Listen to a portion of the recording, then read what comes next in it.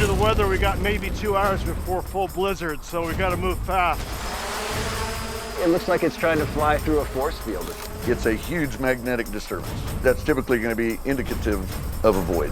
There might be a UFO buried somewhere on the mountain and underground. There's something under there, and it's trying its damnedest not to be found. Oh my gosh! Hopefully this is enough to breach the tunnel. So we're not just kicking the hornet's nest, we're just blowing the shit out of it. Fire in the hole!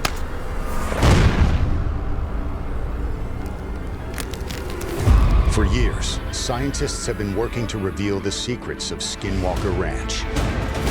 But is it possible that the clues to unlock the mystery are located beyond the borders of this hub of high strangeness? Now, an ex-CIA agent and a veteran journalist have been recruited by the Skinwalker team to go on a high-stakes mission across America. Look at all this activity that's happening. That's unbelievable. Oh my gosh, look at that, look at that, look at that, look at that. The goal, uncover evidence that may finally expose the truth. What is that thing? It's getting more intense. You ever seen anything like this before? No. This is just the beginning. There is a connection between the paranormal, UFOs, and the myths of ancient history. The clues are scattered across the landscape from a forbidden past, maybe even in your own backyard. There is a connection between the true nature of our reality, consciousness, and the unexplained. I'm Carl the Crusher. Let's explore the unknown. Welcome to the official Beyond Skinwalker Ranch Season 2 Behind the Scenes. Last time the entire crew was up here, it was in January in a blizzard. If you haven't watched Beyond Skinwalker Ranch and all those episodes, we were up here at Mount Wilson in January, and we were on episode 2 where we were exploding off over 80 sticks of dynamite up in a lava vent tube trying to get access to a possible alien abandoned mining operation or UFO buried underground right here in the lower meadow, where myself and the crew and everyone from the History Channel and from this production team are going to be staying for 2 whole weeks. And we are going up to the tunnel entrance. We're going to dig it open. We're first going to do ground penetrating radar. We're going to be doing LiDAR. The whole drone crew is coming back from last season. We have a lot of work to do, so I'm going to unload my truck. It's completely full to the brim with gear and everything. I'm almost living up here for half a month, and so I'm excited to get started. Let's go. This time I brought my VeloWave electric bike up so I can get around a lot easier. And look at that. There's the proof right there. Just like in the Bigelow days, we've got a backhoe, a big tractor ready to go. You guys have been dying to dig open the tunnel entrance up there, see if it's a giant trash pile or what it is, but it's one of the first things that we're gonna do up there is fire that machine up, see what's underground. It's so surreal to finally be here. There's Mount Wilson, here's the meadow. We've got so many pictures of Bigelow and Jacques Vallée, Tim Ryan, Hal Puthoff, the founders of remote viewing and the Stanford Research Institute, NIDS and Bass, and the original Skinwalker Ranch team were all up here looking for something underneath the meadow, or burying, installing technology or something under the meadow. They claimed they were using psychic spies to try and look for an abandoned alien mining operation or a buried UFO, exactly like Skinwalker Ranch. Every one of these buildings up here and rooms has a history related to maybe this was brought in by Howard Hughes. This is an original late 1800s settler's cabin, original to the property. And there has been paranormal encounters, poltergeists in the cabin, ghost sightings, and UFOs been seen the size of football stadiums flying in and out of the mountain and up and out of the meadow. There's been an animal mutilation here, and by the time the History Channel is done over the next 2 weeks, we are going to have completely changed this place and know potentially what could be underground and where the tunnels lead. It's easily been well over a year's worth of work and research, going on 2 years now, all the way up to the Shaman Cave, all the way over to the abandoned mines and what could be an old road that's placed in by cobblestone, hand-placed stones, and be able to coordinate to bring all of my friends from the History Channel, Dave, Lee, Sean, all the guys to come back up here to be able to help us research this place.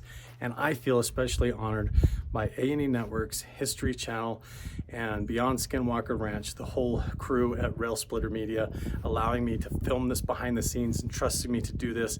And I hope that I honor the whole experience for you guys, so you get to see that even the film crew, the sound guy, the producers, and everybody, they're right here in the thick of it with us. And so if we experience something crazy, if we find a UFO buried underground, have paranormal activity occur in the rooms, we're all here going to get it, not just on the TV show, but right here on my YouTube channel. So I appreciate you guys supporting me to get to this point.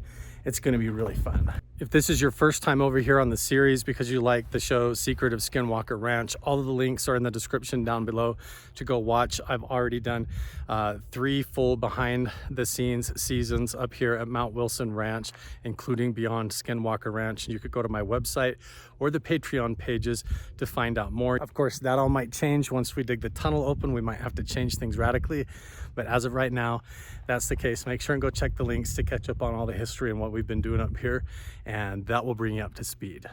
When I filmed the behind the scenes for the History Channel last time, I didn't technically have permission to do it.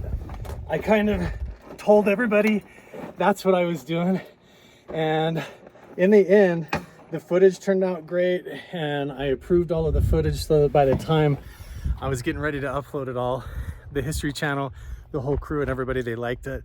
And so it's cool. My contract this time allows me to do it, and I'm excited to do it all this time, get to film it all and bring it all to you like you were here with me.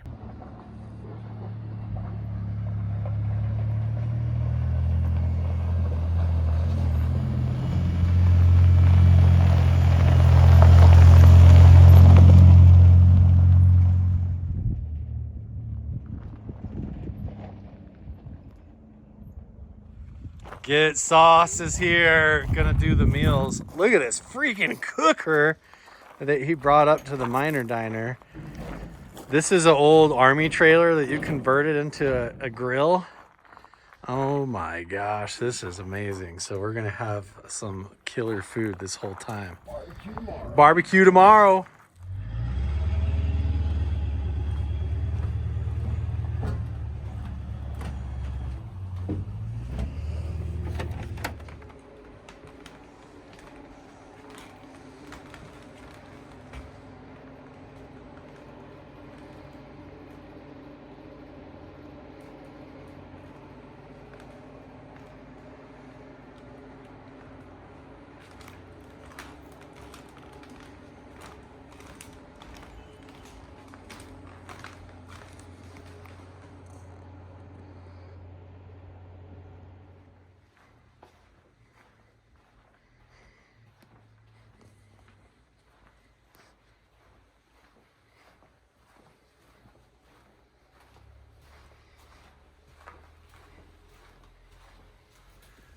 This is the horse facilities.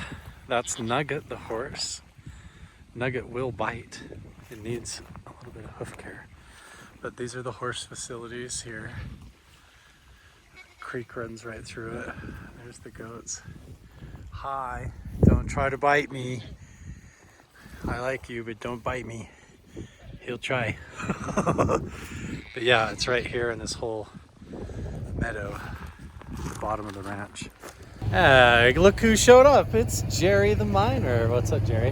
What'd you drop off at the hole? I just brought up the mini excavator to open up that hole with. We got a mini excavator up there now, so it's go time. And I just got an email from Beyond Skinwalker Season 2 just now, so that's some kind of an update. Maybe it's a good one, maybe it's a bad one. We'll find out here. Let's go up and check out the equipment and see what the tunnel looks like today before we dig it all up.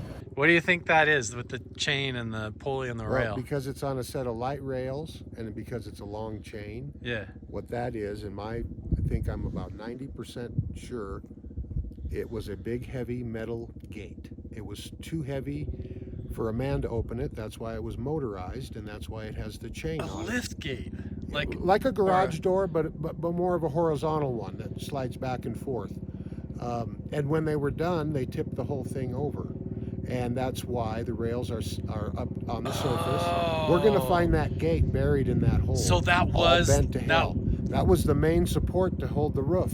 So what we're seeing laying there was, oh, I got you. Yeah, so it was a railing for the door to open and shut and stuff. Well, there's light rail up there. Yeah. And that's to support a heavy set of rollers, which is a heavy metal gate, which is motorized and retractable.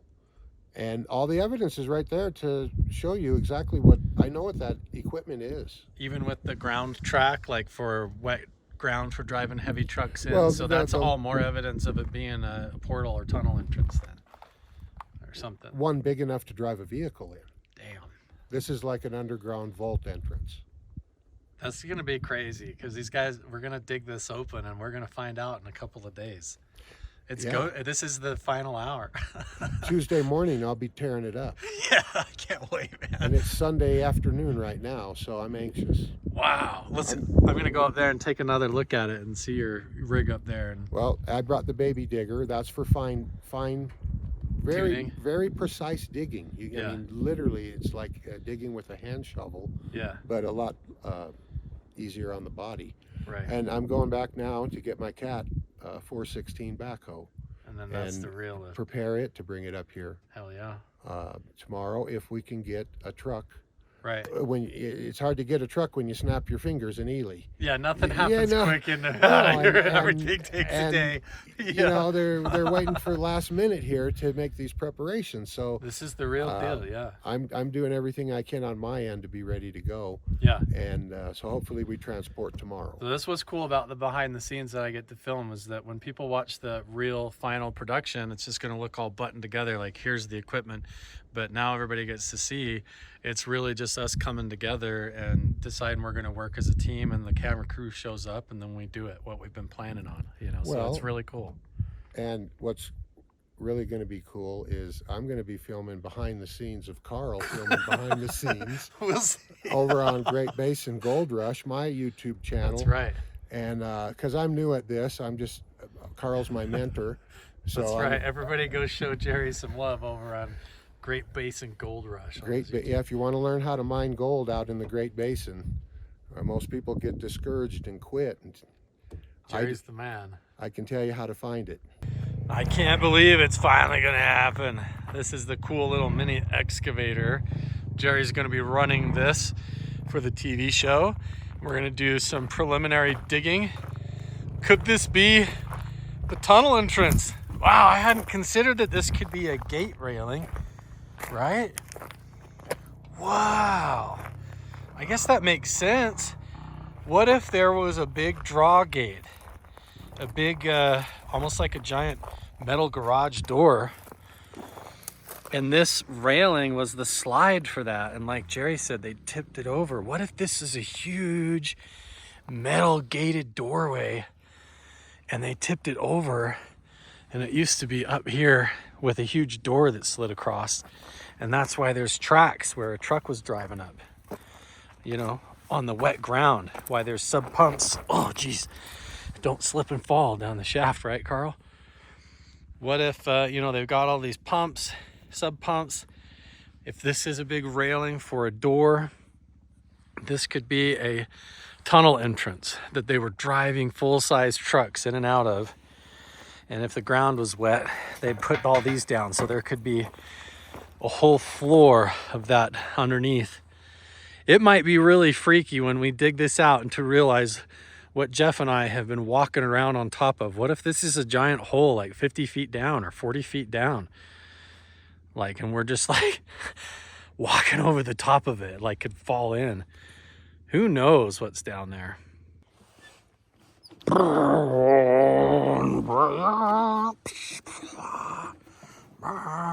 pedals and everything down here. Oh, I want to drive it. Maybe Jerry will let me have a shot at this thing. We got to go film more gold mining videos with Jerry, but how cool he gets to run this mini excavator on the History Channel.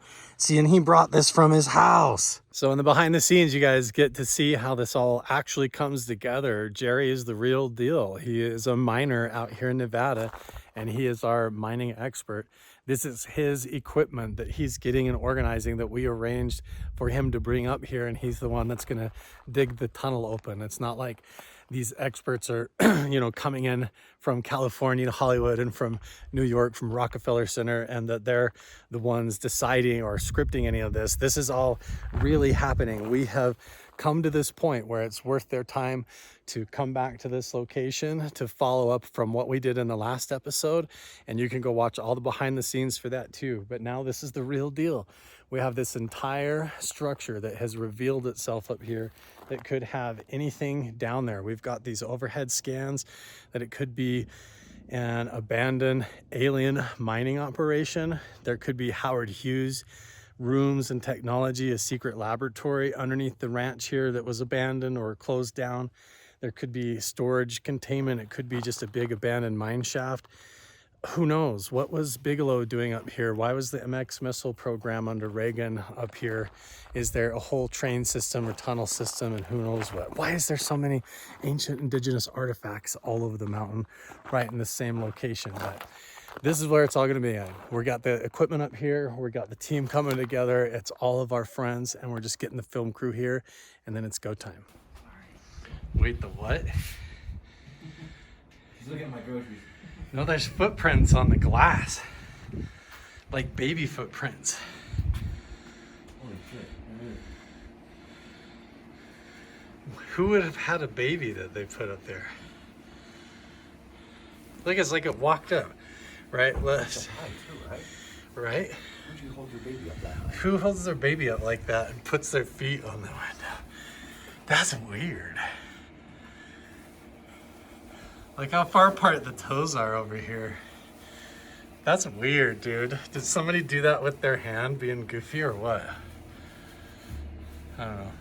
What did they say? So you heard when you showed those pictures of the tunnel entrance and somebody said what they thought it was. What did you hear? So we've got a good friend, Ed Davis, been a miner and he's a geologist also, but he said that, and he called it, it's an ore cart for sure, but An ore cart trap? they called it something. It's like it's an angle. A portal? No, not a portal, but it's Also said at the top of it, there should be a concrete platform, or they probably had a steam engine. A steam engine and a platform? yeah. Gotcha. That's going to be a significant track that goes through there. It's not like the cart that you push out. So But it has that chain, it's almost like a big Yeah. bicycle chain. Yeah. To pull the cart? yeah, you go at like a 3-degree angle, and they just start digging, and then you go down. Go down. Yeah. I know. This is the Leonards, so they have the drone ground penetrating And then radar, the LiDAR question scanning. that I have, we've done this stuff for a long time. You do not close up a mine unless there's still something in there. Well, you want to hide it so you can come back, right? But they'd abandon mines all the time. We find them all over the Superstitions Mountains, Caballo Mountains, abandoned mines, and you can get in there. If they're vertical, I think there's some laws where you have to make them safe, but a little deal like that, why would you cover it if it's not a viable mine, or if there's not something hidden in there? Right.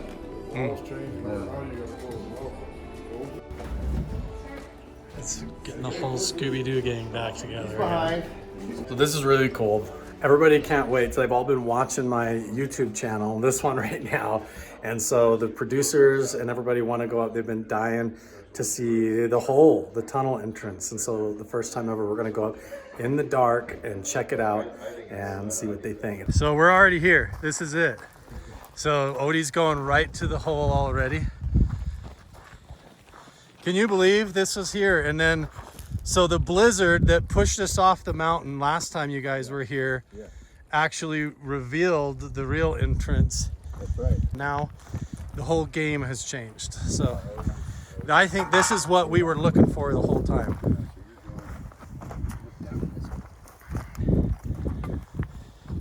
Yeah, go look how far down that goes, Dave. Careful. See that?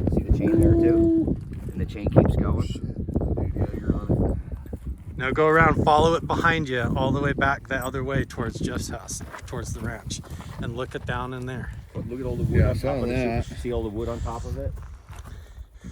Now look over here. it. Yep, careful. And then look over to your right So there. You got this chain. Yeah. Up on the top and the bottom.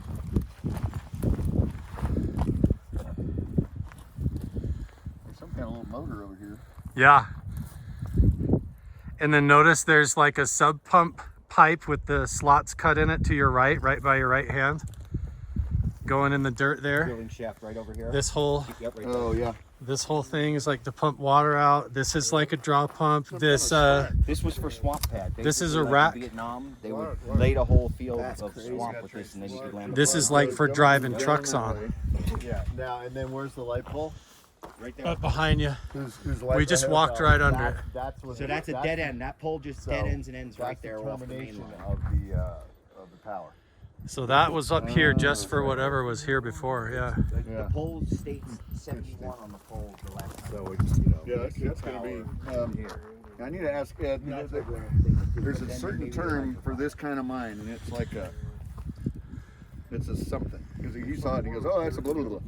You know, I don't know. Now look up behind you too, Dave. This whole structure is like 60 feet that way and 40 feet wide, a big rectangle.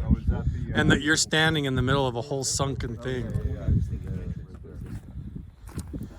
And there's drill holes and stuff going down in if you walk out there. There's like pipe holes going down in all the way back there. Stuff is all just revealed itself. Yeah, so it just, yep, the snow just revealed it this spring.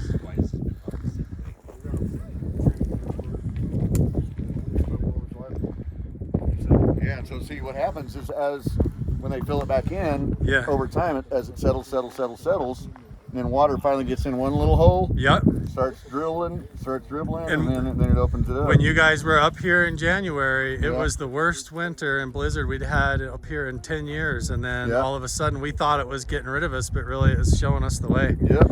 This Pretty this crazy. really could be it. Yeah, you got something here. For Yeah, sure. so if you Isn't that guys amazing? can Figure out where this thing goes. Well, I can tell you it goes that way. It's gonna be straight. Yeah. The question is, Now, where does it lead to? What we Where want to does it come do, from? we can track it with a GPR because I can hit that track all day long. Yep. And then we find out where there's void, Right. and then that's where you just dig your hole. Magnetometer too. The mag will work good on here too. Yeah. Yeah, although there's probably a lot of other trash around here though, too, right? Yeah, but we can get a signature on this. Can you just fly the drone in a straight line following the Well, track? that's what I wonder. I mean, are you? Or droning would you it? have to fly You have to get perspective, right? Okay. So you have to see what's not normal. Or, you got to see what's normal and not normal. But the GPR, we can go back and forth, and we'll get like little blips for that. But I guarantee it's going to go straight, and these Right. things go at like 3 degrees, and it's just going to go and go and go. And So go. the real question though is, I understand it's going that way, but like, which way is it going this way? Well, this is going to be so you can see that where's it going to end up? you can see where it angles down. It's going that way, and like 50 feet over there that way, there's going to be a pad where this thing started. And then it's just going to slowly go down that way. Right, but I mean, the question is, does It's this all go good. to the lower meadow? Well, but where's the lower meadow? That way? Over there. Oh, that way. Well, It's over there. but the angle is going down that way. It is now. True. Unless this is a track for like a gate or something that blocked an entrance that's going underneath moving you. stuff through here, where are you moving it to? Yeah. Where's the terminus Yeah. and why? Right. Well, it's gonna Right. be more up the hill. But Robert, the angle of this thing and the size of that chain, to me, it tells me it runs a long way It's going that way. and pulling out a heavy load. Yeah. Especially with this pad here for Yeah, and wet this is ground. for This was for heavy truck, vehicles that would drive up here. or big something trucks to like drive up here, yeah, or in the ground or something. All right. Well, that's job. That's Very cool. job one. It was right here the whole time, yeah. People have short memories. Go, hey, remember when we dynamited? Oh, look what we found. The bottom line is, I mean, it's what Carl just said. I mean, what drove us off the mountain. The storm that drove us off the mountain, and the storage storm. proof. Yeah, we were way off, and it actually was showing us the way. And the question is, where does this go? Well, dude, I love it. Got Lee's back here. Liz with his hat on. The whole gang's back together. We even got some new faces. Really great story. And they're both staying on the mountain, these two. You told me about it, right? Yes, we got 2 birthdays, 2 homemade birthday cakes. Happy birthday, Dave and Paul. Oh my gosh. And they pushed dinner late. Great. What the hell, man? Stall again. Making you stall again. Good. No, I wanted to be in the same room. Yeah. Remember in the same room last time? Yeah. This is the guy who had you had all the night terrors and nightmares last time. We set the TNT off and he was like, his room got haunted. So he's requesting a room change this time. Yeah. Woke up talking. He's like, I won't go with you. That's what you yelled out? I won't go with you? I won't go with you. Really? That's what he said. I'm not going to follow you. That's what I'm not one. I'm not going to follow you. Wow. So I'm not going to follow. in that room and So are you getting a different room or the same? Oh, same room. Same room? Same room, same bed. Oh man, there you go. so we're set. I mean, we didn't, you know. The Yeah. problem with this is that we never played it last time, so like whatever, it's gonna be all new. That's all good. It's part of it. It's part of the behind the scenes either way, right? Yeah. Or I subscribe to it. Oh, I appreciate that. Yes. It's very inspiring. Yes. All right.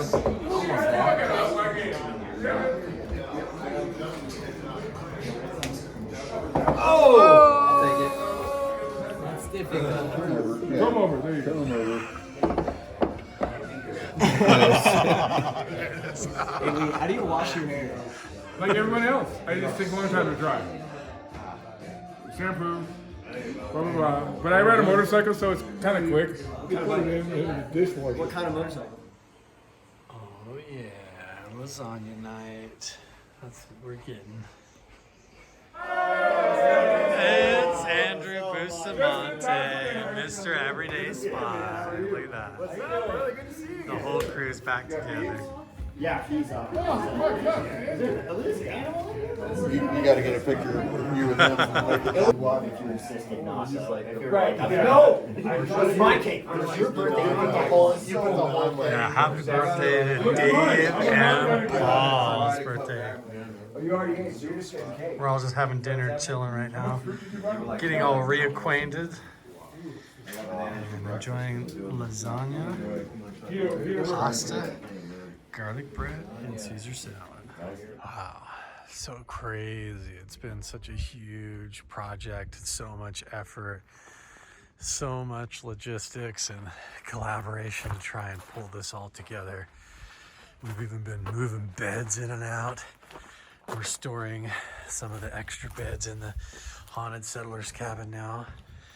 And we've even got one of our Patreon Inner Circle subscribers and visitors to the ranch. Patrick is going to be coming and doing experiments with us here in the settlers cabin, helping us rebuild the old lights that we found, the projection lights that could have been used by Jacques Vallée and Bigelow or Howard Hughes. So he's going to be here putting those light systems and projectors back together and running Close Encounters of the Third Kind type experiments here in the haunted settlers cabin. So how cool is that? He went from a Patreon Inner Circle subscriber and a YouTube subscriber to actually on the History Channel official TV show, just from coming and visiting the ranch and providing some information for us. So now he's a critical part of the team, going to be revisiting us up here and helping us with some of these scientific experiments. So very good morning. It is day 2 officially for me up here at Mount Wilson Ranch for Beyond Skinwalker Behind the Scenes. It's fun saying it all. It's a big mouthful, but I'm on the bike, getting ready to head up the hill. We have our first meeting at 7:15 and it is 7:10 in the morning right now.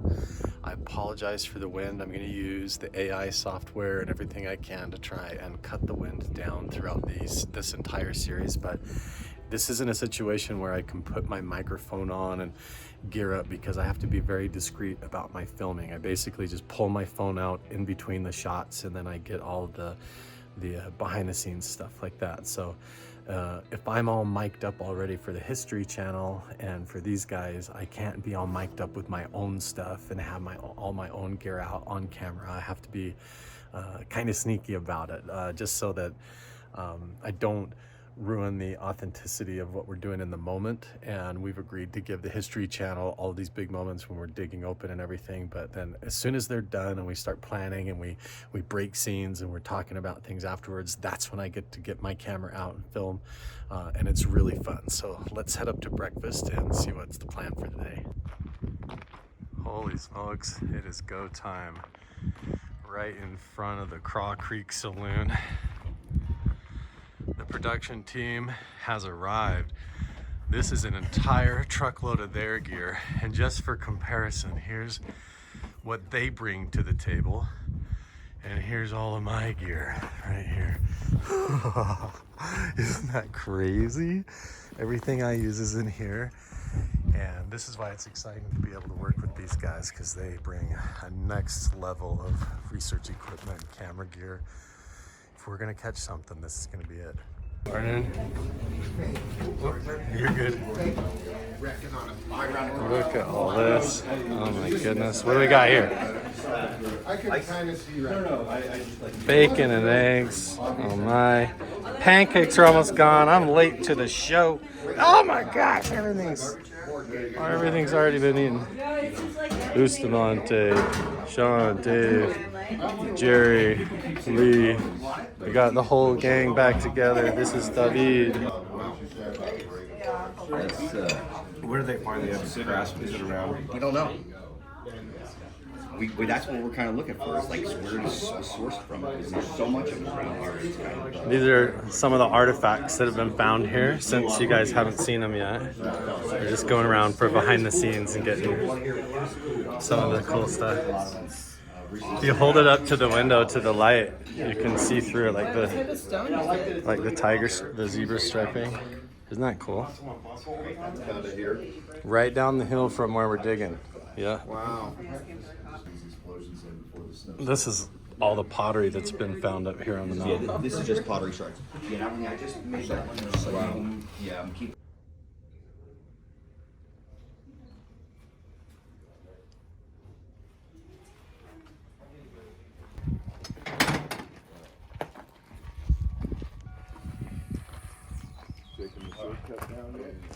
Eric in possession of these keys?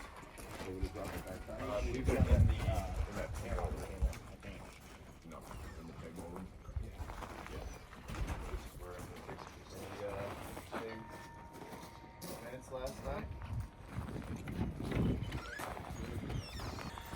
Good morning, Odie. Today is prep day. We're gonna be flying drones and doing historical recap shots, talking about Dr. Tim Ryan and his patents down on top of the phased array over the lower meadow. It's gonna be such a nice day. Are you taking care of your puppies, huh, Mama? Oh, you're a sweetheart. Everybody loves Odie, huh? Yeah. She's our ranch dog. She's the best.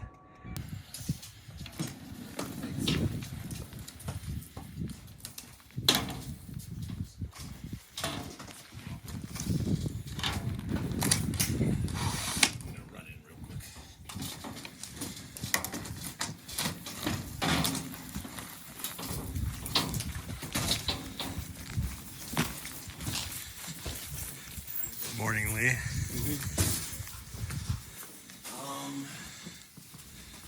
No, let's leave that open, and guess this should be enough for here.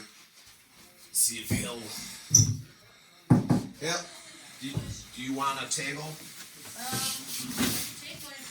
here. David, good morning. Good morning. What a beautiful day so far.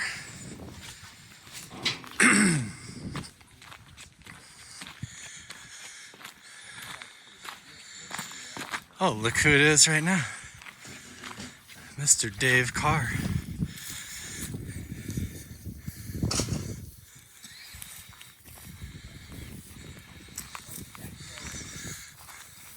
What do you think, boss?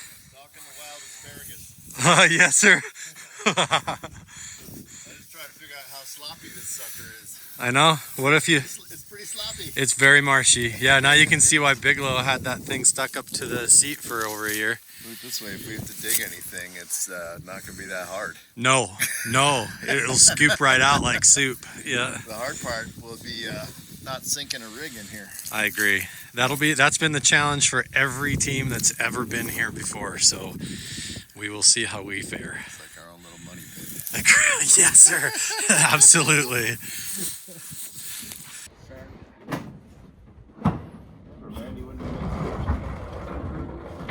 They are cheaper. Yeah, wedding to pay for. The infant ones are cheaper. Even here. Yeah, we can build stuff up.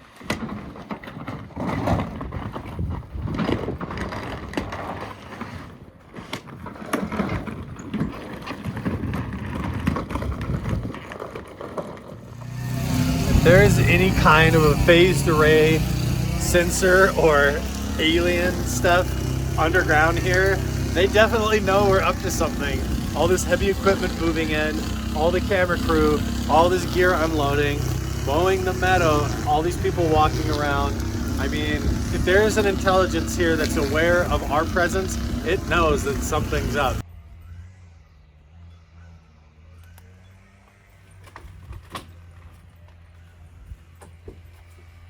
How did you know I was out here looking in the window? You stinker. I've been walking around the settler's cabin out here because I realized, I haven't really walked around this building up close and looked for anybody carving their initials, putting a name or date on it, and seeing if I can find any other interesting historical clues. Sometimes there's newspaper that's stuffed in, used for insulation and things. Look at this old metal corrugation. Pretty interesting stuff. The old shingle roof, and then a new roof has been put on top of the old one, see? So this is a new one. Let's look underneath here.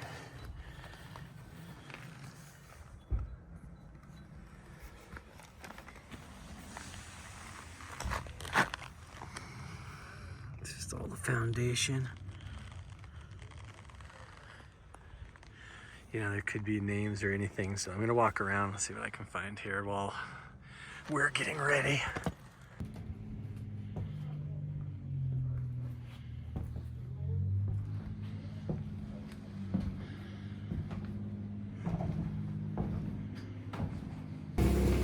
I did find the R, letter R, and an F.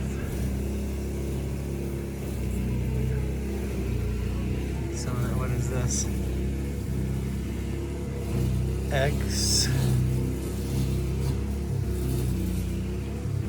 I don't know, there could be something underneath that board. But yeah, here's an R and an F and an OD. Huh. What's in there?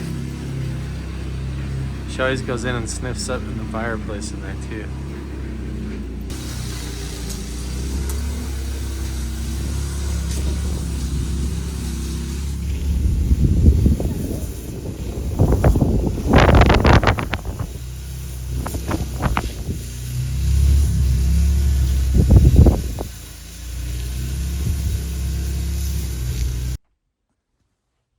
Yo, my screen door was totally shut and latched shut, and I heard footsteps. I heard somebody walk up and around the building and come up here. I heard them grab the handle of the door, push the latch, and then the door just popped and swung open, and I turn and look, and there is nobody here. And this is a very common thing. Usually happens at night. This is broad daylight. Look at this, the door's unlatched now. Nobody's messing with me out here. Is anybody even walking around? Yeah, the crew's all down here. What the heck? It sounded just like somebody walked. Clump, clump, clump, clump, clump, clump, clump. And then I heard, this was latched, I heard like that, and then the door went, I don't know. Latched. Let's see if it happens again.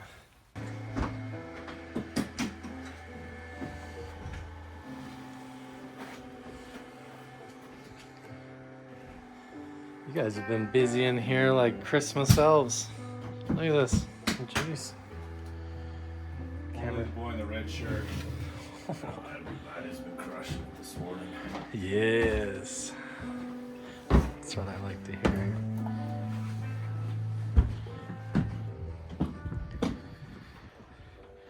Oh, is this the directional antenna system? Yes, it is. So, can you explain for the behind the scenes what this is going to do for us here? We are going to tune into a very thin vertical frame of looking at very thin spaces. So we're going to be rotating the antenna through the middle of the lower meadow and look at the radio spectrum and see if we can pick up any anomalies. That is amazing. Look at that thing. So we're gonna use this as like a scientific version of a dowsing rod, kind of looking for signals over the meadow. Awesome. It's Monday Night Football today. Yeah. We just gotta make sure you get it. Interdimensional football Nothing to do channels. with the show or anything. Yeah. We'll watch TV. That'll be awesome. Scanning through, getting different frequencies up here. This is where back in the days when the Whatever's out here, we're looking for you.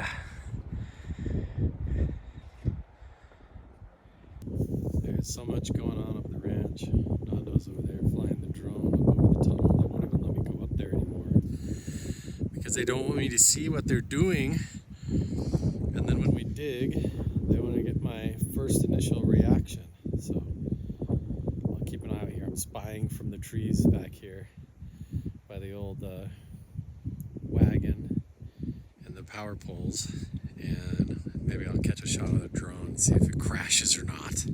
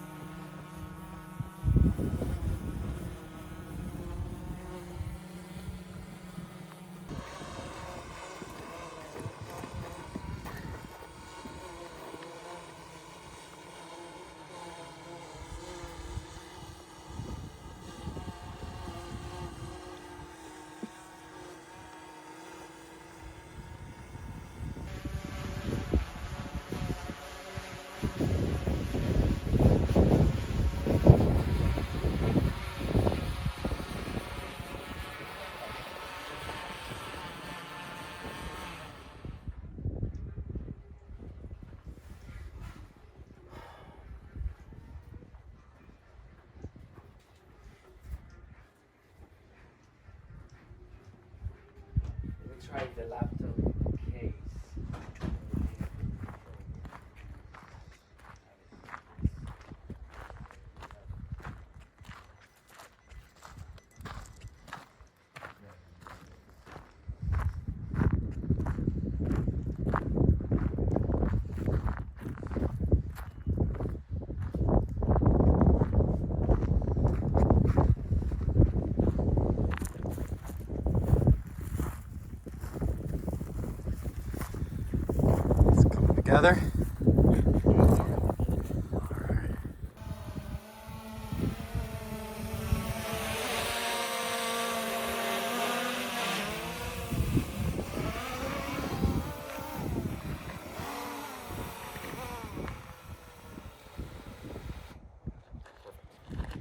work. Good job.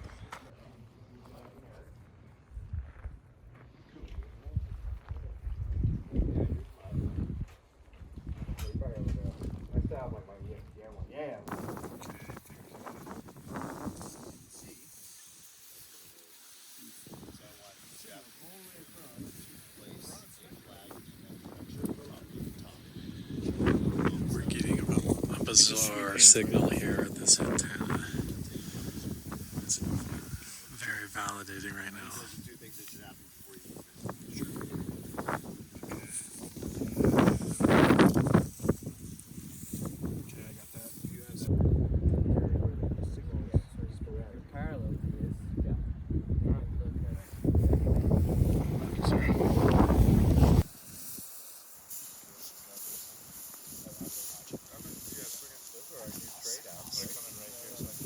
These lines, Jeff, on my phone. I got on behind the scenes. All those bars are artificial signals.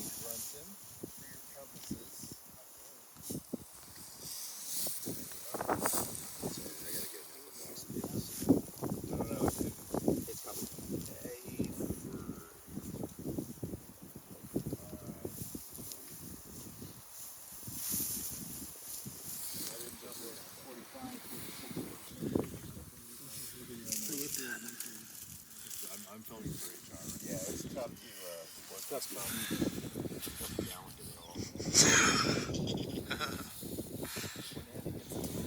Getting the compass heading. Alright, all the traces come back. He has his camera out. Compass reading. Let's just button up the compass reading.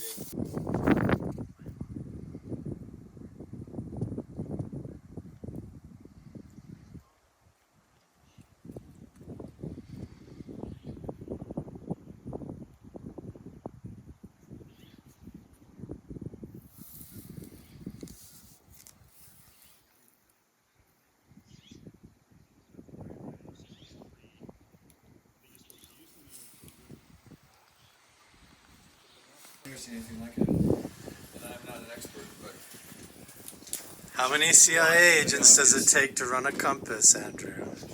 Or, In Mount Wilson? that's what I was going to say, is the ranch messing up your compass?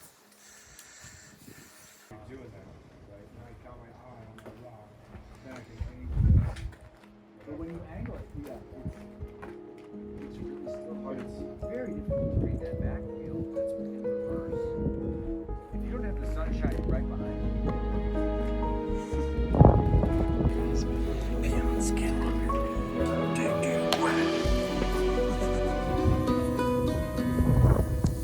Now we got a triangle. We're getting walls of a triangle.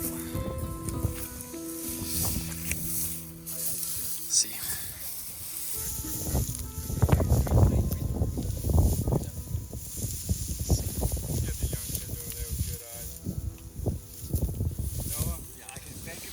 So we have a line going this way and a wall going this way, just like a triangle, just like we thought would be here. It's a giant triangle underground.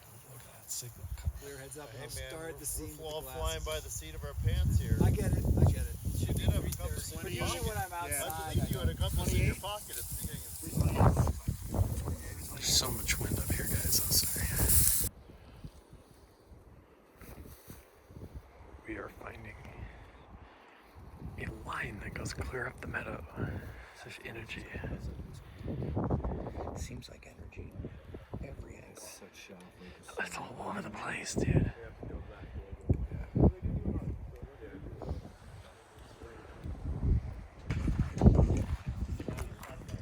How far behind that berm are you?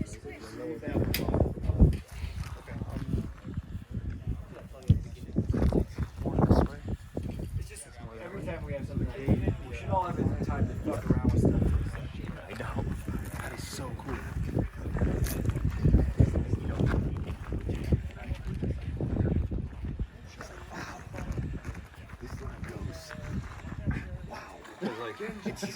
Yeah. Stood in the line you were standing. Get a shot. Get a shot. No.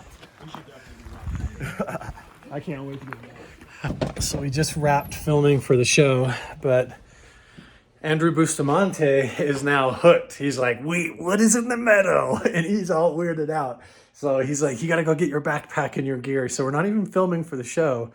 We're now running around doing our own investigation because Bustamante is like, now he's hooked on the mystery of Mount Wilson fully.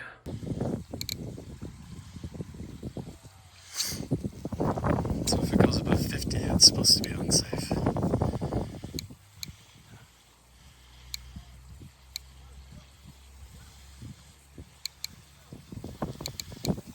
Going up to 40. And then once it gets up around here, it goes from like 35, and then it just goes up and down, right in this range, around 40, up to 50 and back.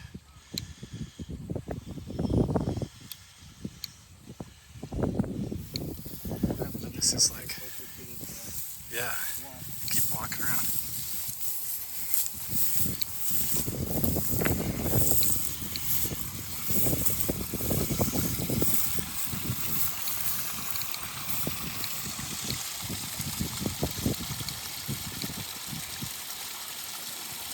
Same.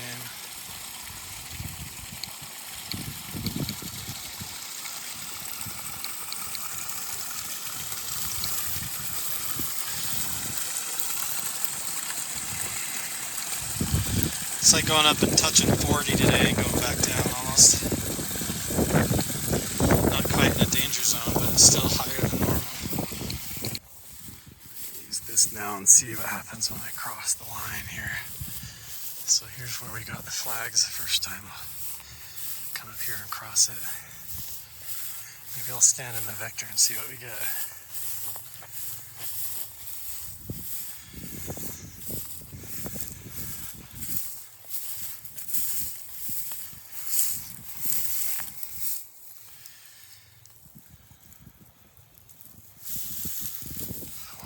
RF. Look at the RF spike.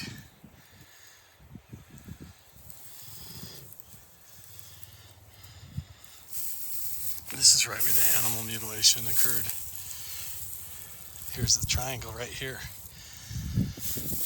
65. It's like right here in the corner. It spikes up 74. Look at that. 33, 135 RF. Wi-Fi phone is 0. Right here at this corner, this EMF, the RF signal, 200. See it going up and down right here.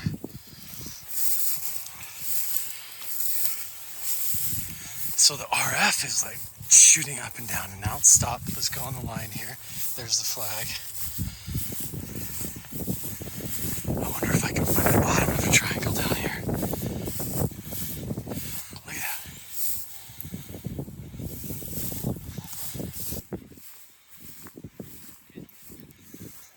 Let's go right up to the cabin.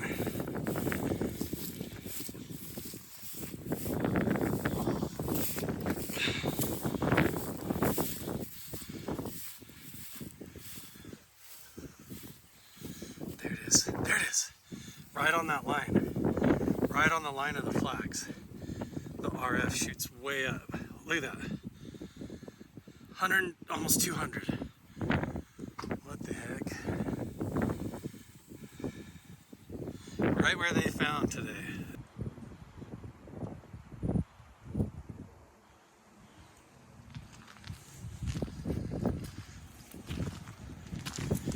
Paul's trying out the Velo Wave bike.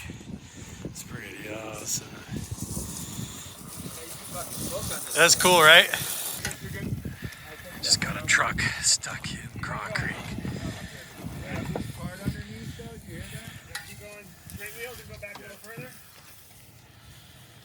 We should inspect underneath. Something sounds dragging. Sounded like it. Maybe that was Maybe the not. shovels? Was that the shovel? Could have been. Yeah, I don't see anything. Fuck, that would be a fucking miracle. If 100 yards is not damaged. Right in the ditch. Wow, so there's a road that goes all the way up there. He drove all the way in here. Tried to turn left. Oh, right into the ditch here.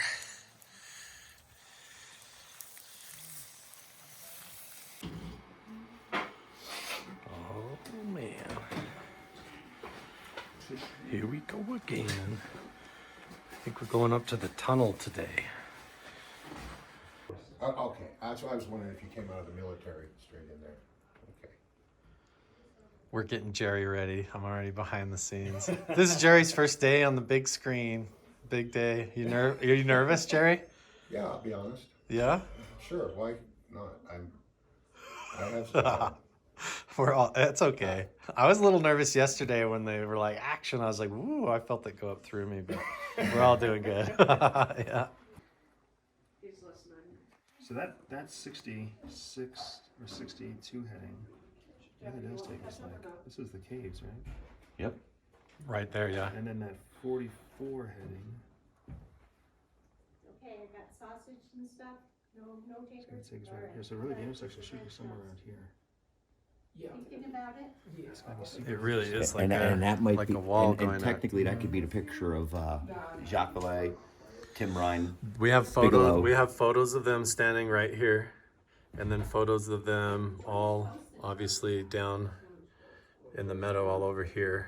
And then on the rock it's encroachment like they're on the somewhere rock over here. encroachment right here, holding a map. Interesting, because this is another one of those areas where, let's suspect, you might see intersection. Because they're going to be really narrow fields. Right. But in our picture that we have, that picture that we have, Yeah. there is a building in it, which technically could be that pump house that we were standing in front of yesterday. The square in the middle could be the pump house. You know that we think that's is as close as we might be in this. We're just not sure. And then there's still a triangle, so whatever triangle is going to be an extended triangle. right. Well, the triangle is apparently 497 by 497 by 497. The one in Skinwalker Ranch? No, The one here. So then the question is going to become whether the intersection of this is 497 feet. That's what it is, 497 feet. Right. If that is 497 That's feet. the Yep, manta that ray. gives us- And if it's half, then we know that Well, the other apparently might extend this it might direction. be sitting this way, Like on a tilt. like looking like a pyramid, but it's a triangle. That's why they can't decide if it is a pyramid or a ship. And that's why Or they say if there's a signal, tunnels. a thing sitting out on the edge of it, what it's doing. Yeah. You know, how it's spreading its signal, in other words. Up, down. The whole crew's over here in front of the haunted shaman room. There's Dave. We got Lee over here in Mr. Tan Pants and hat. That's Dave and the whole crew. Dave's the one in the back there. Yeah, man. So we're gonna spend the day up at the tunnel entrance with Jerry, bringing Andrew and Paul up to speed about what we found and what might be there. And then we gotta do ground penetrating radar, drone scanning, a whole bunch of stuff. But what we've already been finding down in the meadow with this advanced equipment has been blowing our mind and been really validating and seems to be a lot bigger than we originally thought. Look at that. FO1, CO1, DO1, common marker. Info.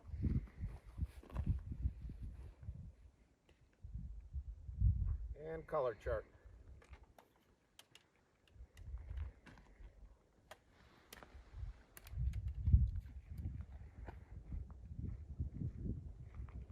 Back in the lodge now. We just got done filming this morning up at the new tunnel entrance with Jerry. Jerry did an amazing job, his first time on the big screen. So it was really fun getting the whole gang together. So we had me and Jeff, Andy and Paul all up at the mine site with Jerry, going over and bringing everybody up to speed with what we've been finding in all this behind the scenes series. So telling them about the sinkhole, all the equipment there. It's been an amazing morning, getting the drone shots and all that. The whole team is gelling and we're ready. They're up there right now doing the drone scans of the pit. There goes the Terra exploration group with the ground penetrating radar drone to go up to the site right now. We're about to see if that goes anywhere. Yep.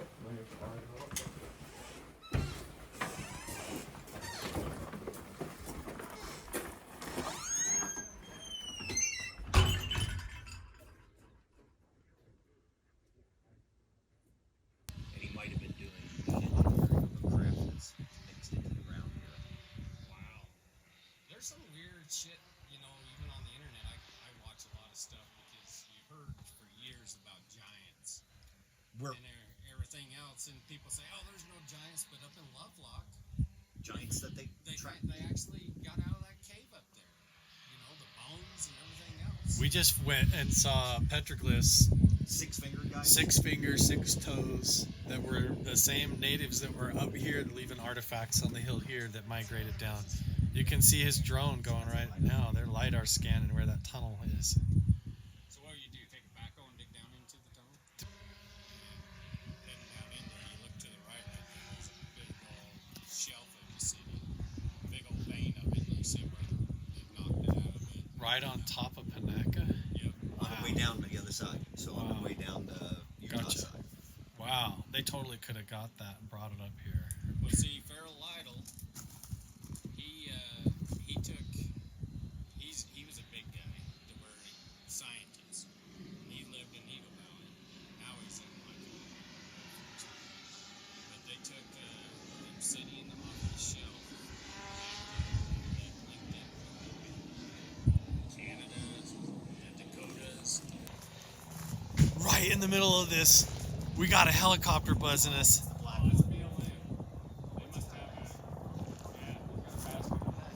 That's a BLM guy? Oh.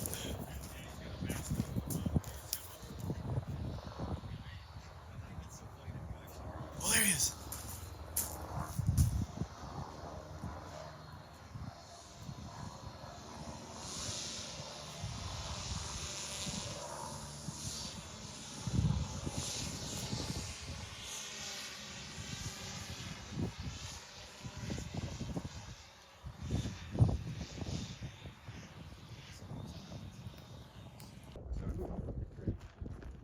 Where is he?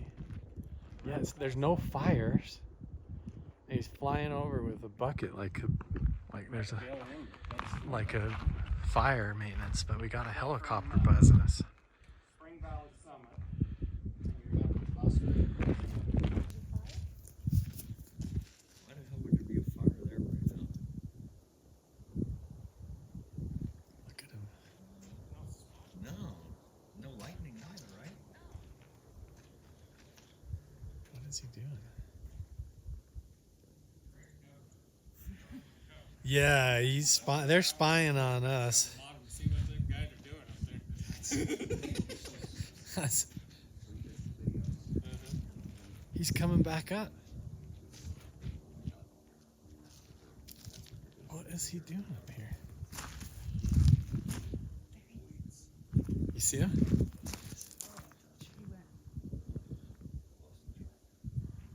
Crazy.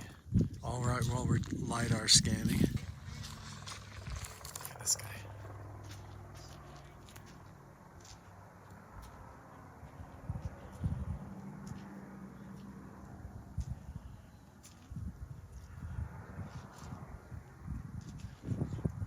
What the hell is going on?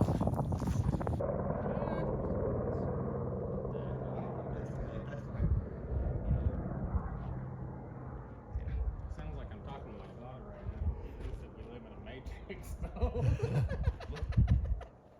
Look at this guy. She was telling me the one He is circling around that peak. He's on this side of the mountain, just going back and forth and then dropping down into the... Isn't that where the caldera is on the way up? That is wild. Yeah, that's BLM. And it's a water bucket, right? I hope there's not a fire right there. Look at him circling and going right back.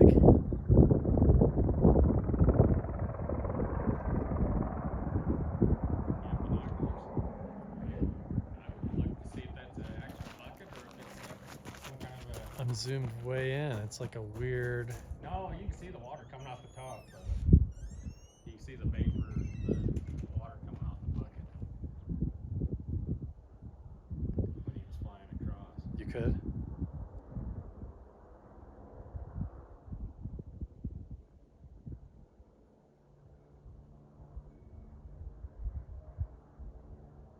See it? Yep, now he's dropping it. Yep. Right there, you can see water dropping. Yeah. Is there must be a fire on the other side of the hill there. Jeez. Is that how they're gonna try and make us stop today?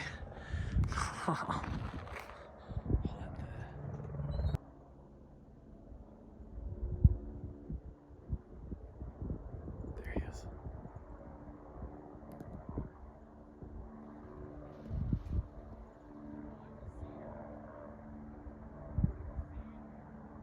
He's dropping seeds. He's seeding, I can see it. Yeah, he's dropping seeds. He's planting the mountain. It's a BLM chopper. He's flying over dropping the seeds. Look at this.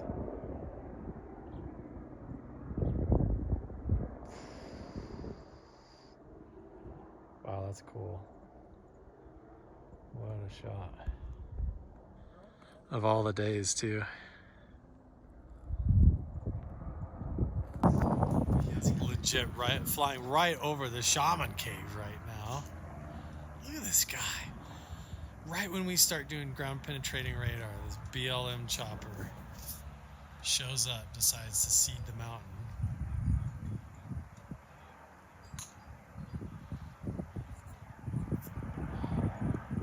Is he seeding or are they scanning us? Is that a big scanner underneath the bucket? Like, what is this? This is weird. He's definitely dropping stuff. Look how low he's flying. He's going right over the shaman cave right now. Look at that.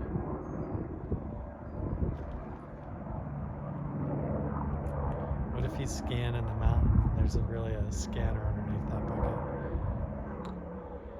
Remember in Close Encounters, the third kind, when they flew helicopters over and they gassed everybody and then they came and kidnapped them off the mountain?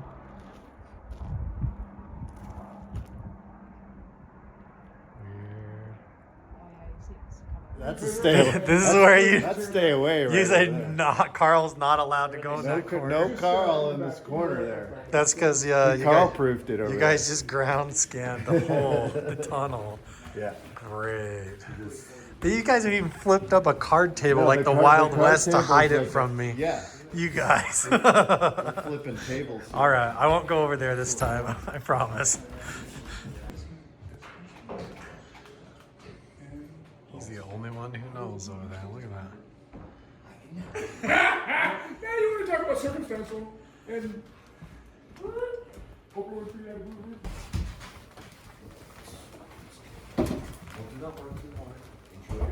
Thank you, sir. Yeah, he's here. Oh, that's how me and Tommy talk. Right there. Totally, how me and Tommy talk. Tommy, he's like, I got it. I'm like, let me say it. Let me say it. Way to be now. Getting all set up. We're gonna go over all the drone findings. He's over there sorting it all out now. And then we're gonna set up the scene. Film all the findings right here. Fun little side note for those of you that watch the full show. Excuse me, Jeff, I'm sorry. 420 on the cash register. White and shiny vehicles there. Yeah, we're yeah, no worries. Oh, they're not on it? Okay, good. Okay, they're cars.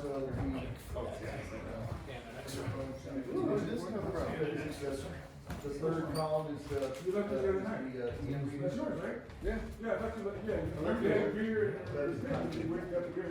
Awesome. No, don't leave this around.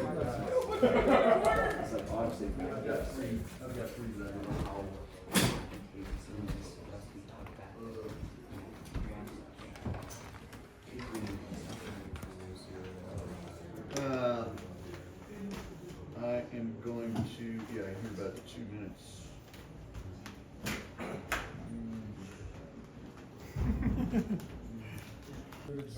Nancy watching this. I'm getting at the next set of Leonard stuff. That's.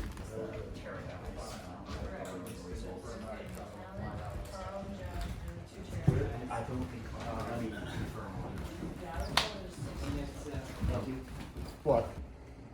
Is this the first snow of the season? Yeah. Right when you guys arrive. How convenient. All day car. That's right. Yeah, look at this camera. Oh yeah, I remember This is that one of rig. my finer rigs. On some shows they call this a shitty rig, but not on my show. Is it a shitty rig getting a dirty shot? No. No? Oh, okay. It's getting a lock off. Lock and off. this is a Tommy Omerica special. Tommy Omerica special. There it is. First head.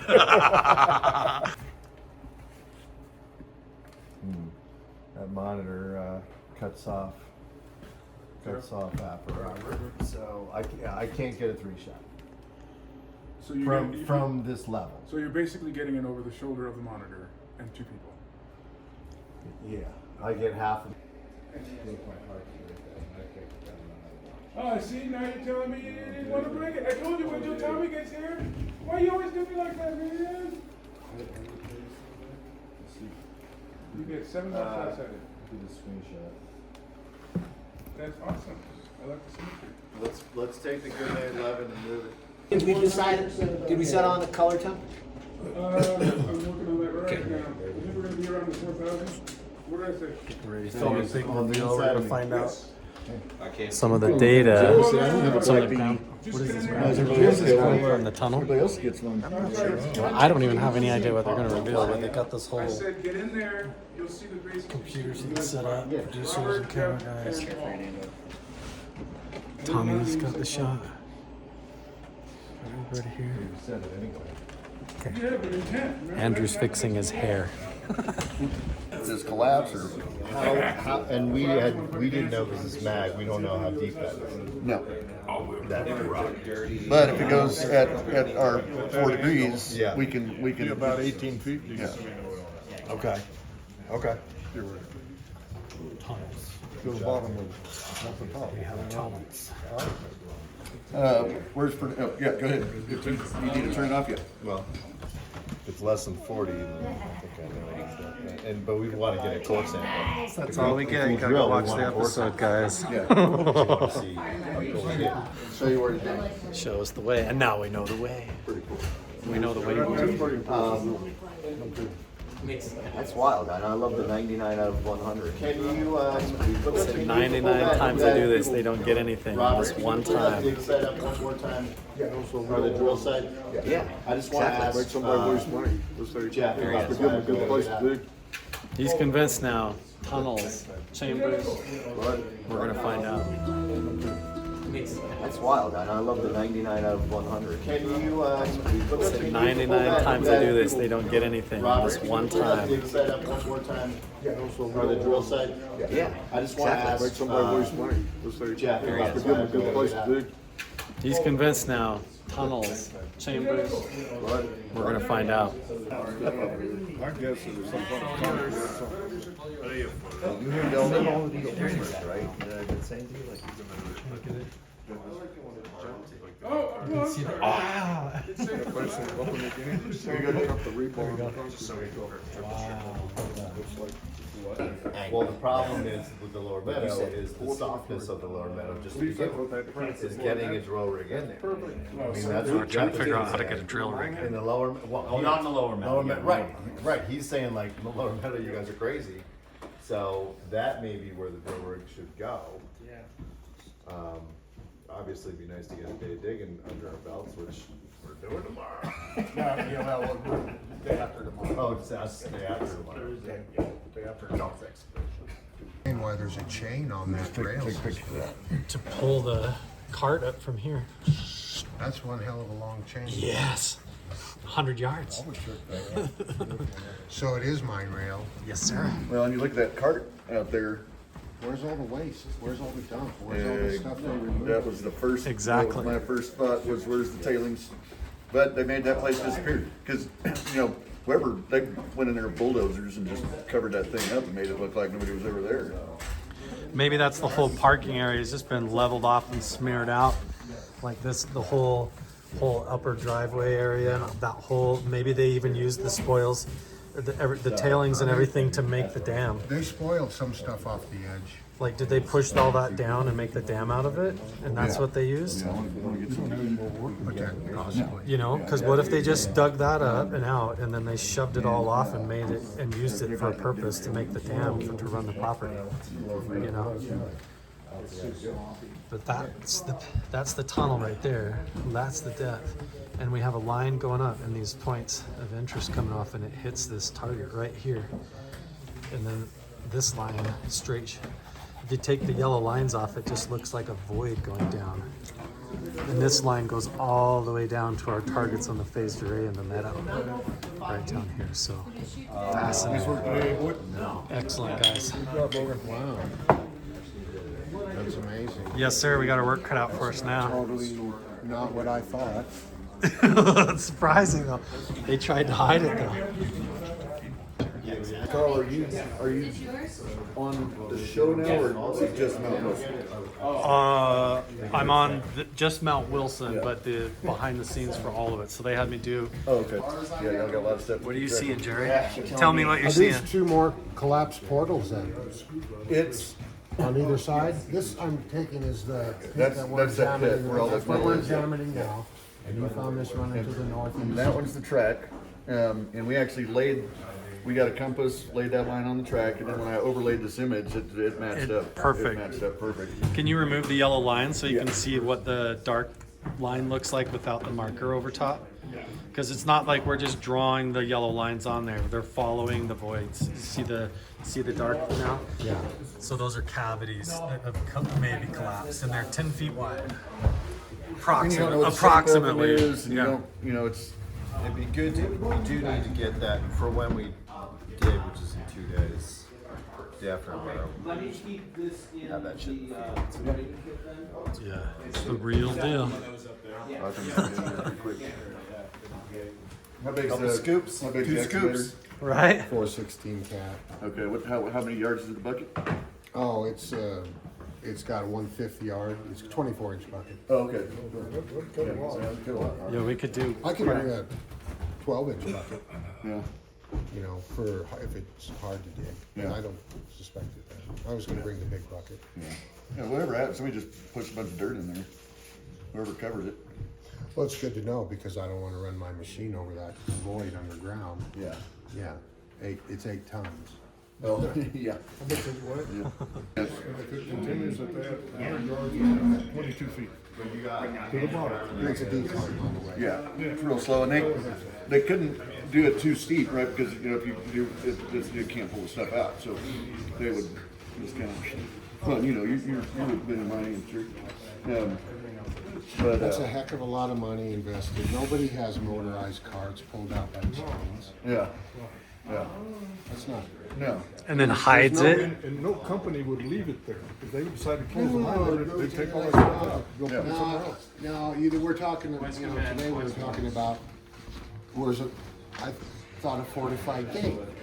Because they run on little rails and they're so heavy they have to be motorized. Yeah. And everything pointed to that. All right, so a little bit of catching up.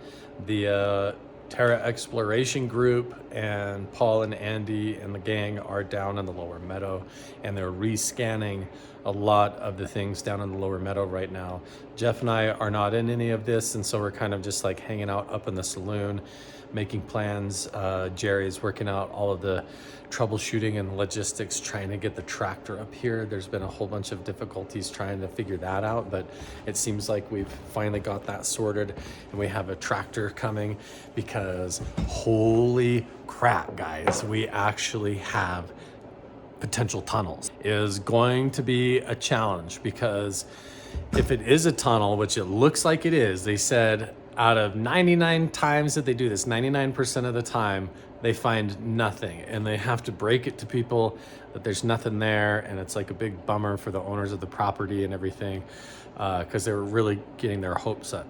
But we happen to have that 1%, that 1 out of 100 chance here where we have what looks like straight tunnels, and it surprises me. I thought it was going to go underneath the road, and we still might find something different than what the scans showed. Once we start digging, we're going to learn a whole lot more, but where we dig and how that happens is all going to be kind of crazy to figure out. I'm personally going to be pulling for and sort of arguing for that we dig right by the trash pile or the giant mechanism, the whole pulley system and the rail right as it goes underground, and see if there is a tunnel, and then reveal that whole mechanism and the railing and everything, and like carefully approach this, rather than trying to go up into the indigenous zone and dig down where some of the artifacts are and things. If we have to go that route, it's totally up to Jeff, and we're gonna go up there and we'll carefully walk through the entire area and check for artifacts and things like that, and then be very, very careful of a spot that we pick so we don't disturb the shaman or anything like that. Because honestly, tonight we're supposed to be doing a shaman contact experiment. We're filming in the shaman rooms, and I think in the saloon, and doing some paranormal investigating in this episode.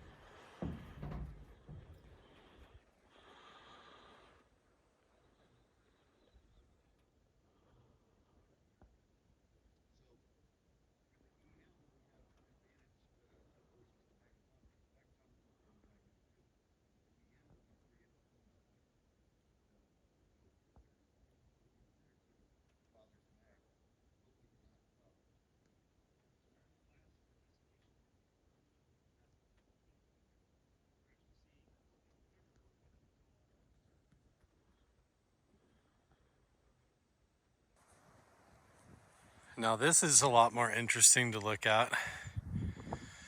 Now that we've seen the magnetometer readings, we have an idea of, there's this giant eye of metal sitting here, and the line seems to follow this exact rail right here. So we have the railing going in. It goes along this way. The chain's under here. I think it's twice as wide, and it continues on this way. So I need to walk through this area and check for artifacts and arrowheads and other things that I've been trained to look for, to pick a safe spot to help the team decide where we're going to actually excavate and begin the exploratory dig. But this appears, based on Terra Exploration's drone scanning, brought to you by History Channel. Oh my goodness. This really could be a tunnel going this way. Like I'm on top of it right now. So if this is the rail, there's the power pole. Here it comes this way. We gotta walk out here and start looking for artifacts, and it was 100 yards this way. Some kind of a mound. Look, there's literally like a trail coming up through here. Planks and stuff. And then it was almost like there was another eye and another eye or entrance. Let's see what we find. Feels totally weird just walking out here after having seen the ground scans. I'm trying to figure out where this rock feature is. It'll look like concrete. Maybe this is it. Is this what we were seeing? Look at this.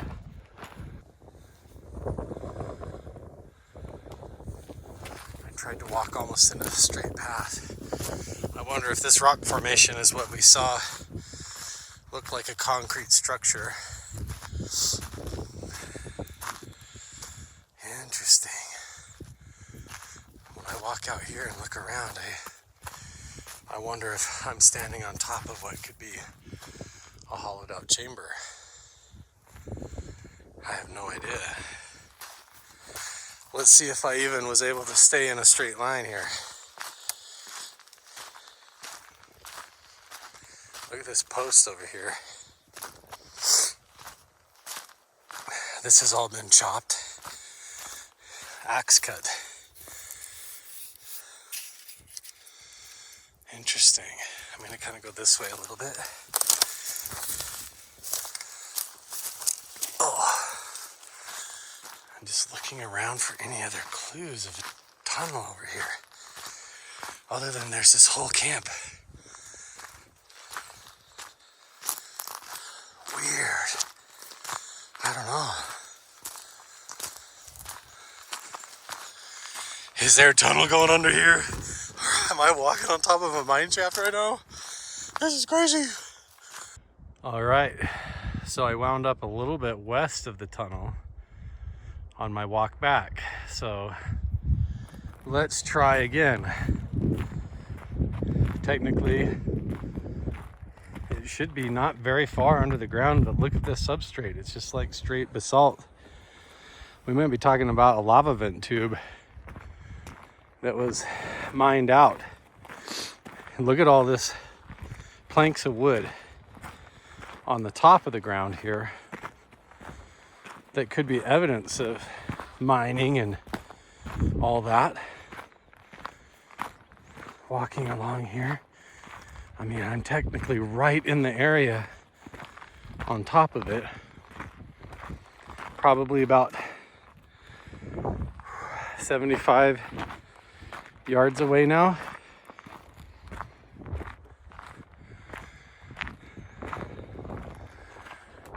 Could it just be under this whole flat area? Is this a room underneath here? Wow. Sorry, it's so windy, you guys. Right underneath here. I had to have walked across it. If there's a tunnel here, I'm walking across it. Unless it's just some fissure in the earth, I don't know. Again, I kind of wind up back at this stump all chopped up here. And then look, there's, hold up, there's like wood and like a beam right here. It's just a piece of wood. I wonder if there's something here where the trees are right here. Let's look up this way.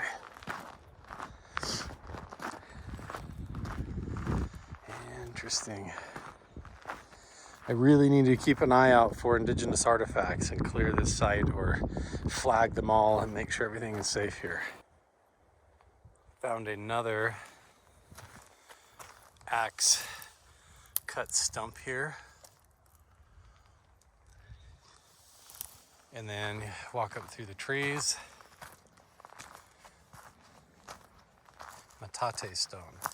I wonder if this was a wiki-up or if it's just a wiki-up is when they would have stacked limbs like this up into like a mini teepee.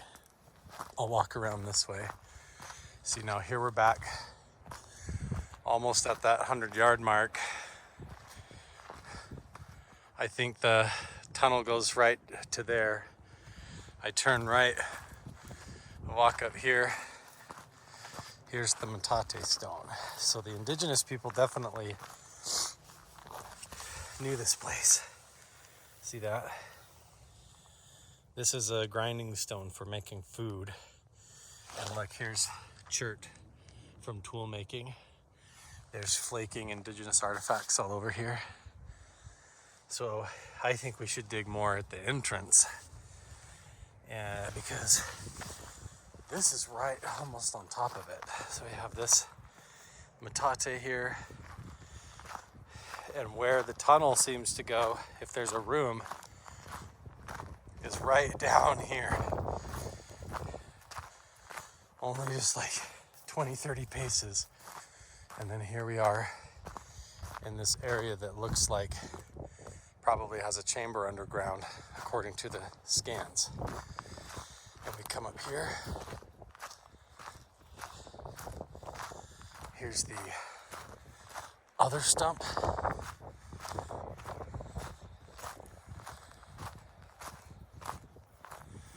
Hand chopped, axe cut.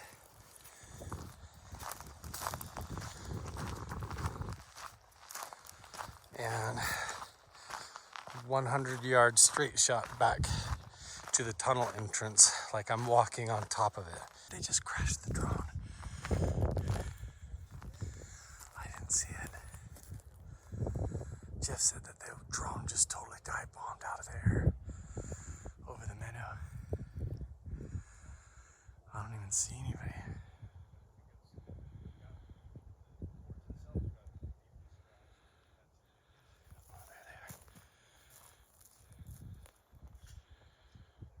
Maybe it didn't crash, maybe they just landed in it.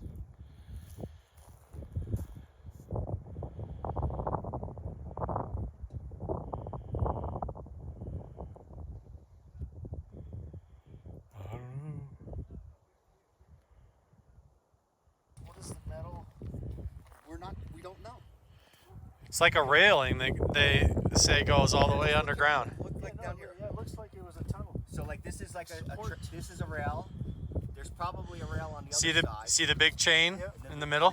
See the chain, and it obviously goes like this. Like you could hook something up and pull it up or pull it down. And then look at the track behind you, Frank. On that mat, it's what they would use if the ground was wet to drive Jeeps and stuff on so they don't get stuck in the mud. Right. So that's from the military back in the 50s, 40s. Wow. Just found another Metate stone. This is like a little portable one right by the road. Look at this. Right by all this flaking. Right there's where I found the piece of pottery that I found. Right there. And this is totally a portable Metate. That's smoothed off for sure this direction.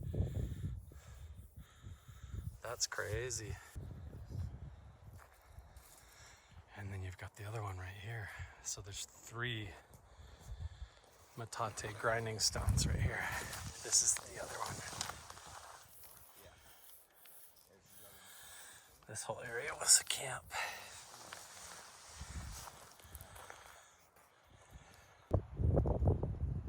Looks like the whole crew is still down working at the settler's cabin now. That looks like Lee and David right there.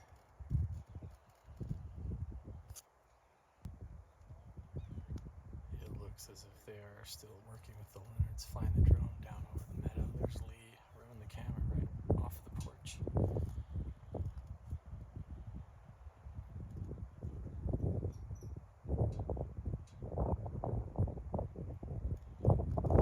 think they are rescanning the lower meadow to see if they get the same results. First of all, shout out to VeloWave. This bike, electric bike, has been freaking badass to ride around up here. Out in the cold, it saved me so much. It's amazing. So there is the tunnel entrance up there with the rail. And everybody's always like, where's all the tailings? Where's all the stuff from the dig site? And I'm like, well, just look at the ground. This whole leveled out area is obviously pushed and burned out. There's cinder blocks and crap in it. And this whole hillside is pushed down and has been made into a dam going across here. So all of the tailings from the hole, I think, made this whole parking area, this entire hillside, all the way down to where Mr. Jeff McBee and friends are standing. And I think they used the tailings to build the dam and had a multi-purpose mindset.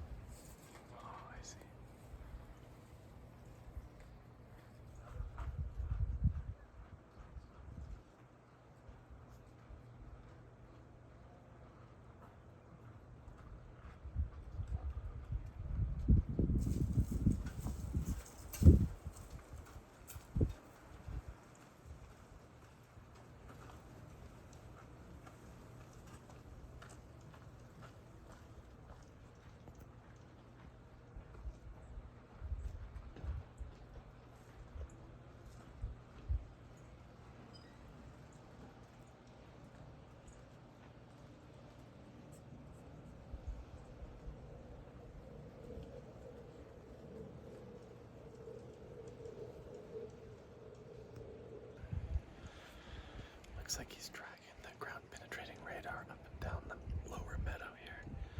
See if we can get another look at the phased array that might be buried underground here, left behind by Dr. Tim Ryan of the Bigelow team. They've got a drone in the sky. Whole crew's chilling down here, right by Craw Creek, right by where the old stagecoach used to pull up to pick up the old miners from the settlers' cabin that would go up in the mountains here.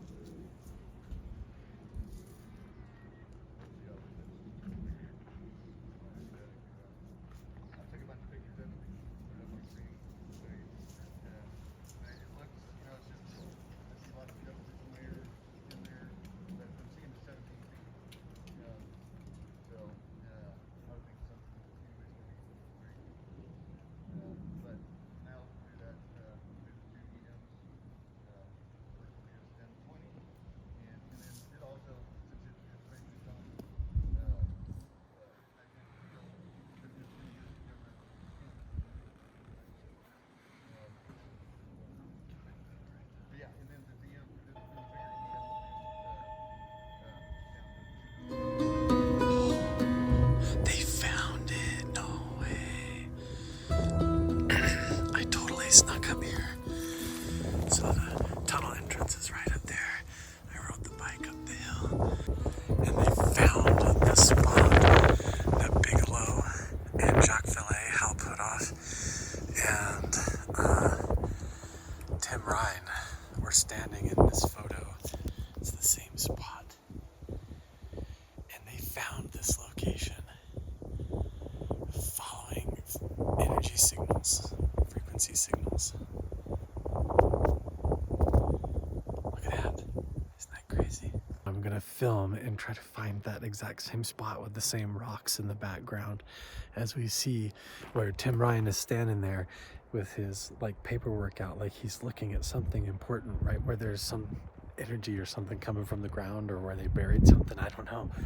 And so I think exactly where that spot is where during filming the episode for Beyond Skinwalker Ranch, where we're using that antenna system and sweeping the lower meadow, and we triangulated all the way up to that spot, exactly where that photo is, where Tim Ryan is standing with the paperwork. And now the whole film crew independently found that exact same spot, which is amazing, because unless you've been hiking around here as long as like at least I have, or Jeff has, like he's been here for 16 years, I don't think there's any way that you would find it. And they used scientific equipment and found the exact same spot. I think that's so cool.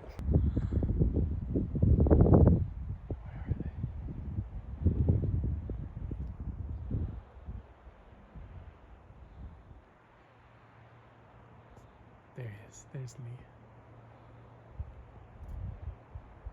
There's the whole crew right there. They found the same spot. Hey, this stump's been chopped by an axe too. Look at that. Chop, chop, chop, chop. And then from the lower meadow, just for reference where the crew is right now, if I step out here carefully, hopefully I don't get in the shot, I can come out here, and they are up in the rocks, right up there,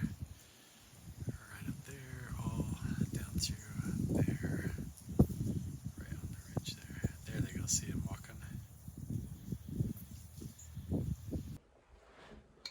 Back Back in the lodge, I'm gonna use my Geiger counter. We're gonna check the old fireplace in here, check the stones and these mining cores to see if they're radioactive.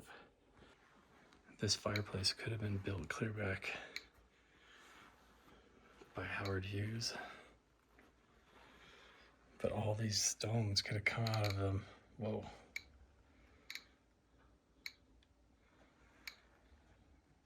Out of a mine here. Why is it? It is jumping up to 40. Is it this chain?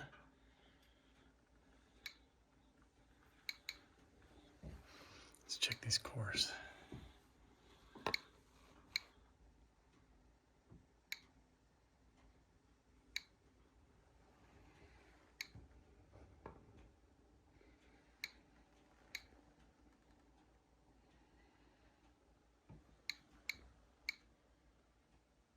Right down here's one that's hot. All these old bottles embedded in.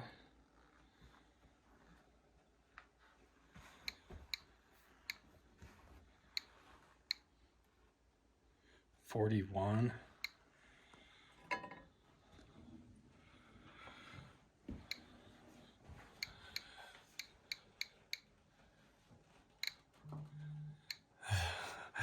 A little bit higher than normal.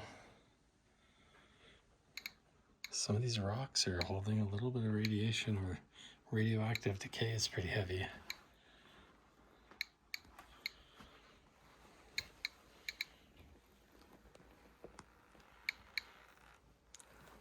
$43, $44, $46, $47, what?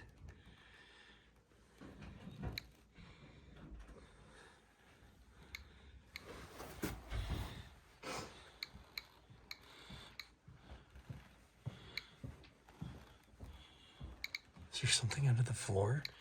It's gonna go over 50 here.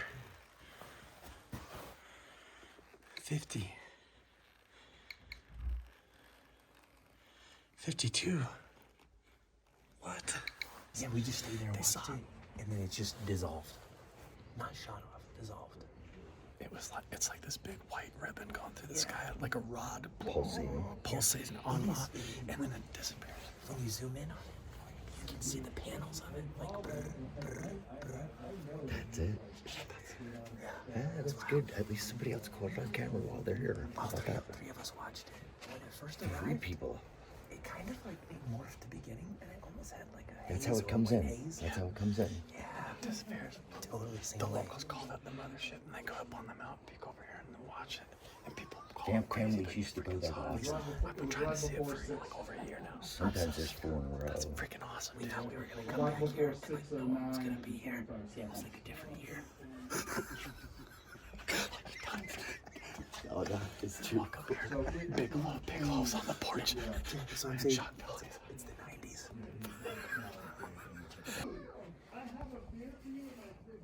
Everybody's freaking out. Thank you, brother. They turned the FLIR on, and they caught an apparition in the corner of the room, and then it stayed there. I hate to be the one to remind And you, but that's your bed.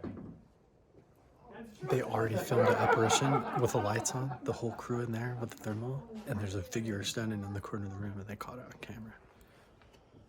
The producers and everything are now on camera. They broke the fourth wall. They're all in there talking about it.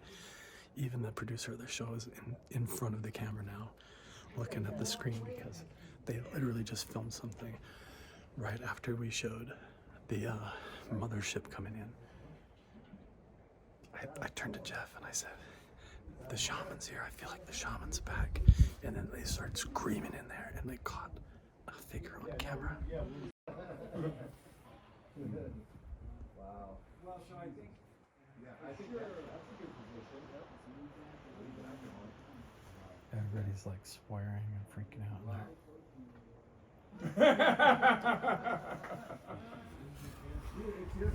Crazy.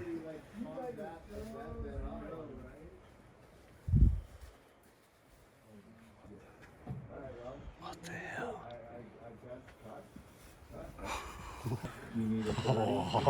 We barely got off the. You didn't even get off the porch, did you? Didn't even get off the porch, and there's chaos in the shaman room. Now the camera guys are bailing out of there because they saw what's on the screen.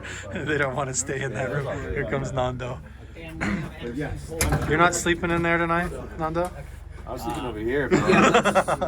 He's the one who had nightmares last time. On the opposite side. Right? Yeah. Good morning. It is the next day.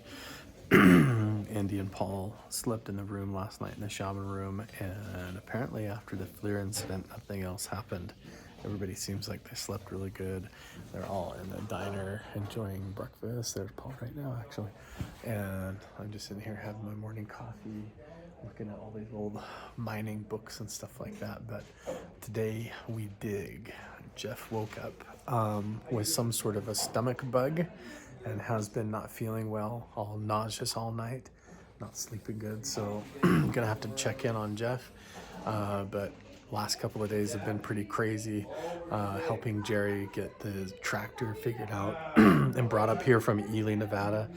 Had to get it transported to the road, brought up here, filled up with diesel, all the hydraulics and everything checked and greased up and ready to go so that we can go up and dig today. It's going to be really exciting. So especially after the weird incident last night, I mean, the capturing of the FLIR camera and the glitch here, I mean, I've been thinking about it. It's like there's this weird wrinkle in time. It's like echoes of the past or the near future or different things like that up to like 100 or maybe thousands of years ago go on here, and it still takes place. So, right, getting ready to get mic'd up, Sean? I'm just saying to say hi. Oh, good morning. Hello. Welcome to the vlog. Hello, America. Hey, yeah, this is Real Hollywood Fat Cats, remember? So we did the whole interview, did a whole podcast interview with these guys. You guys will have to go check it out. It was really cool. But yeah, he's one of the producers of the show. And yeah, Dave and Sean, these guys have become really good friends of mine.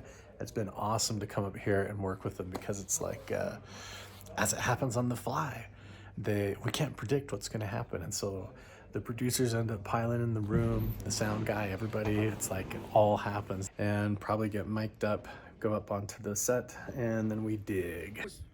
When I told you I took a dig and I hit something, I was like, "What the fuck was that?" You know, and I lifted my whole tractor. Yeah, right there. We're deciding where to plant Jerry with the tractor this morning. We got to pick where he's going to park, how the lighting's going to go. And this is possibly another rail right here, right? You know, it looks like the front of like a trailer, like one of those hitches that they chop off the fronts. Okay. Oh, right. That's the sump. Oh, and then that's the sump pump. Yeah, that's a good idea. See, so I think this is like the left side of the rail, or from my perspective, the right side. The chain is the center where it's pulling the carts. And then underneath this berm is probably another rail, and that track, the cart would go right between my legs this way, underneath me 100 yards. I mean, look, it so makes all of this practical sense to bring the thing around and dig on this side. Obviously, we dig some other little infrastructure here that we're probably going to want to see what yeah, pull it all out, yank it all out, fuck yeah. But yeah, digging alongside it is generally the idea. Okay. Let me just... We'll know if it's a rail or not for sure. Or a big trash pile. It's exciting to find out finally. That was just us up at the dig site. I can hear Jerry's tractor coming down, but we had to go up there and kind of work out the logistics of the angle of the sun, where all the camera crew's gonna stand, the safety of where everybody can stand, and where Jerry needs to park the tractor so that he can dig where we need to dig for all the shots. So there's like tons of logistics you have to work out before we even get mic'd up and started. So right at the crack of dawn, we get up and do breakfast at 6 a.m., call times at 7. And before even that, those of us that are kind of in charge of the shoot and the property here, trying to figure out where everything has to go, have to run around and figure all that out before the cameras show up. So every day is on the fly, especially with this film shoot here, because we never know what we're going to run into. We don't know what's under this. We have no idea if this is just a giant rubbish pile of metal that somebody just dumped in there, or if it really goes somewhere. But they said 99% of the time they don't get anything on the magnetometer and the GPR data and stuff. But this time And we are the 1%. It looks like tunnels going off to some structure that looks like an 80-foot structure with pillars and all that. Here comes Jerry the man right now. So you got the whole thing gassed up with diesel. Got it all greased up, fired up, ready to go. And then the wind caught his cab windshield and shattered it out. So he was all excited to be chilling in the warm heater in this cab of his tractor. And instead, he is gonna be cold just like the rest of us. There's the producers all supervising me. Yeah. Yeah, I'd like to have one mixed. Well, go ahead. Just go. Jerry's getting mic'd up. I'll be back. Just go. Okay. Yeah, Go. let's.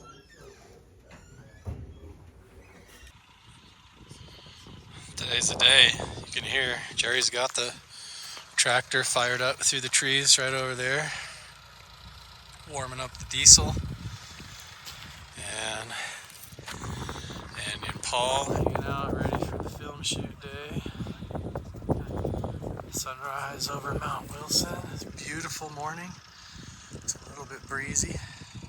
And this is the last time this is gonna look like this. If this is just a giant trash heap, we are about to find out.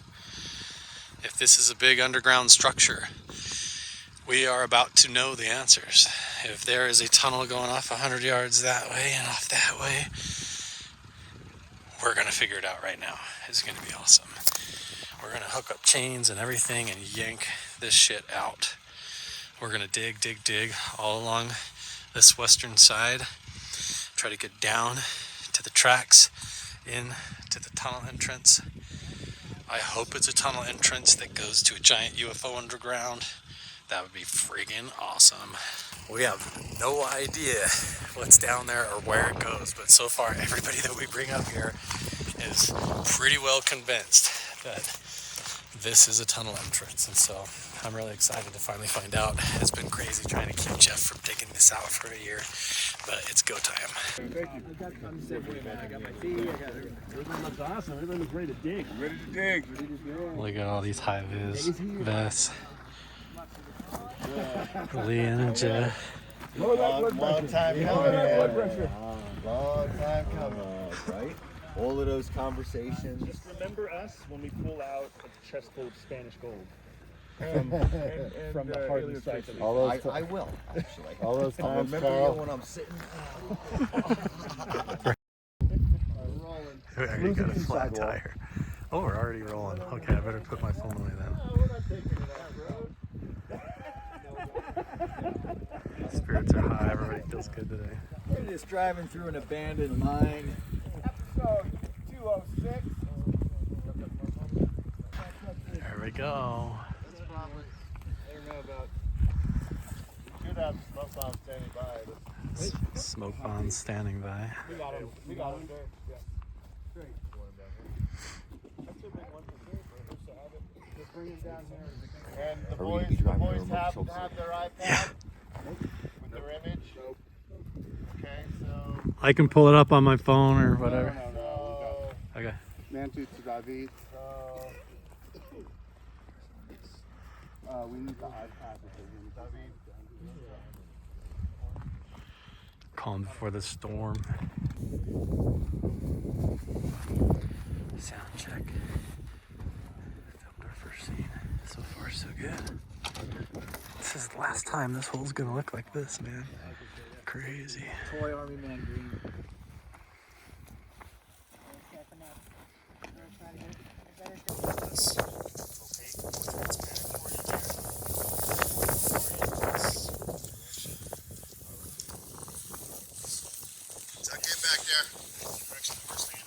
Jerry the superstar. Jerry's a superstar working with Mr. Beeben. Paul Beeben's dad won the Heisman Trophy at UCLA back in the 60s. What a badass. I did not know that. Like a national hero. Yeah, it's hurry up and wait, baby. Hurry up and, although once we get going, it'll be a little more fluid. Yeah. It'll be more fluid. You guys want to do debris a little bit? Yeah. Yes, sir. Yep. I do. Yeah. This is a filter. Okay, fine. So then, anyway, it'll go on your hips, your cargo. And as soon as you turn it on with this button. Exactly. And run your gusset. Put it on your gusset. And once the system has checked, it'll be working constantly. And if there is a gas, hydrogen sulfide, methane, propane, or high levels of CO2. Carbon monoxide. Yeah. CO2 is the carbon monoxide. Both. Carbon monoxide is CO. Right. Mono. Right. But So high levels CO. of carbon dioxide will kill you too. Yeah. Poisonous gas check. It's all that Not shit. dioxide, just monoxide. Carbon monoxide, oxygen levels, HCl. Never read out. hydrogen sulfide. Is it going to do this again when we turn it on? Yeah, It makes this noise. Every time, this whole startup. That's the regular noise. okay, I can't have that noise go constantly throughout. That's how they work. It's a pump. All right, so then we bring these out then when Once at the we're time. yes, Yeah. All right. it's like wearing a small biplane. So Yes. This hole goes way down too. What the heck, dude? We're standing on top of stuff. Look at that, just go. This rolls all the way down. Oh, I plugged it now. Yeah. Oh, look. Oh, jeez. Whoa, it's all void. Whoa, dude. All right, and we're standing on this. We better not mess with the set anymore. Yes. do a little contest for viewers to guess what this is. Well, yeah, what is this? So everybody tell us. I'm going with it's an alien probe. An alien probe. We're gonna get revenge at last. Hundreds of centuries of probing, and we're finally gonna get revenge. Get to the Come on now, give it up. When you click select, it'll do that. So now you're on tick test menu. With this, you'll go. No, this is actually an important piece of safety. Advanced sniffer. What is it sniffing for? Chemicals and radiation?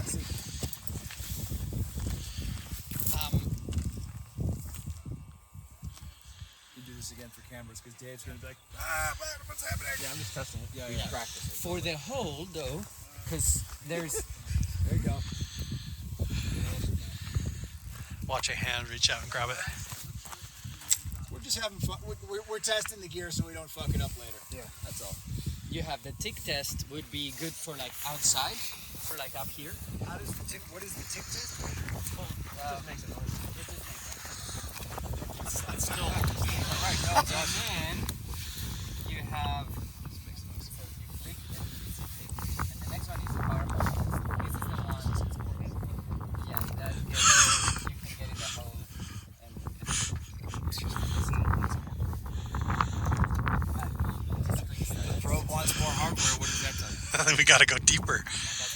We gotta get in there. Ooh, it vibrates too. Oh my goodness. Something for everyone.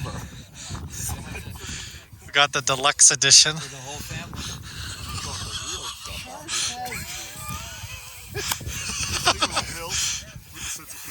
Yes. Because I'm thinking this is the end. Yeah, I let it sit for a moment. Turn it out back here. It's just stuck there, yeah. Not like here. No, that's back where he's standing. Start here and just see what's here, like a cross section down. And they tear this all the way across here. Lay this whole thing open. Basically, you give the trench in front of this structure and have everything fall into it. If anyone can hear,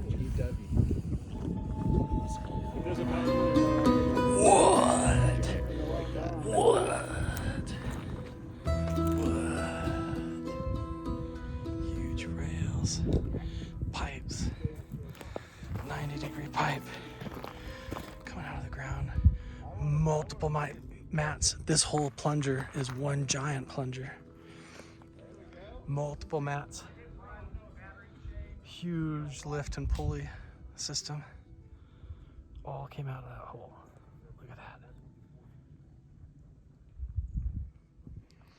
We have a pretty killer episode going on Look at all this.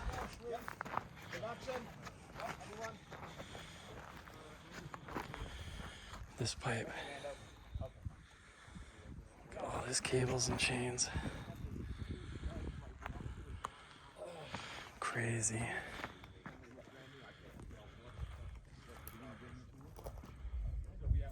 Good work, Jerry. That's what I mean. Usually it's small. Jerry. Extra heavy had to be hauled on it. Mining rail, he said. Let's look at all this crap. Oh my gosh, look at the hole now.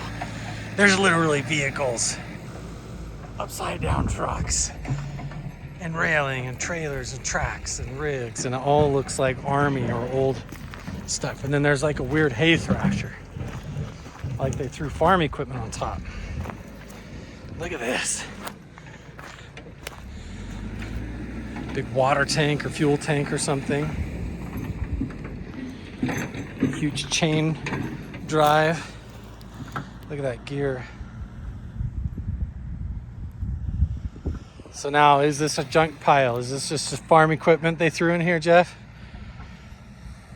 Or is there a tunnel? But at the same time, you know, in this whole mystery, what do we have? Look, oh, this is the front grille of a truck. Yeah, it's definitely the whole front axle. Look at the headlights, the can lights on there. This is like some old Jeep. And look at that heavy mechanical crap. God, there's gotta be some U.S. Army labels or something on it. Oh, he's coming around from the top, I guess. Then we'll see. Oh, look, here's the other axle thing. Yeah. Look, I pulled this one out and I stretched it out. It's like it does remind me of like a farm combine, like where it's connected and gets real long. Okay. Yes. But again, I don't know nothing, so. I don't either. And look at this down in the hole.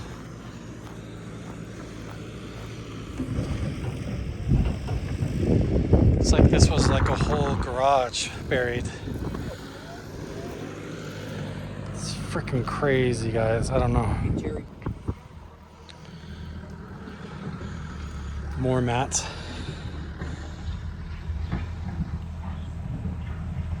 Look, that looks like a mine set. Those poles. Possibly. And then I'm on top of a whole freaking truck. What the hell? What the hell?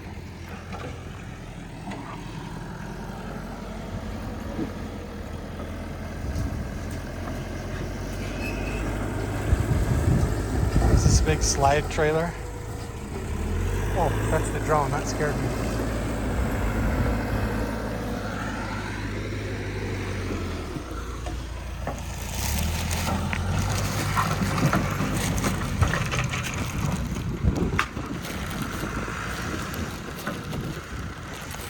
This 2005 bag came out of that hole.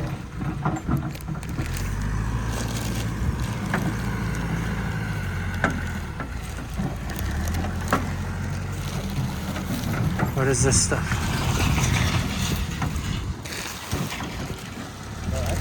What is this stuff? No, it's It's insulation. 2005. Yeah, I was gonna say that stuff could have been blown in. This probably, yeah, look, look, copyright 2005. Right before he left, he threw all this shit in the hole. Why? To hide the tunnel. Why is that rock painted red right there? Why is that rock painted red? I heard you say that. Look at it. See it? Pull that freaking rock out and see why somebody wrote that on it.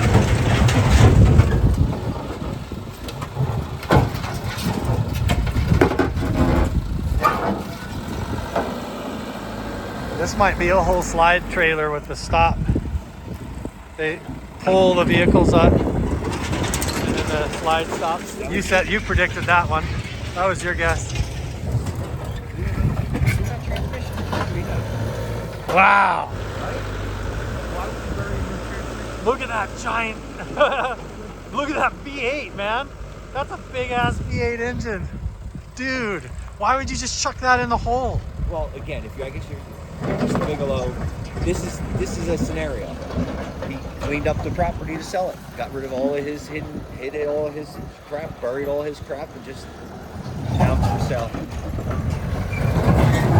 I don't know what that thing is though. Like you said, a piece of farm equipment. You know, that's like Big thrasher thing. Yeah, that's like the Yeah, it's just airport runway maintenance stuff. What the hell, man? This is Bigelow buried a lot of this, I think.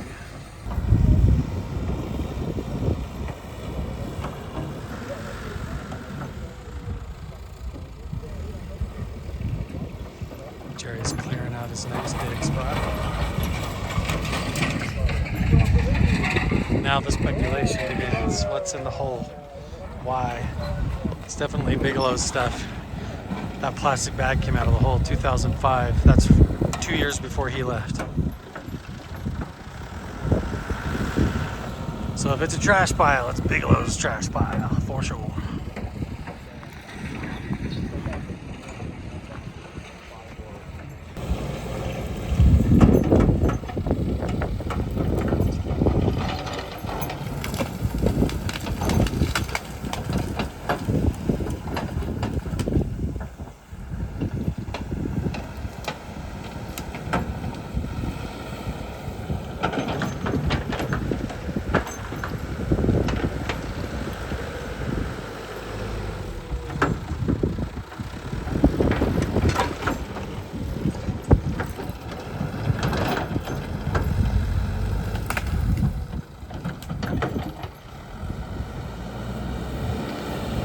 Finding out if this is a tunnel today, one way or another.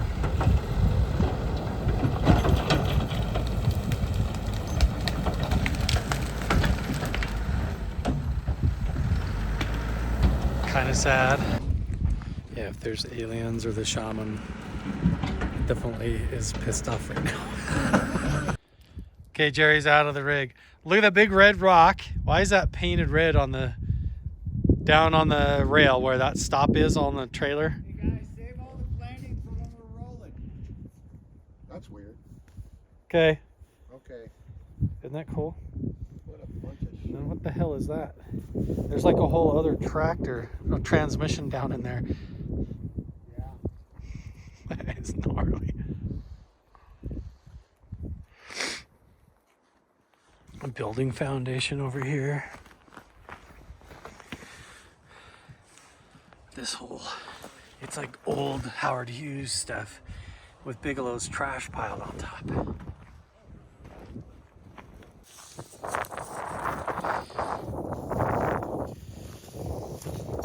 Is that the motor out of this rig? That No, that's the motor that fell back down. it fell in. Yeah. Back in. That's the same one. Oh, man. And that's the whole other one. What the fuck, dude? Oops. That's definitely two vehicles. This is bizarro. Why is that rock painted right over there? That's weird.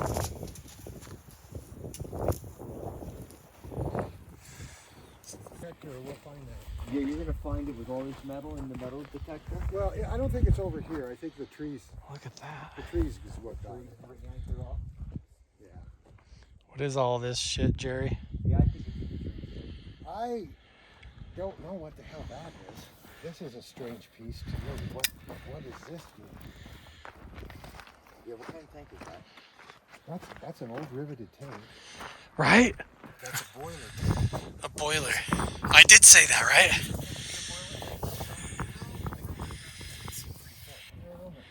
This is like Howard Hughes riveted boiler tank. This is old. They didn't rivet stuff like this. Not like the fuel tank. No, that's before the 50s. Like an avgas fuel tank. Like it was sitting at the runway. It's got two big holes. I know. Like a They don't- So steam pump? No, not even. It's not steam. Who knows? I don't know. part of the pressure system for catching aliens. I mean, what is this? Like, Look at that big pipe. Look at the big T. Look at the big pipe though, Jerry. how about the big time pipe? That big T. Oh, that's just, That's big, just plumbing. big, heavy plumbing. Well, what's funny is it's ductile pipe. Okay, that's sewer pipe. For why would they need sewer pipe in there? Unless they have facility underground. Look this up real quick. Okay. Ask, you know what? Ask Dave. Yeah, actually, yep. We're looking for a GoPro right now. Do you have the time for him to knock this Look at all the open real quick mats. so we can look? Look at all these mats. And the giant lift railing.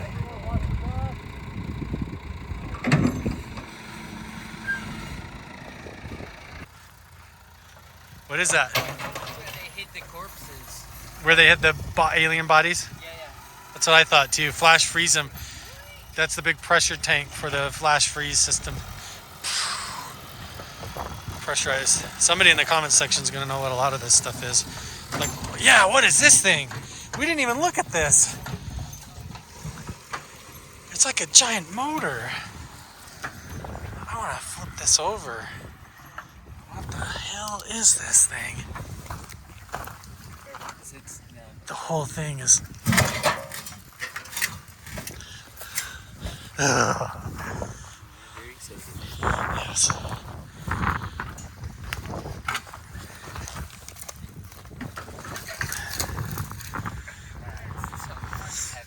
It is very heavy. There you go.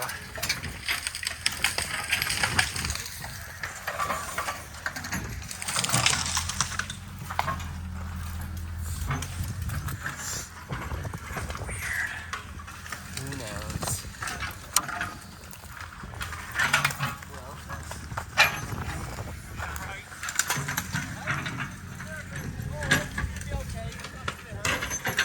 Weird. I don't know.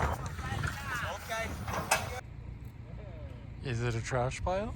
I don't know. Look at all these mats. Look at all these giant pipes that we bent all to hell. Pressure tanks, poles, I-beams, vehicles, giant railings. This is like a whole building buried. It almost looks like a mine set over here. An entrance, right? It's weird. Howard Hughes stuff with Bigelow stuff buried on top of it. Why is that rock painted?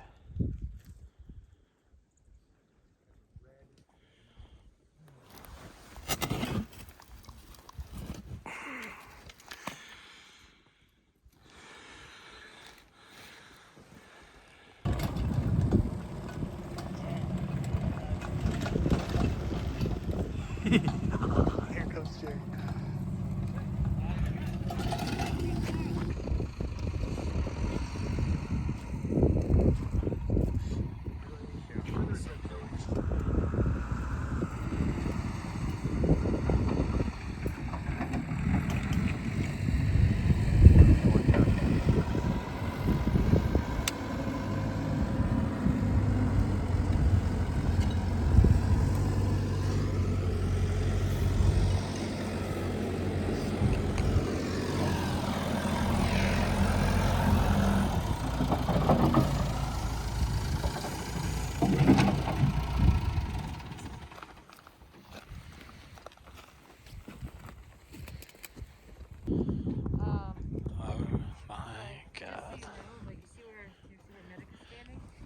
What the hell, man?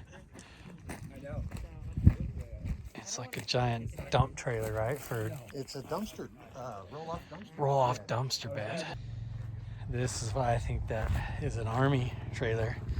This is Get Sauced's army converted barbecue grill. Same tires, same rims, same eyelet as we've got in the hull. So I think all that stuff's Howard Hughes.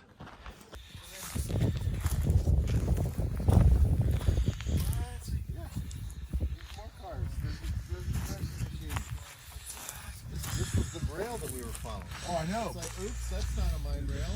That's I don't know what the fuck it is. It's a giant dump trailer or something.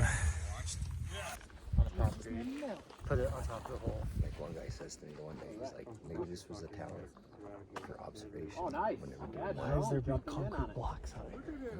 Because maybe it was a tower. Right. And the tower was for observation of nuclear it was on here. blasts. Oh. Watching our You need to find bigger foundations. You need to find some like a substantial 18-inch, 24-inch foundation. I want to dig the whole square. CO2. You need more equipment. CO2. Look at this shit. So we're trying to intersect the potential tunnel based on the ground penetrating scans, the magnetometer readings, but it's taken like hours of digging to get this tiny ass little hole going nowhere, which means digging a hole 60 by 40 makes no freaking sense. The ground is so hard. What the hell is this? It's taken so long to dig this tiny little hole. Who in the world would dig a pit that size just for trash? Look at this. Why?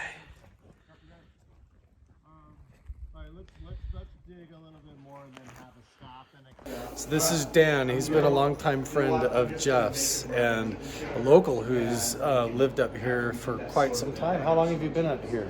About 12 years. 12 years. And he has seen the mothership. He has seen the main story of one of the craft that flies over in the sky here, and he's drawn it for us right now, so I'm going to turn the camera around and let you guys see. Oh my goodness. Okay, I'm going to come over your shoulder this way so I can get your perspective. Okay. All right. Okay, this is Mount Wheeler. Mount Wheeler? Okay. That's north of us, correct? Right. Now, this is a very sharp face of Mount Wheeler. This is the north face of Mount Wheeler. Yeah. Okay. And then there's other mountains in the background. Mountain over right. here. All right. Now, what I saw was a huge light in the sky, and it was about like this. Rectangle. And like this. What?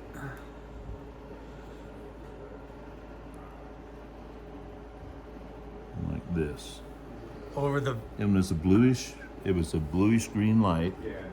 This was all bluish green. It was like a TV screen that was all bluish green, and the borders were just a little bit different color, all these borders. And when it was moving across the sky, it was moving slowly, and I saw it for probably maybe more than 5 minutes, but less than 10 or 12. More than 5? Yeah. That's, it was moving, that's a good clip. It was moving very slow, but when I got to this point here, it didn't go any further. What it did was this line here, it moved continuously across real slow. There was no noise, and as this line moved over here, it just disappeared. All right, and then this one followed it. So it was like watching this. Almost like the Knight Rider light go across, like a pulse go across. But what it did was it appeared, and after I watched it a while, it appeared that it made a 90-degree turn. When it reached this point, it made a 90-degree turn, and when it made the 90-degree turn, I could not see the light, and it didn't glow. You know what I mean? Yeah. So it was like this line, and there was I saw probably about 4 of these go past. Wow. But like I say, when it reached this point here, it didn't go further. It was like it stopped, that these lines kept coming, and then it was like they made a 90-degree turn to the east. And I saw 3 or 4 of these go by, and then as it ended, this one here just went across, and then everything disappeared, and the sky was back to normal. I could see the stars, I could see everything like this had never been there. And like I say, there was no glow from the light after it made its final turn. Wow. And I didn't hear any noise, and I didn't see any aircraft in the air. So I thought, well, maybe it was the Air Force doing, like, putting holograms or something in the sky. You know, they can do that stuff. Right. But it was big. It wasn't just a light in the sky. And what? So did it actually look like beams of light, or was it actual craft or glowing bars of light? No, Or it looked like this was all solid. Like a It solid? It was almost like a train going by. Really? Except for having all kinds of little lights on it. The whole train car was one big solid screen, like a TV screen. And there was no flickering of lights. It was all consistent. Like a big TV screen, Like three big train cars going across the sky. Wow. And where I was at, I was in the back of my truck. I was going to bed. I was parked like here. No one was between me and these. And there's a ranch behind me where I was working, helping a friend of mine rehab a mining claim there. And so it was like I almost got bored. I almost got tired of watching it, because it was going so slow. Yeah. And I was really perplexed as to what was happening to it when it got to this point, until I realized it was like making a turn away from me. Yeah. And I would think that the lights, as bright as they were, you would have seen a glow in the sky. Right. But it was like nothing. It just like vanished, Yeah. basically. But you saw it turn. Yeah, and right? like I said, I watched it for a long time. Yeah. So it wasn't. I've never seen anything like it before or Yeah. since. And this was about 2 years ago, and it took place about. 50 Only 2 years ago? Yeah. Recently, then. Yeah, that was up Willard Creek, just south of Osceola. Really? So I might need to go spend a night watching down there or something. Well, I'm. Maybe on the same day you were there. Do you remember what day and time and things? No. You know? Oh, what time of year? It was during the summer, probably June. June or July. Interesting. And it's like a glowing train car of screen, but see, like a I'm hologram not- in the sky. Fascinating. I have an open mind, so I don't. I mean, I look in the sky to see things, and I see Me things, too. but they're all man-made. They're aircraft or satellites. But this definitely was. No, yeah. And like there was no aircraft around. And usually you'll see, aircraft. Something else, yeah. The main flight paths were probably 50 miles south of where I was. So maybe that's why I didn't see aircraft. But it was like this happened all by itself. There was no other aircraft around, and like I say, it was quiet. You'd think with all that going on up there, there'd been a. When it turned to leave, did you watch it fly or leave, or did it just disappear? Did it go into the mountain, or how did it go? It looked like I was watching a TV screen. Yeah. And so the boundaries of the TV screen were all I was going to see. So when it went past, when it got to the edge of the TV screen, it just went off the screen, went out of sight. Gotcha. But it was so slow, and there weren't any it was all one big solid light in the middle, and the outside was a little brighter, but there were no windows in it or anything like that, and you couldn't see where the propulsion system was. It was just these big square. Almost like it just left the side of a window or something out the side. Wow. Yeah. That's fascinating. It was weird. I thought if I was going to see anything strange, it would be flying saucers or something like that. If you had to guess the size, I mean, based on the drawing. Oh, it was big. It was huge. Yeah. Like you referred to it like a mothership, this is right? why I wanted to draw this out to give a little perspective. Yeah, that's what I saw. That you were careful about that. So it huge. was big. Yeah, it was big. Like a skyscraper on its side in the air. Yeah, it was probably bigger than squares of a football field in the sky. Really? But it was hard to tell exactly where it was. Yeah. Because it wasn't close to a mountain. It didn't go behind a mountain or in front of a mountain.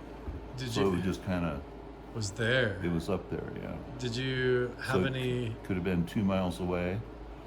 It could have been 100 miles away. Yeah, the depth is hard. The position it was in the sky, it was hard to get a range on it, Did you get any impressions? I've heard people say they have thoughts come in their mind, like telepathy, or they end up having strange dreams afterward. No, it was Anything like that? I just felt kind of like I was a spectator, and I didn't feel like I was threatened by it. Yeah. And so it was like kind of unbelievable, but there it was. Yeah. So like I say, and I watched it, and it was going so slow, and doing its transitions so slow that there's a few times where I just kind of didn't look at it for a while. It was kind of boring. Yeah, like what is it? Yeah.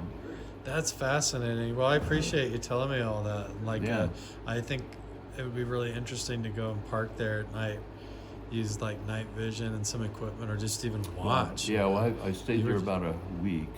Yeah. And I didn't see it any other time. Really? After that, yeah. Fascinating. And I looked. He's talking about says, you know, 0 phone call back. I could be persistent. I'll do it again.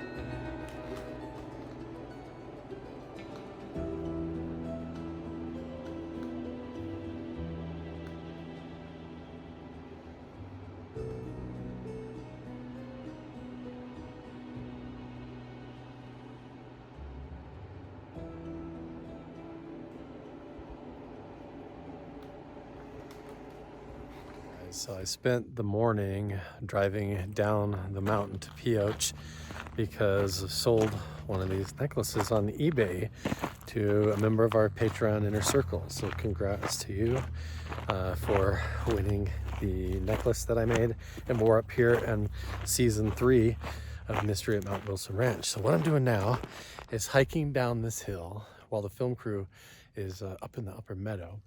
And I'm here at the lower pond, and I'm going to hike across the top of it because I believe that the old picture of Jacques Vallée standing in the front with Bigelow and Hal Puthoff and Dr. Tim Ryan, we have a photo of all of them that we've used a lot, and I think that that photograph was taken over here in these rock outcroppings at the top of this hill.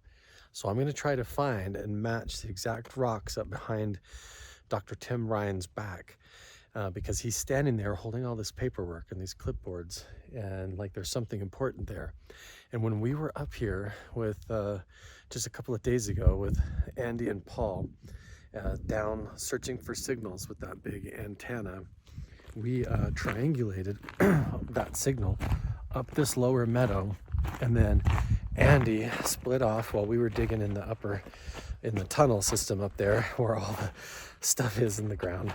And I came up here and looked, and Andy and the Terra Exploration Group had followed that signal all the way up to this exact same point where I think Dr. Tim Ryan is standing in the photo, clear back when Bigelow owned the property.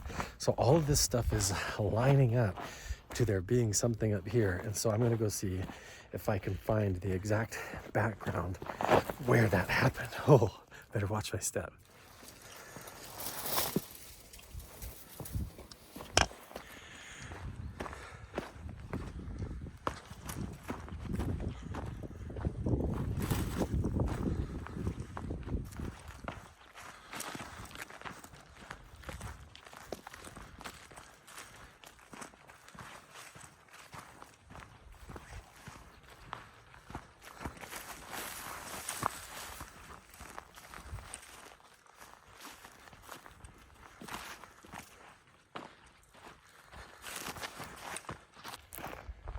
Well, I gotta be honest with you. I feel like I'm in the right terrain. Like all of these patches are like, could this be it? In the proper angle and lighting. if I move just right, but then the trees in the background doesn't quite line up. So I've been walking from patch of rocks to patch of rocks along this whole ridge from lower meadow to upper meadow. And I'm gonna keep going and just comparing. I've been looking at the photo the entire time. Oh, wait. That kind of looks like it, but the trees don't quite match. Of course, that would have been a long time ago. Cracking the rocks and angles. See, that's what I'm doing. I'm just walking around. I'm also looking for pottery, looking for arrowheads, spearheads, trying to line up the foothills in the background. A lot of these sections look really similar, but not quite the same spot where they were standing. So I hiked all the way up and all the way down. I wish I had more time right now. I got to get back to film a little bit more, but I could not find the exact rock formations to match that photo in the background. It's a little bit difficult. Modern lenses and depth perception versus photography from the 1990s, but you should be able to match the rock formations up. I just need to dedicate like an entire day when I'm not in a hurry to be able to come up and look closer and try to find that. Hopefully Andy and Paul had better luck. I think he just wanted to see if he could get like some kind of depth on it at that spot. I know exactly where that's at. Well, depth is going to be the biggest. Let me go back in and look at that mag image and see what I can figure out. But Gotcha. And the other thing was that if there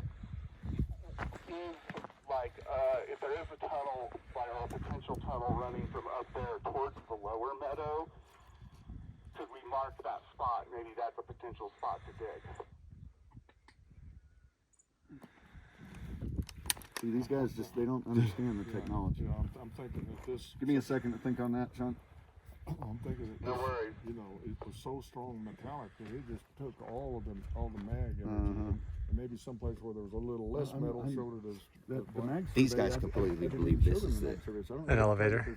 Well, just it's the spot that needs to be dug until you hit the bottom. I agree. I think this 60 by 40 spot is going to give us as many answers as we need, or going to give us an entrance to the tunnel either way.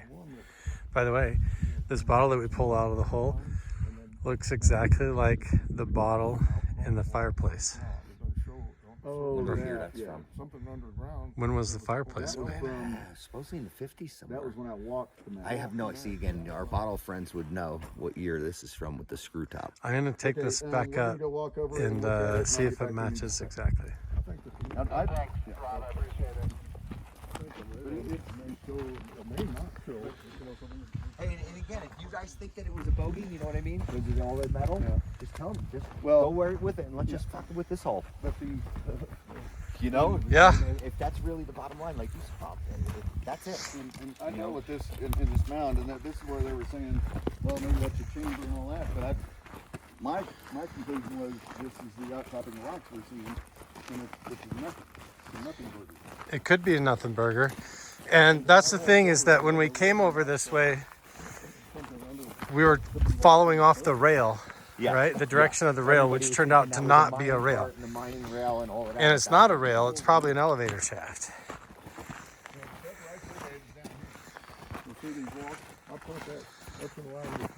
Oh, okay. Oh, good. I didn't know that. That's good to know. I think he's too far west.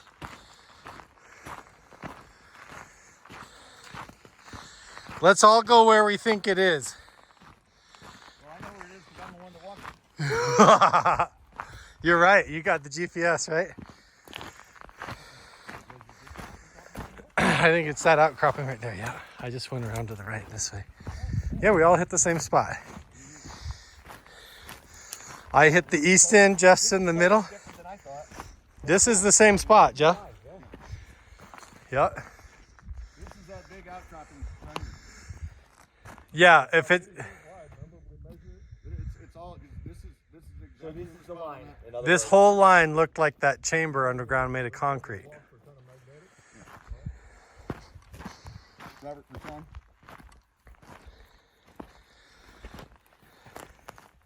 dare you to sit down on that. And then, look at this, yeah.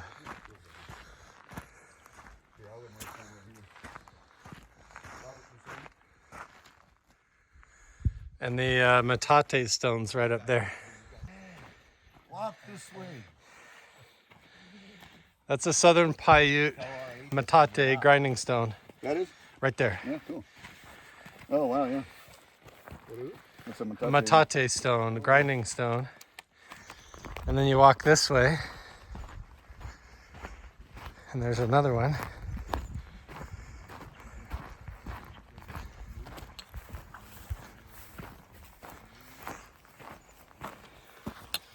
And this is another one. Yeah. With flaking. Oh, wow. And there's 2 more over there across the road that we found. And I found a piece of pottery Robert here. for Sean.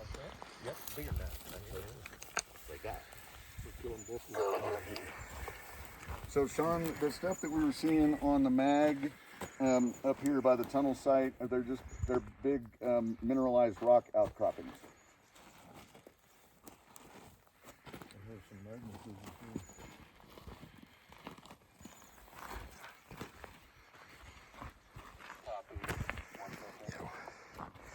We're all voting. We're not going to drill and dig by the indigenous site. We're going to stay at the pit, at the tunnel. We're now convinced all that railing, the heavy lift equipment, the big stuff is all for an elevator shaft. If it's only as deep as that thing, that would be cool. Yeah. You would think it'd be deep. Line between this and the lower meadow and just start poking holes and see if you get it. Or go look at this, drop the rig right down into that thing and just drill in the extra. They were thinking it's 5 feet, 10 feet, but if it's 40 feet, that drill could drill. Yeah. I mean, that's 15 feet already drilled. Yeah. Have you tried uncovering all this wood? Send it right over this hole here, first off. Yeah, this is going to be part of that hole too. But if they don't want to drill in metal, that would be a problem with that. Have you tried uncovering all this wood? I don't know. How'd you put this here? So here's what I used to do. This was my burn pit. So I would just burn the shit out of shit. Trash pit to the lower meadow and then start poking some holes and see if you can hit into a tunnel. This year was the main gist. You know, it was always like a little indented as the years were going on. But then it went to Water will go into that hole. Yeah. And it has to be a void to take the water, right? Yeah. Otherwise, if it weren't, it would just keep running off the surface.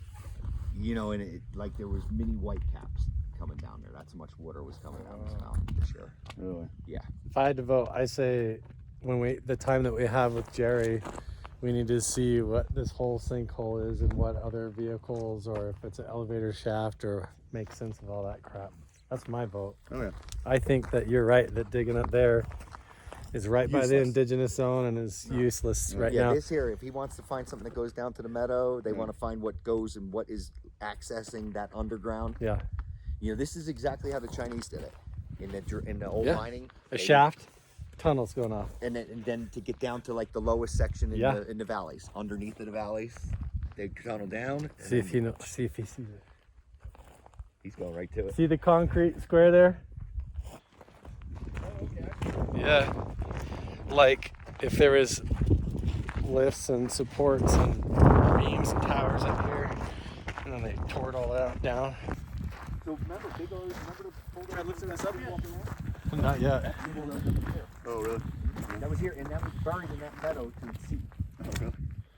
Did you guys know that part? What? The bulldozer that's at Skinwalker Ranch right now, the D9. Oh yeah. We have pictures of it here, but I already know that it was buried to the seat in that meadow. Really? Yeah, buried to the seat. In front of the cabin down there. Like sunk in? Yep. And all that? They were doing something with that bulldozer into there, and they got it stuck into where that face array, whatever. So why would this end up way over here unless this whole flat area and the whole hill and the Jerry dam, found a broken blade to a bulldozer right over there as well. if it wasn't pushed out from that hole or like there? I did this. dugout? I pushed this stuff out with the bulldozer one day. Right. A bulldozer with a D9? No, I had a little bulldozer. I mean, with the one that got stuck? Yeah. Oh, big son of a bitch. Huge. Yeah. You got the picture of it right on your Yeah, phone? yeah. Looks like Phil in here too. Yep. No time. They could have Yeah, used so it to make the dam, but I don't know. When you go you know, nature does not recuperate very fast, right? So, you know, if you go, just scratch that ground like that, it's going to stay like that for like 100 years. Yep. So this looks like, you know, this is some big operation was going on here for a long time. And then they covered it up and made it go away. Exactly. Yeah. Is it all because because Big O Ha, by we won't. shaman? Or is it because they were done Too doing good, what they Paul. were doing, or they took whatever was here, or what is it? Hardly working. Nice. We have a GPS coordinate of a place. Oh yeah, you want to go look? Yeah. Yeah. I'm so happy. The new plan, instead of digging out in the indigenous zone by the Matates, we're going to continue to excavate this hole, pull the vehicles out, all of the steel and iron and everything out of this hole, see what's really here. And the new theory is that all of that railing that we think is minecart railing is now more indicative of this being an elevator shaft of some kind. So with just like crap thrown on it to fill it in and to plug it up. So that's the plan. We're gonna dig this entire square out, and I'm so glad. I've been wanting to do this for the longest time, and we're finally gonna do it in the next couple of days to get to the bottom of this, if there even is a bottom. All right, here we have it. This is the bottle that came out of the giant pit, and here's the fireplace inside the lodge. Notice there's a bottle embedded in the fireplace. So let's see if it is a match. Ready here, okay, I'm gonna go to 0.5. Oh my gosh. Guys, look at this. It's a freaking match almost, is it? Looks pretty dang similar, not quite though. It is not a match. The bottle in the wall is thinner. It does not have the grooves on the bottom. It's not quite a match, but it looks really similar. Awful suspicious. Now, if you ever come here and visit Mount Wilson, you can check out this bottle. I'll put it right here.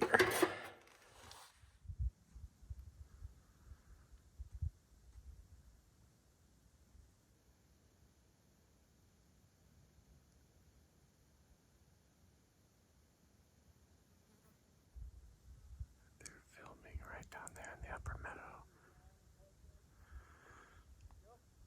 I heard the Lairds say, whatever's there.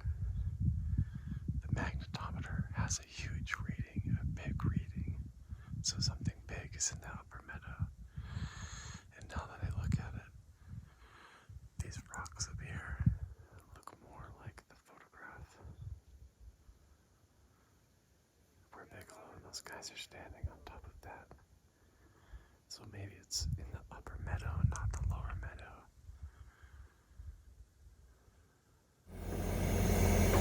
Well, we finally got Jerry back on the dig.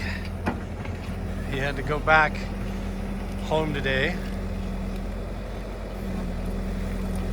tend to some things, so he missed a few hours of dig time this morning, but we had got him back here right at sunset. Now he is right on, almost over the edge of the hole. So we're gonna find out right now what's down here right now. Just looks like a bunch of wood thrown in here. Got the caution tape up. The whole vehicle down here we still haven't pulled out, and all this other steel. But yeah, we're back on track finally, figuring out what is in the rest of this sinkhole. Is it more cars? An elevator shaft? Jerry and I are up here by ourselves, might be the only ones that find out. Here comes Justin. What is that? If he opens up the shaft, I might be the first one to know in the whole world here. More sheet metal. There's like just trash and shit down in here too. Looks like just buckets and stuff. Holy crap. What is that? I don't know. That's like vacuum tubing and stuff. Yeah. Yeah. They definitely threw garbage in here on top of stuff. But why? There's like a whole hub of a wheel. Yeah. Yeah.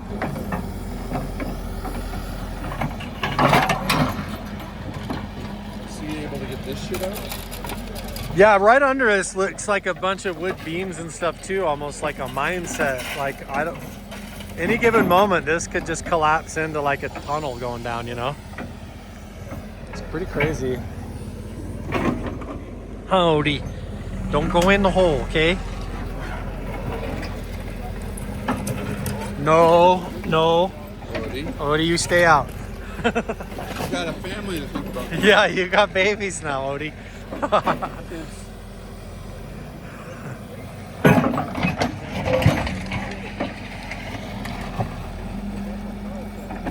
There's a cup, yeah.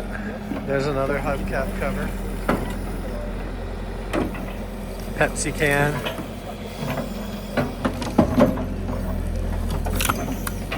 Another weird thing though, like you're just throwing shit in here, it's like you're creating a fucking booby trap. A giant booby trap, I know. Right? Like, I know. Right now it just looks like an old, like a giant garbage pit still. But I don't know, when you have the experts that come along and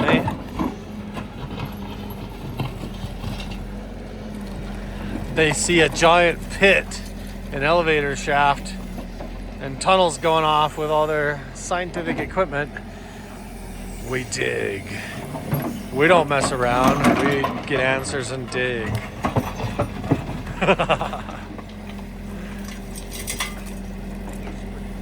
The idea is one spot at a time, one location after another. If we find anything that seems to be dangerous or unsafe, if it's transmitting signals, causing effects on consciousness, people to experience paranormal activity and see UFOs or whatever, or even if it's just some giant abandoned mine shaft, giant garbage pit that's causing problems or a bunch of questions to the owners of the property, it's good that we get up here and we sort it out one point after another.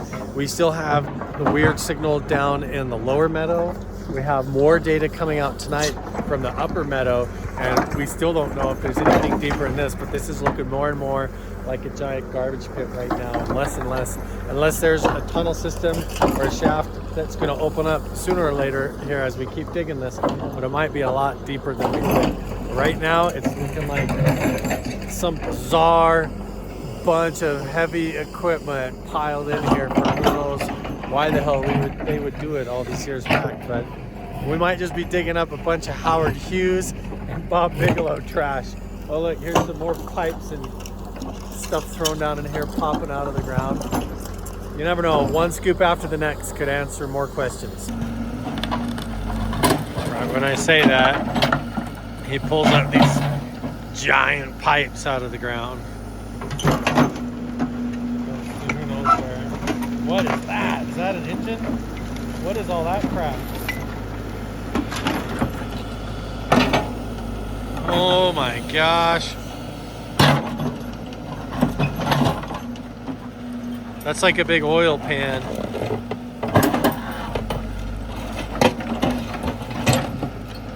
Craziness coming out of this hole right now.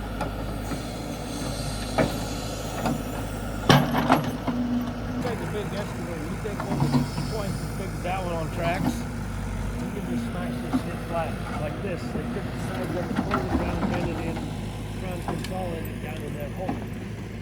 Why, I don't know. This stuff here could have been very well been somebody's attempt to get that cat out of there. Yeah. Who knows what they tried to do when Yeah. the cat was buried down there in the mud. It couldn't get This was a big hydraulic pressure tank. railroad ties. That's all railroad Yeah. tracks. Oh, railroad ties, yeah. That's why we're thinking there's a mine shaft or some elevator shaft or something here, you know? Look at all the mine shafts. Huge. That stuff is, Yeah. the rail lines are only like this big. This gauge. Why would this be up here though? Why would this even be so much of this shit? There's, Like you said. there's tons of it up here that he dragged out, right? We're trying to get that cat out of that meadow down there. Yeah. This may have been an attempt to build a flotation system. A rail or Another- use the railing? something else to go in there. Jesus. Like another machine to drive on top of it. I don't know. Or this. It's fine. right? But look at that field weld. Yeah, somebody welded that. That came out of the hole. Somebody's trying to build a 90 out of something. Yes. Yep. And this big thing, there's just so much weird shit in here, man.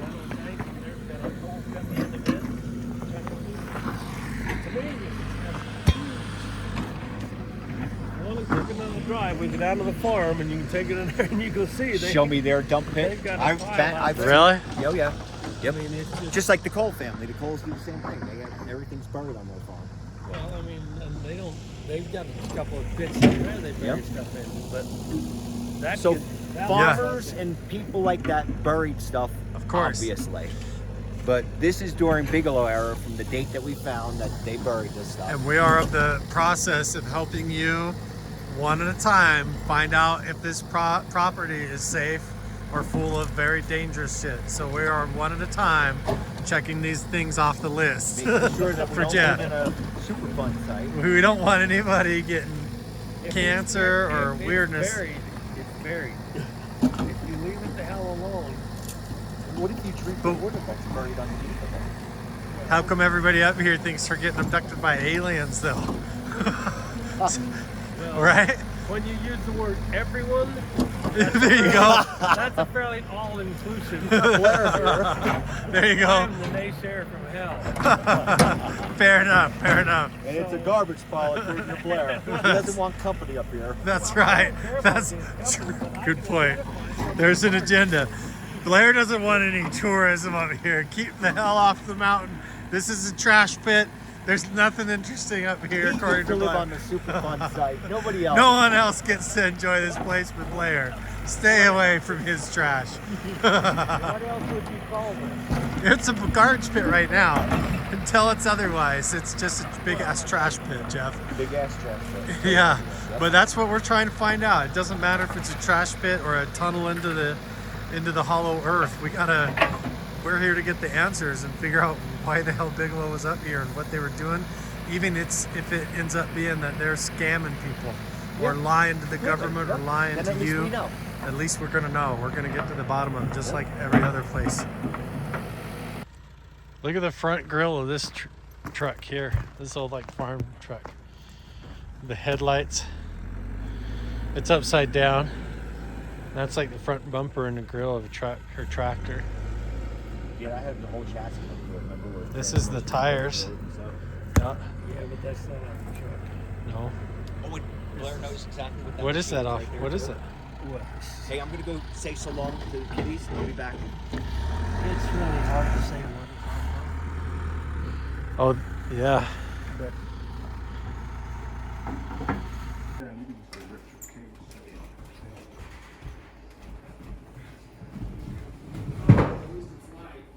Look at all this. In it. Well, otherwise I had to be here to get clean through this, so I figured I can be back, you know, and I can do a longer dance. It was getting Andy. It was getting Andy and Bob. We are doing the initial setup. I'm already mic'd up, getting ready to do another round table discussion in the saloon about the findings in the upper meadow. I have no idea what they found yet. All right, Bob, you know what your seat is. What? You sit on this? No. But you will. You do not. Yes. You do not. Save your bony ass.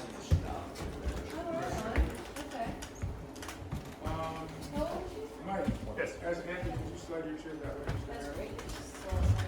A little bit more, because your hair more. And then could you really, talk to The upper meadow GPR, give me, it's just where it looked, you know, I showed you in the Andy.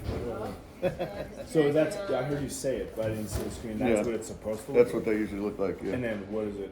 What's it been? Well, and then when. Well, yeah, I don't want to. I can't see it. I can't see it. No, This probably is all can't just see it, super suspenseful right now, I promise. This is what was going on. Up Dave, at you gotta the, learn to trust me, bro.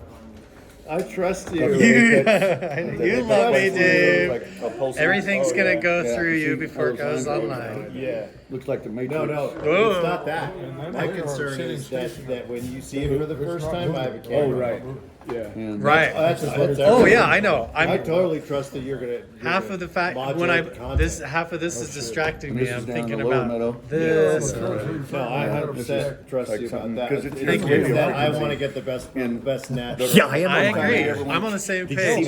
I even tell Jeff and Jerry and everybody all the time. I'm like, shut up, bro. Wait for Dave. Wait for the cameras, right? I was even at breakfast. I was like, stop talking. Stop talking. We gotta wait for Dave. Shut up. I say etch-a-sketch. Shake the etch-a-sketch and walk away. And I'm like, no. Send it down. Yeah, right. Are you wearing a jacket or are you? Another unique instance, when we were there, in the mining area, the GPS data in our drone became so confused that the drone actually ended up fighting itself and crash landing. That's, no, we've had that happen hundreds of times. It's interesting that it's happening like this somewhere else.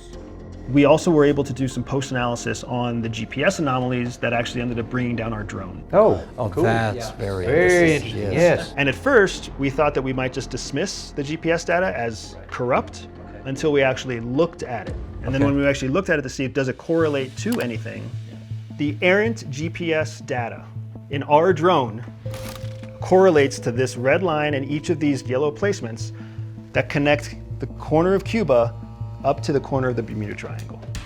Wow. That's where our drone thought it was going. Well, I mean, we've seen anomalies that were 60-something miles away. Yes. But this is 1,000 miles 1,000 miles away. None of our data points to Cuba. It's disturbing to me. Yeah. We knew we were on the edge of the Nevada test site, and it literally seemed like what happened is that the drone had crossed some sort of barrier.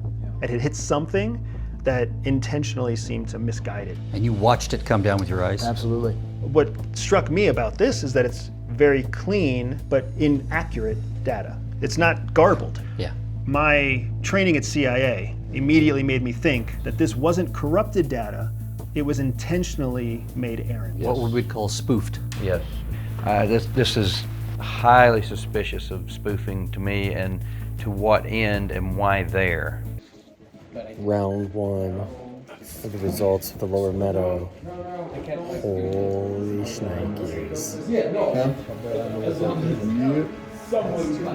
Something jamming the equipment, confusing the GPS, but this time instead of Cuba, Vancouver.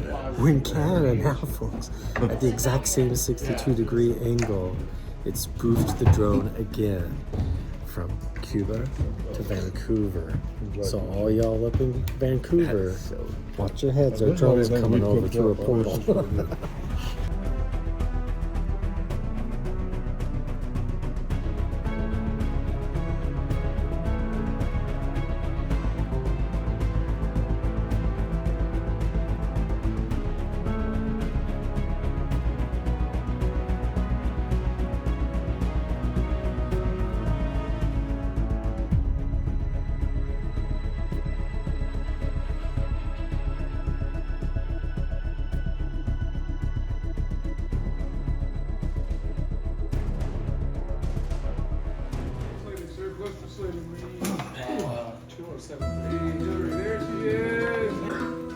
And here comes Carl with all the exciting light change moments behind the scenes in the saloon.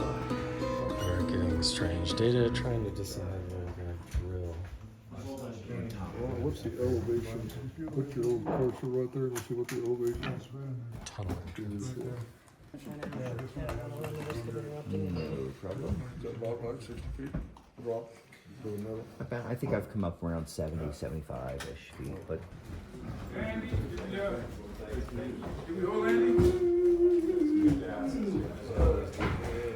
But I mean, what crazy shit? You can find me some VIP tickets for the MotoGP. Yeah, I'll come down. There you go. And I'll do a week's worth We have a UFO, giant metallic object, 200 feet deep under the lower meadow. Holy shit. Holy shit. A giant 200-foot deep metal object deflecting the signals like a giant Manta ray. I agree. Contract dispute.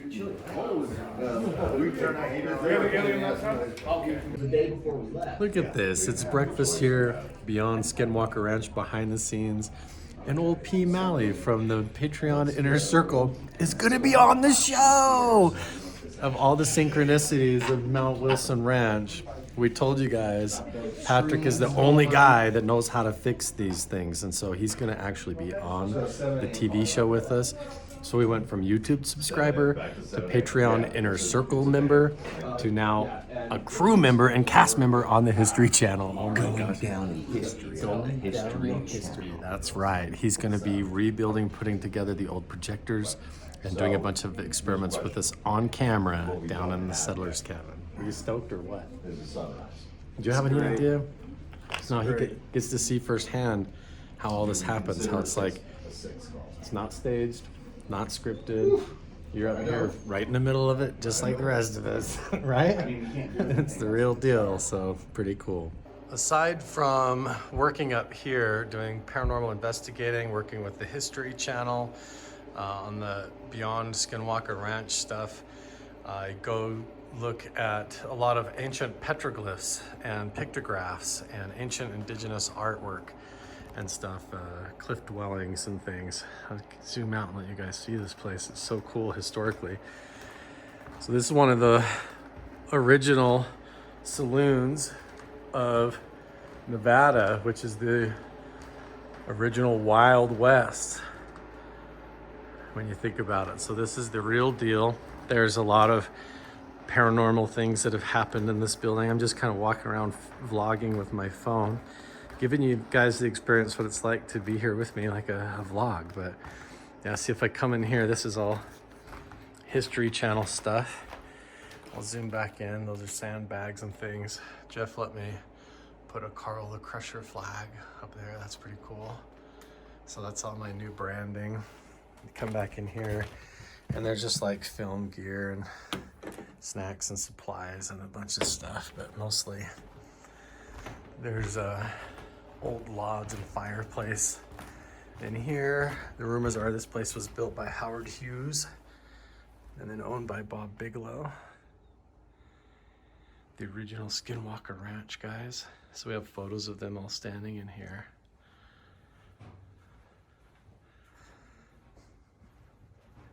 And then I'll go outside the front of the building and show you around. People are still in there having breakfast. There's all this cool historical stuff out here. This old mining gear, jackhammers. There was an old safe buried in the floor. Remember when we used to do all these like, what's in the safe? And first to break inside the safe gets the treasure. Well, this is the real deal that they found embedded in the floor.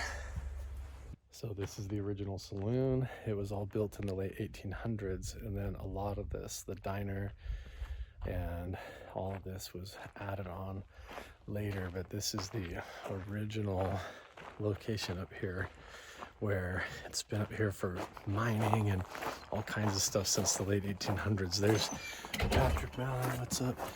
This whole building up here is a hotel. The room on the end back there, there's so many like hauntings and paranormal encounters and stuff that happen here. This is the view. Pardon the power lines there. That's Mount Wilson.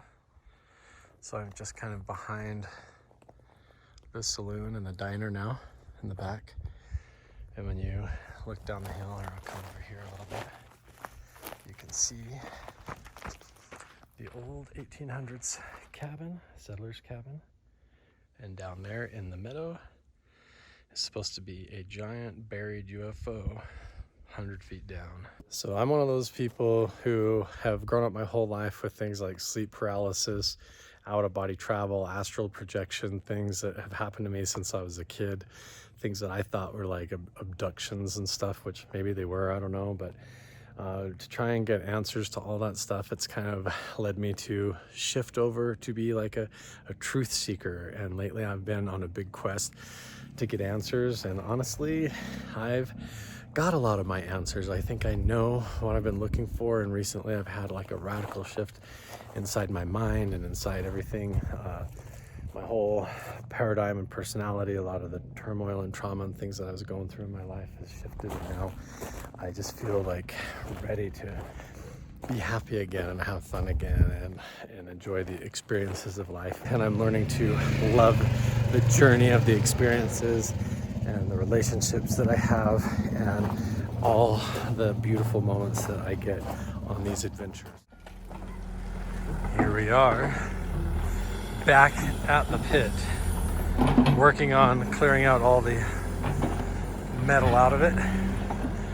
Jerry's back on the tractor. Technically it is a day off, but not for us. If there's stuff hidden under this, we're gonna find out.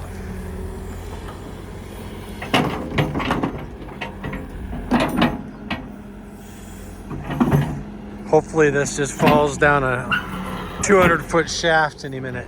Yeah. Odie, no. You stay out there, Odie dog.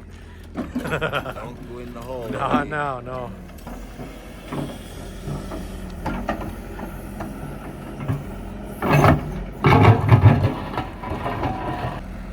To me.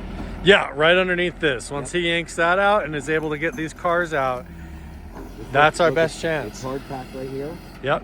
And then it's soft right there in that hole, right underneath of that. Almost like this is a staging area that's dug out, and then this is the shaft.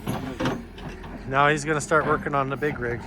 This goes all the way underneath where my feet are though, so I gotta move over here. Look at that whole damn car down in there, man. Why is there freaking cars in there, Jeff? Ah! Oh, there's something. Look at that. That's a big spanner. That's like an axle off a car. What's that, a roll of barbed wire? Yeah. How do we know there's not a box of old dynamite down at the bottom of this that could go off, man? That'd be fun. Boom! Look at that. That is soft. Yeah, that's our chance, right? I might. Under the main stanchion. If this falls down a shaft, I might be the only one that gets the money shot here. Nobody else is even here to witness this. Behind the scenes is where it's at, man.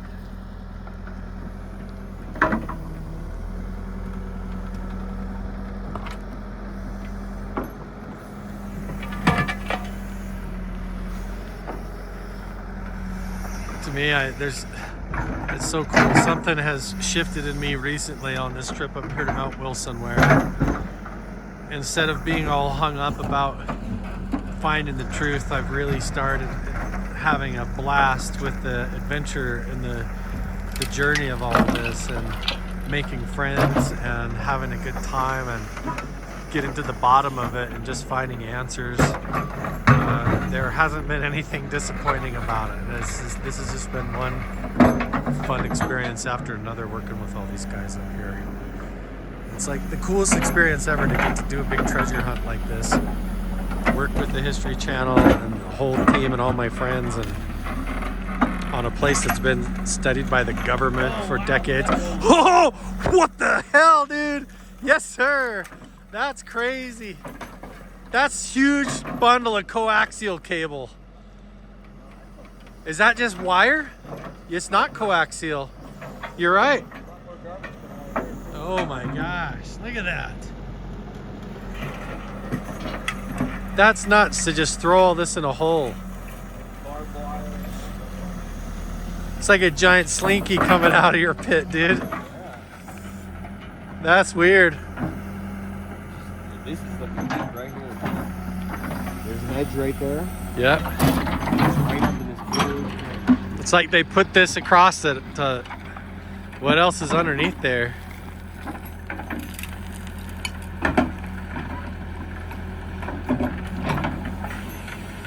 Where did all that water go from the winter that was just pouring down this mountain, down this hole? Where did it all go? Why it wasn't in a pond? It just... There's more metal pipe. Oh, look, there's more More metal piping. Laterally, yep. Holy jeez, yeah. Look at that. 2 of them in there side by side.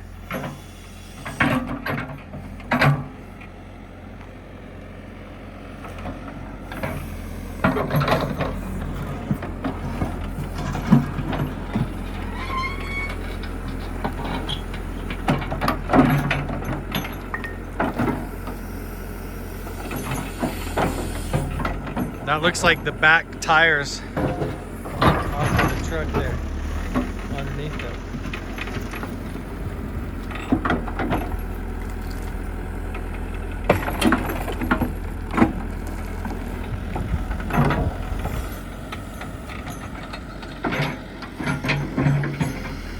This whole hill looks like tailings that were dug up.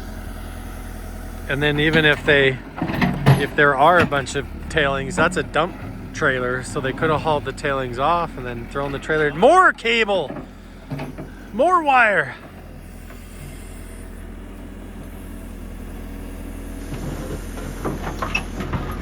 We just have no idea.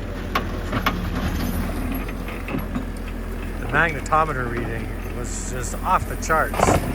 It looked like a giant red eyeball in the ground.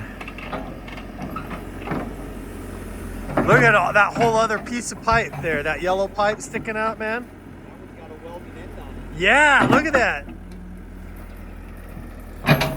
What the hell is all this crap, dude? Look at this huge pipe here.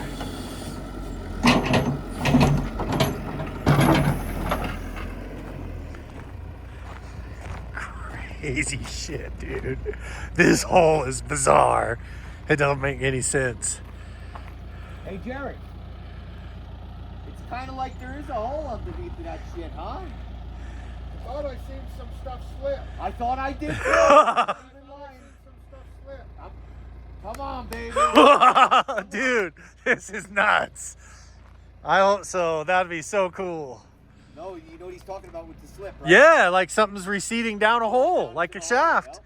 Like this car might just drop down a big damn tunnel, down a hole. We're gonna have to watch the edge. Right? Here? Yeah, all this. If he yanks this and it starts to cave in, this whole ridge could fall in. You can kind of see it cracking right here.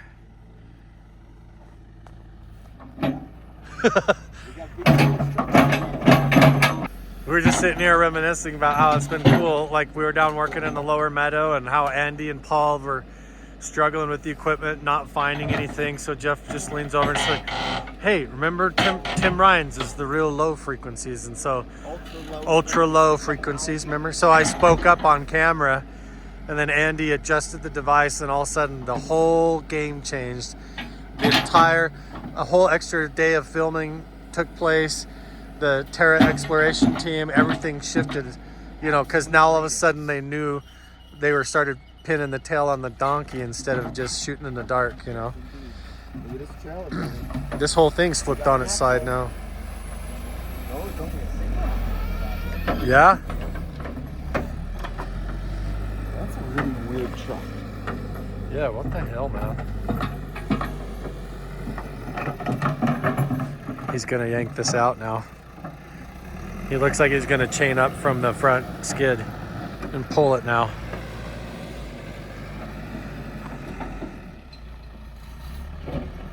You wanna rig the chain? Sure. Here's a little one. Jerry just said he's getting ready for a battle now, he said. Getting ready for a battle.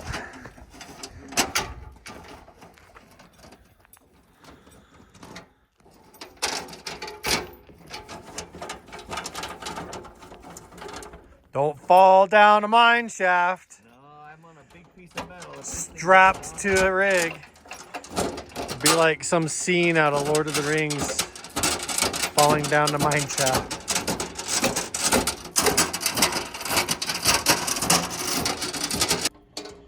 Did you see that scrub jay, that blue jay? That guy, he was sitting over there following us around at breakfast. Where'd he go? There's some blue jay flying around all curious about what we're doing today. Maybe it's the shaman watching us in the form of a scrub jay. Yeah, get some good heavy iron. I'd actually like you to Tell me where. grab that axle. Grab a hold of that axle the farthest way you can. So I can roll this thing over on its top and drag it. Oh yeah, on its back, right? It'll drag easier with those axles in the air. You're right. Flip it upside down. That might be why everything is pushed in the hole upside down. I would pet you, but I got grease on my hands.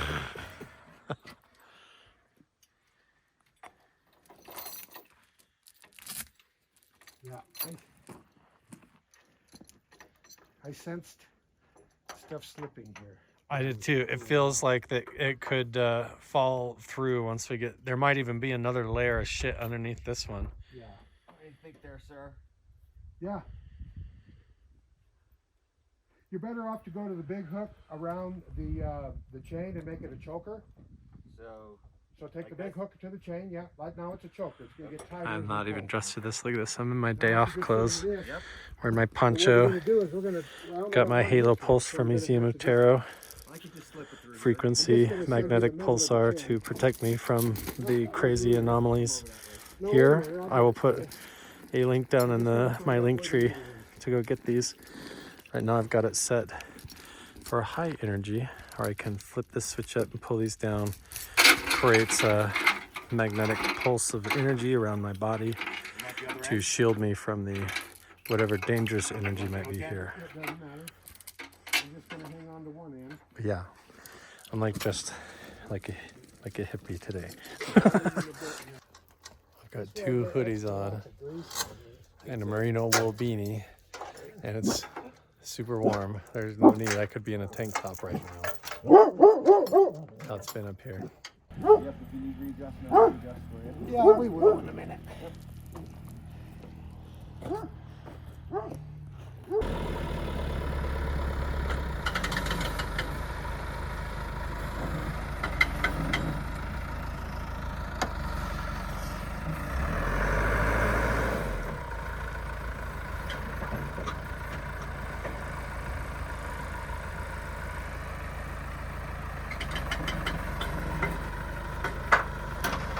Oh, geez.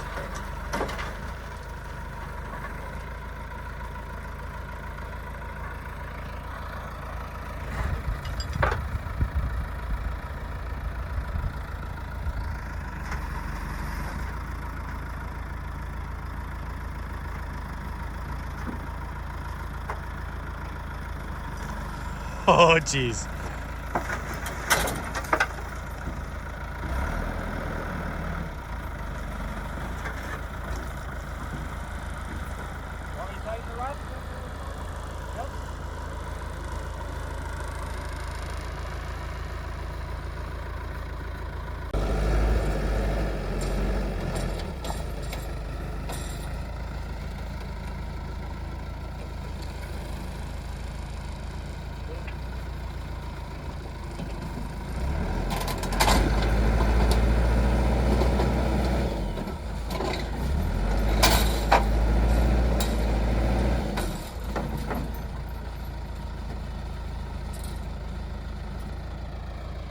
Want me to remount it?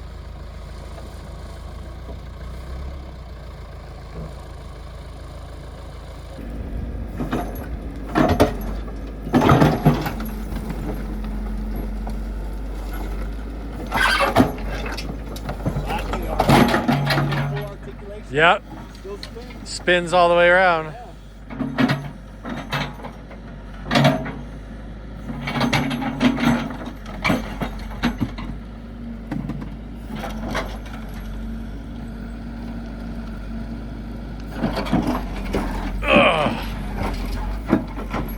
There you go. He's hitting that other car underneath it.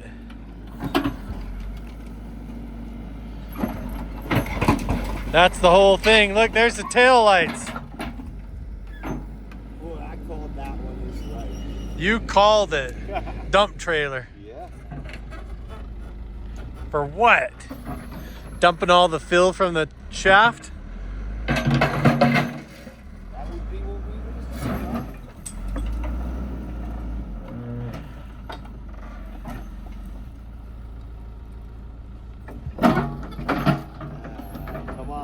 Look at here now. Now we got a potentially, and the behind the scenes stuff is definitely cool. The behind the scenes, well, way cooler.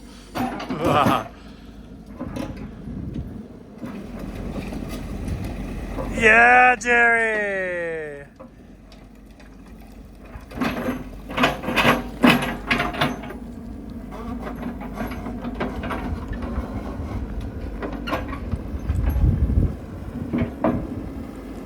Holy crap.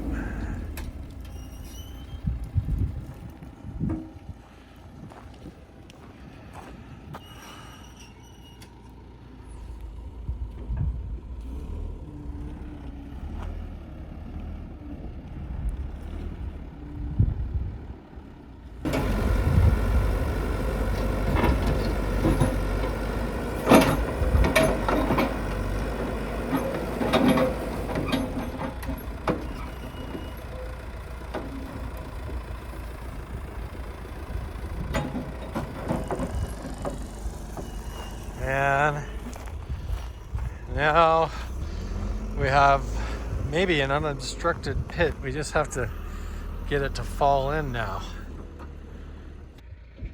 Check it out. I found a big raven feather. How cool.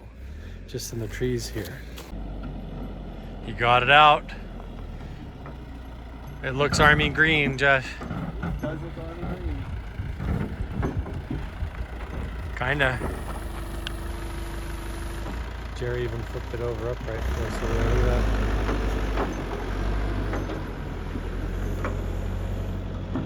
That's what we thought was railing going into a mine tunnel, mine shaft. But now we're gonna see if there really is a shaft here or not. Now we got deep down how soft this hole is. We're gonna see if there's a mine shaft here, at least up to the depth of Jerry's reach. He can go 14 feet down, and then we have a drill rig coming that will go 80 feet. Oh, another rig. Whoa! That felt funny. Didn't that look like it fell in? That looked like a slough. Look, it's right where the cut is. Right where It is. the bicep. There was like a weird slough of dirt that fell down after that. What the hell is all that? Come and look at that wire. If that's steel or copper. It looks like steel to me. I think it's probably steel. Yeah, I was pretty positive it's steel. Looks That's like wire. rusted The up. third spool we steel. pulled out of there. Yep. that Why they- why? To stuff a hole. Why? Yeah. And Jerry, that just fluffed really good. When you pulled that out, I thought my heart skipped a beat. I thought it was gonna go in, man. It looked so soft right there. Yeah, you're pulling giant slinkies out, Jerry. What the hell? Is it steel for sure? Yeah, it's steel. Okay.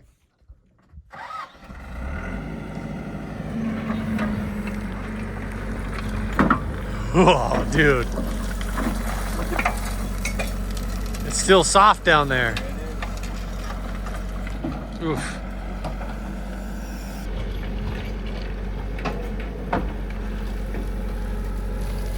This is like the coolest treasure hunt ever, Jeff. This is really fun, man. I'm having a great time. This is really cool. This is such a fun experience. Just every scoop that comes out of here, I'm like, come on, baby. Come on, tunnel. It's so fun. It's so, I know, just the old gang. Nobody else, everybody's taking a day off. Oh. I mean, big ass concrete down there. Oh, look, there's like a bed. Freaking bed, a mattress. More shit to plug a hole.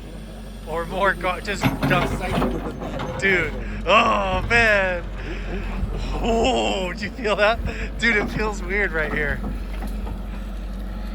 You feel the whole ground move. Every time he takes a scoop down there, feel the ground shake.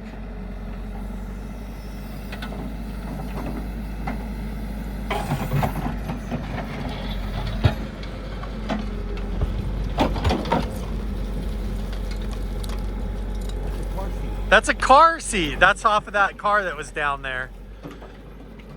What? If there's bodies in that car, we're about to find out. He pulls up bones.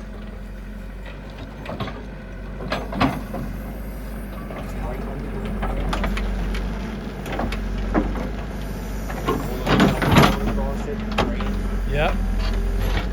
Oh.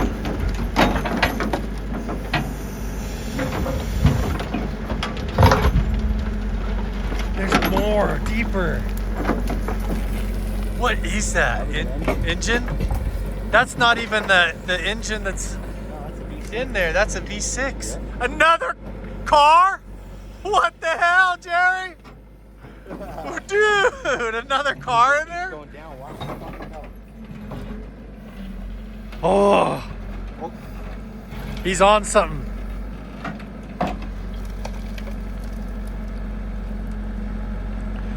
What the hell is cars doing down in here, man? It's so weird.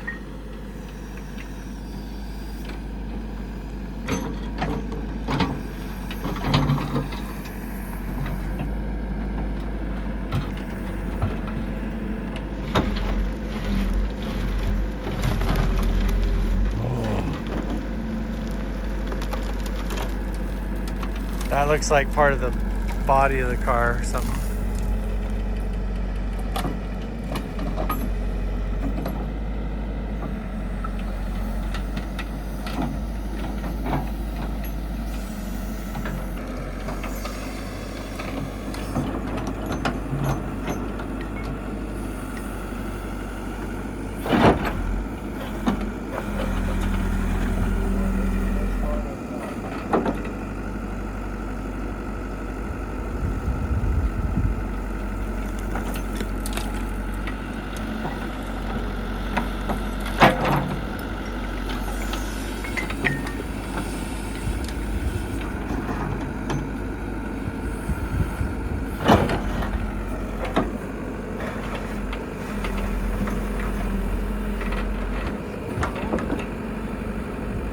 What?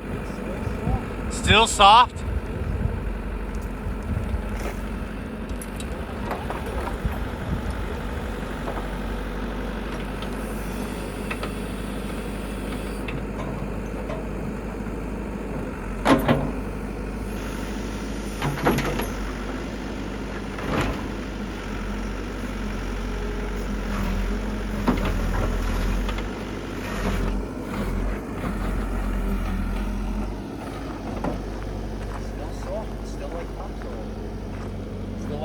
Look at that. Yeah. All the way down there. Yeah.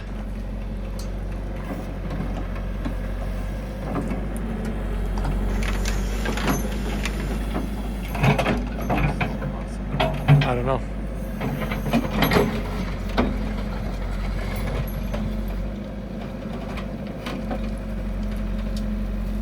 All that crap. Otherwise, that keeps. It looks like topsoil. You could have filled that in with all dirt all the way down. Imagine. Yeah.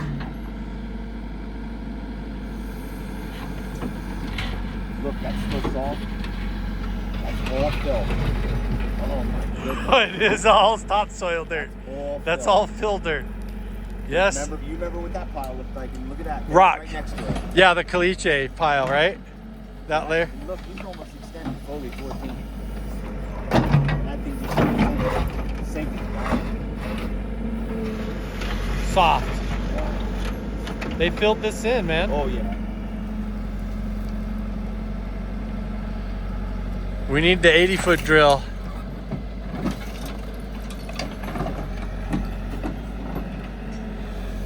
Especially if they know that now he gets all his metal out of here. We can go right down, yeah. If he can, we can chain up and drag this other car out. Flip it over and see what it is. Man, it's still soft. Yeah.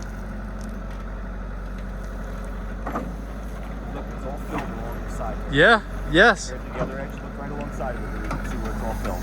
All fill dirt. Yep.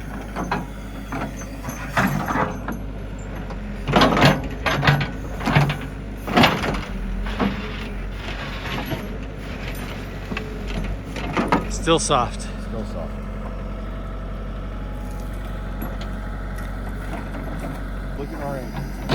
mean, that's the edge of the pit, whether it be the garbage pit or the Manta Ray. The Manta Ray entrance. The ancient Chinese mine shaft. So explain that, Jeff. They would go vertical down.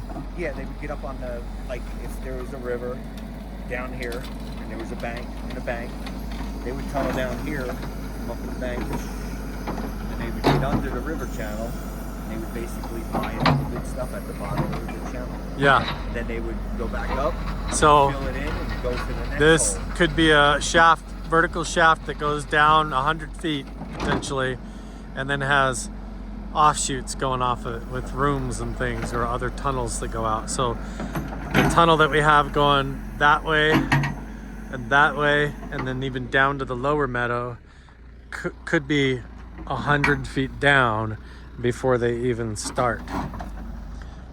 But this is nuts that we're going past the dump and it's just filled dirt. Like they just brought in dump trucks full of topsoil and poured in there. We got to talk to Jerry and get his. That's an awful lot of fill, huh?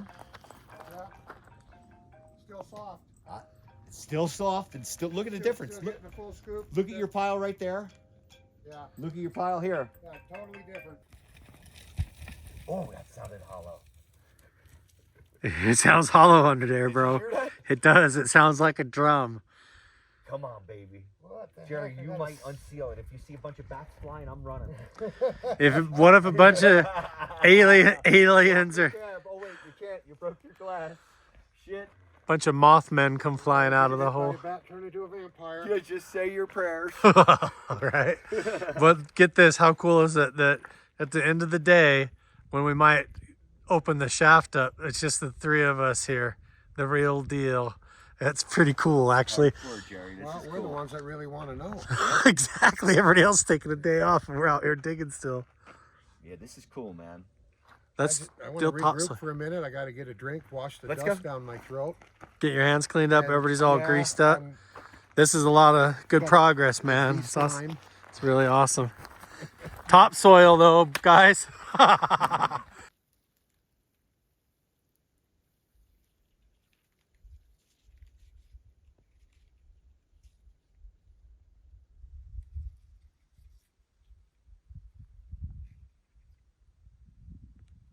Alright.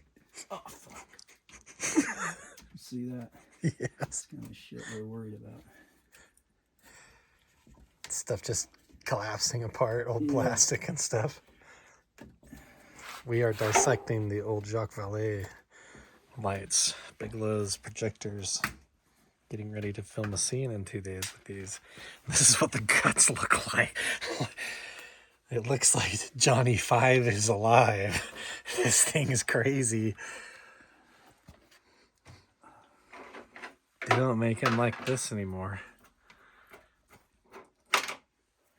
Probably because these cost 10 times more than they should have, and they're hunks of shit. Right? No, I don't know. They were wonderful at one time. At one time, they had their day, right? Well, we're gonna try to make contact with aliens with them in 48 hours, Patrick. So you better get it working. You got guts. I'm just kidding. This whole thing has been such a crazy adventure, man. It's so funny. I'm starting to get a real twisted sense of humor about all of it because it's just getting crazier as we go. We got the video signal. Oh, we got video signal working? We were able to synchronize. Through the laptop? Yeah. No way. So we're going to be able to run a laptop through these, play video and sound experiments. Okay. So cool. Nice little nut. Can I let go? Or keep holding this here? let me get a nut on there. Oh gosh. Okay, I'm holding the whole thing together with the freaking screwdriver right now, so it doesn't fall out the back. Oh yeah, it's all on that one bolt there. Yep. This is why you needed help. I can get you now. And you got it. Yep. What's all that yellow pipe? Is that well sink? Wellhead pipe? I don't get what those brackets are coming off the side of it though. Looks like they could be useful. What? Out of the hole. Well, we could use them for gates, something. Oh, there's so much junk. So much junk. Oh, look at all the plywood he pulled up out of there. Well, that was from my section. Oh, okay.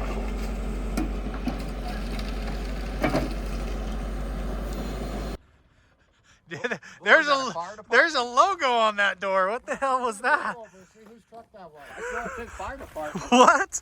Yeah. There's a big round logo on it, on the side of this door. That's junk I haven't dug up before. What is this thing?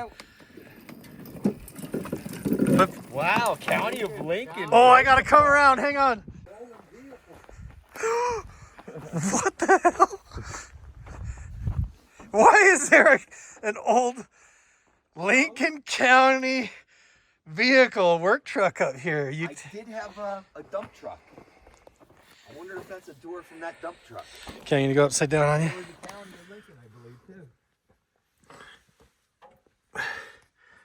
Wow. It says road department. For official use only. Lincoln County. What is a Lincoln County road department door truck doing in your pit here? I have no idea. Jerry? I don't know. It's odd. It's odd. It's probably stolen vehicle. A stolen vehicle down in the hole? So there could be bodies in there. Bodies in the pit. What? This is crazy. Little teeny bodies. Wow. We have got a weird pit on our hands here, guys. Well, I don't know. It's an awful deep, big pit, man. Still soft soil too. Haven't even hit any hard bottom yet. Nope. Pulling doors out. And Jerry, you're going almost 14-foot extension, right? Yeah. Extend to hoe looks almost fully extended when you... Holy jeez. It was. I had it all the way out. That's what I thought. Holy hell. There's a giant tire in there, dude.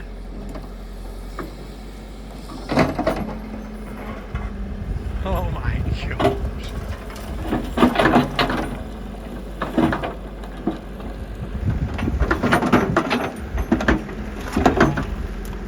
Holy shit, Jeff. What is in this pit?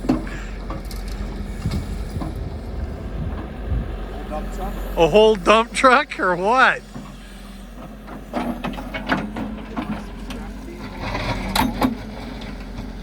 Why is there a Lincoln County Road Department vehicle down in your hole? In the And if the Leonards were talking about it, if they would have went and bought a whole bunch of junk if they needed the junk, the stuff in the hole. County auction, get really? rid of junk. Yeah, that's what he did. Just to fill the hole? Yeah. That's crazy. Keep dropping shit in the hole. Just to plug it. Well, he throw it off. He said actually, if they know about all these instruments, that how all these instruments work to read things, he said you just throw iron in things. Just to screw it up? It makes every instrument not work. And right. Those people would have known to do that. Yeah, they would have. And anybody but us Goonies would have quit a long time ago. Look at Jerry. He's hooked. Oh, he's convinced now. This is a weird pit, man. Something, it feels more and more like a cover-up. 3 hours. And he's still not a hard bottom. We're still pulling weird stuff out of this. Oh, is that another tire? No, underneath that, something big just moved, underneath the dirt. Something big. Watch this. Oh, another tire? That sounded like another big ass tire. An axle.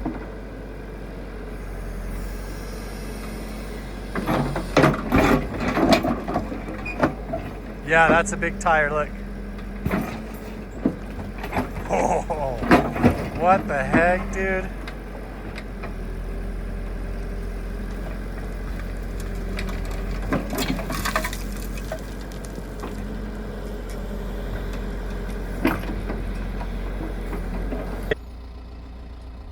You're right, Jeff.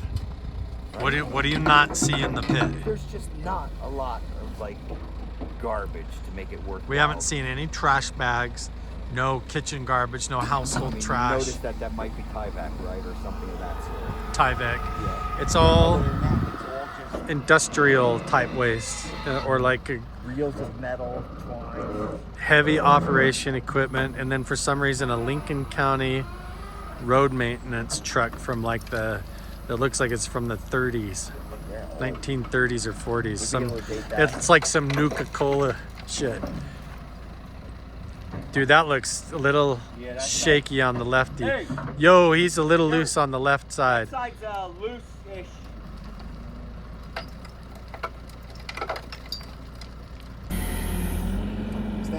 Look at that. The other door to the truck, I think.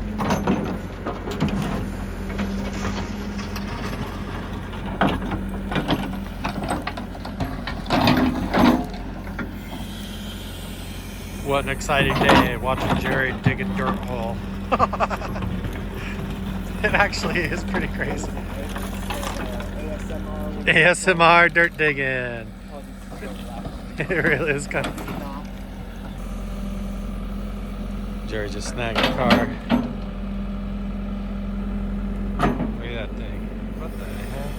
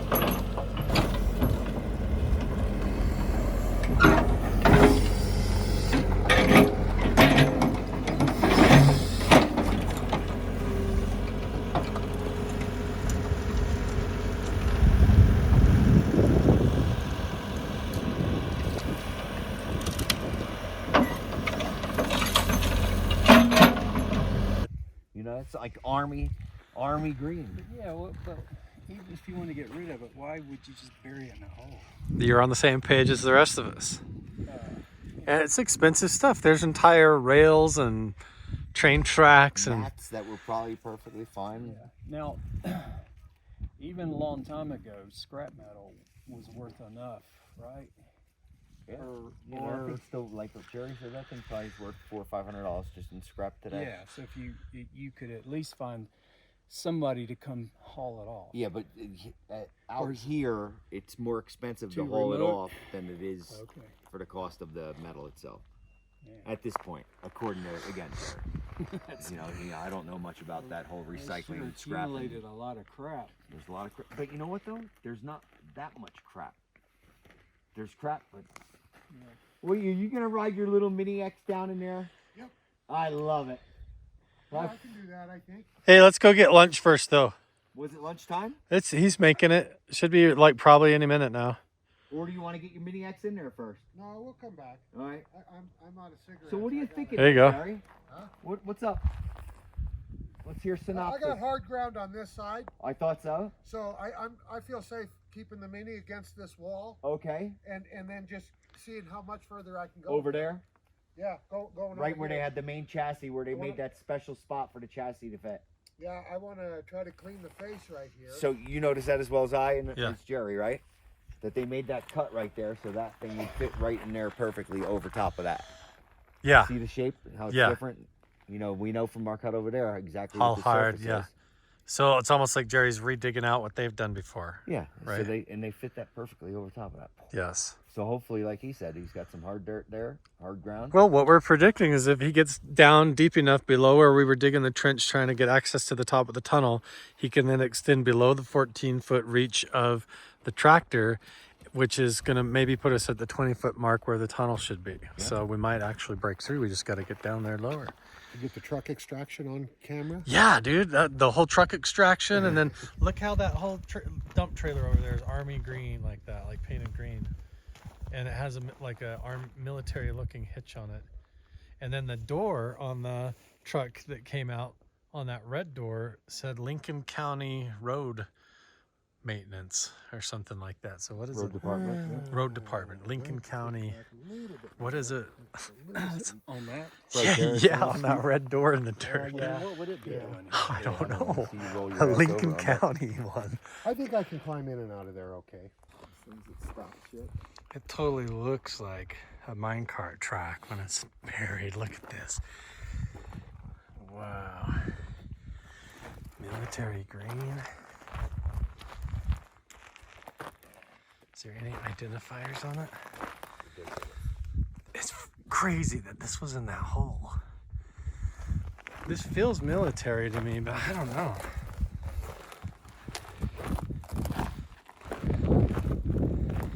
I can't believe this is what was in there. Big swivel bed on the front. Look at that. Man. Jerry's chain on it still.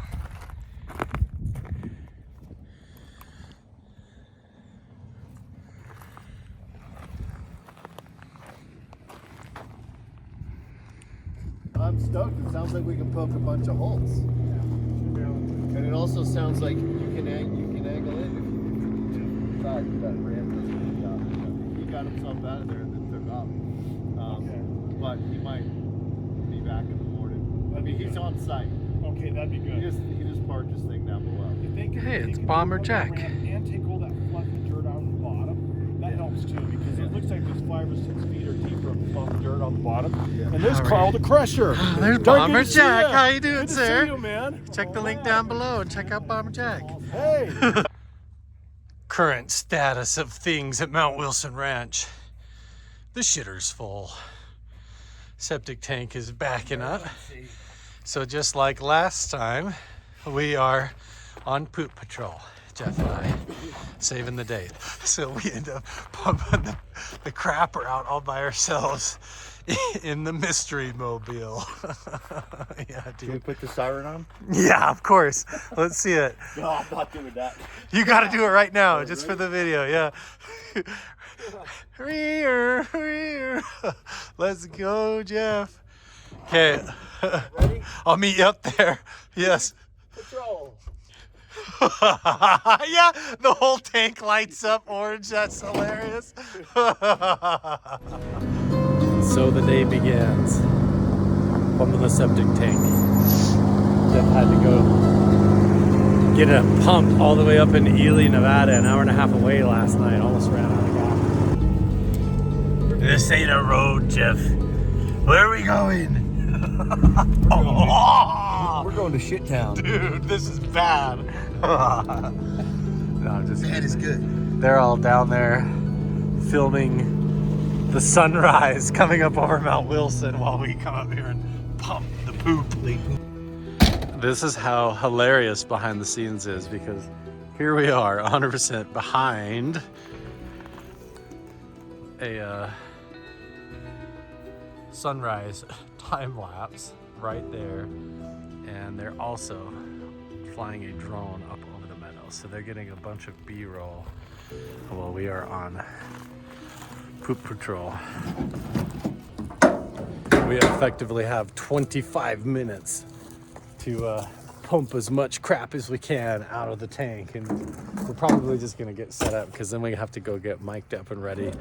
We gotta go wrangle Jerry out of his superstar trailer down there. Change the poopy gloves. Yeah, and then we gotta show up on set, get mic'd up, and Act like none of this happened. What are you laughing? I'm laughing at that. At me? Yes, it's Well, hilarious. Hey, this is life in the ranch This world. is the way it really You is. know, when you don't have city pipes and city things and consumer life, everything, you got to do a little something yourself sometimes. Do what you gotta do. Or if you have your friends here, team members, you ready to get shitty, P Valley? We're gonna start off with Andy and the scene. Now we're not gonna go, down the hill or anything like that, but it's like we're gonna at least follow what we know is mag data that we have. With I think David's thrown a couple of flags in there. I don't know if we want to actively replace those flags with GPS or whether we want to just say that those have been staked. Justin, I don't know what you think about that, but we could decide. Even if you hit unobtainium. Yeah, I don't know about that. So yeah, but okay, kind of understanding maybe the difference between soft dirt and hard pack, like to know like, oh, we're in hard pack. So like that'll be stuff that we'll be asked. It is the day of the big drill rig, 80-foot drill rig, going up to the site at Mount Wilson Ranch. How deep does this thing go, Jack? It'll go over 50 feet, actually. Over 50. Over 50 feet. And I see it can go angles even. We can. We So- can do any angle. That's amazing. Horizontal, 45, whatever we need. We can go deep. It's a good drill. You have no idea how many people on my YouTube channel have been crawling up my back wanting you to come with a rig like this to drill up here to see what we've got going on. I'm with it. I totally agree with your audience. Especially this guy right here, Yeah, let's go Mr. for it. McBee. Go deep or go home? Yeah, go deep or go home. That's Really, right, yeah. sir. We totally can relate to your audience on that because we want to solve this mystery. So We do. Well, once we get in between some cuts today, we're gonna have to catch you up on all the data that we've got from the Terra Exploration crew because it's pretty crazy. This is gonna be so friggin' awesome. None of this joking around saying, oh, we can't dig. No excuses at Mount Wilson Ranch. We're gonna get our answers. And even if the answers aren't a giant UFO or something else, that's okay. We're getting to the bottom of everything and we're having a hell of a good time along the way.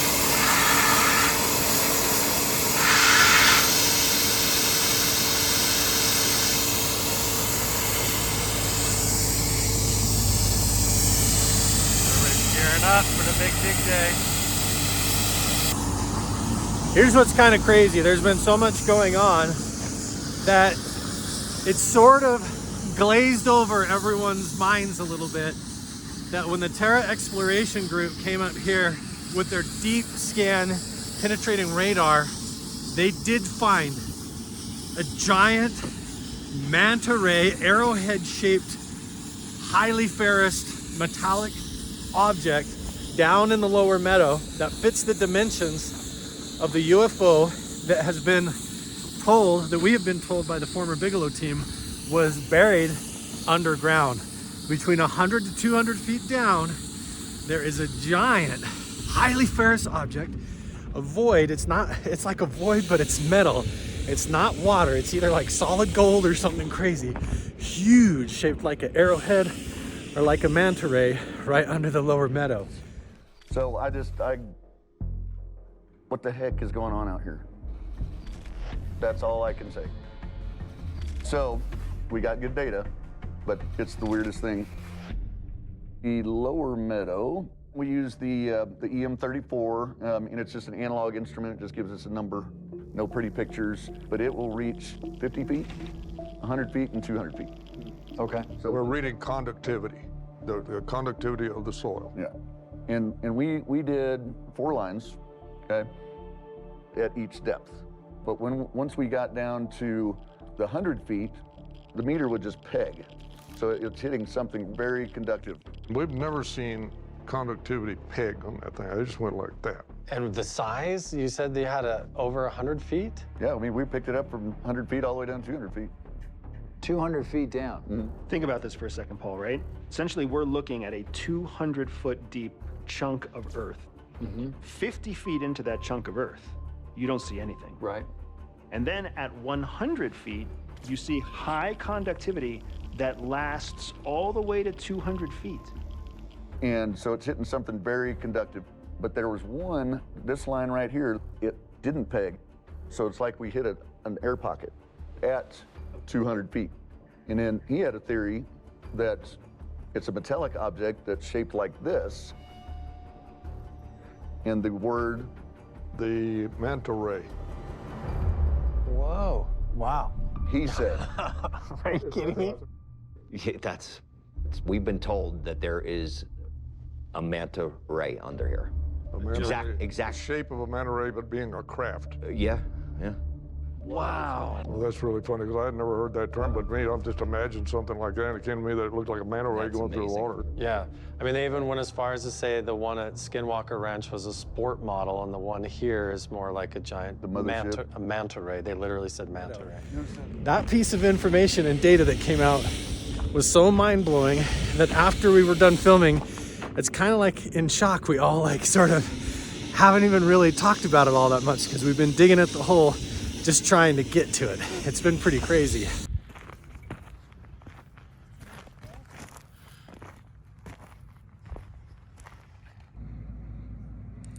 Here we go again. This is one last look at the giant pit.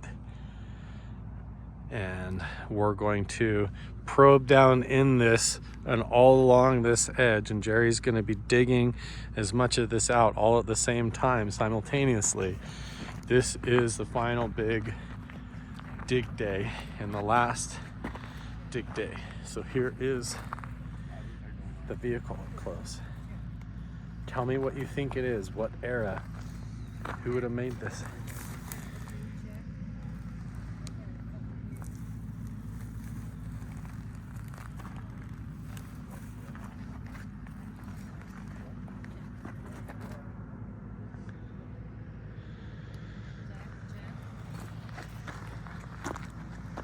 Giant tires and pipes. A lot of that other stuff, the door and everything all got buried. Here comes Mr. Jerry now. To begin the day.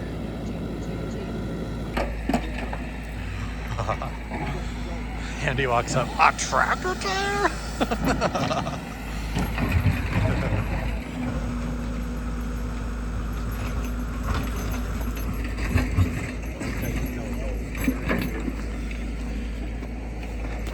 Look behind Jerry across there at the big trailer. See the big trailer? Dated it? No, but it all looks like at least like 1940s or 50s. No, just guessing.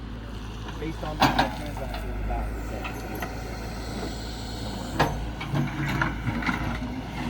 What it is exactly? Yeah, just there like that. There's not designs. So these are really old pieces. Yeah. 3 rolls of that metal cable.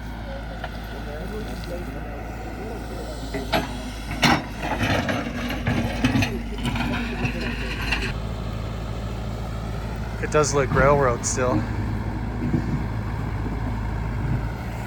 We are trying to identify any dates or army or anything. I'm gonna go try to find that hitch.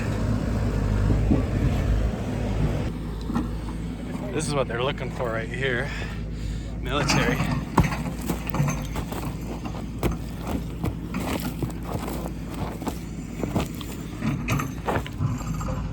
Look how it's all painted green, but then it has this yellow caution paint on it. And the welding.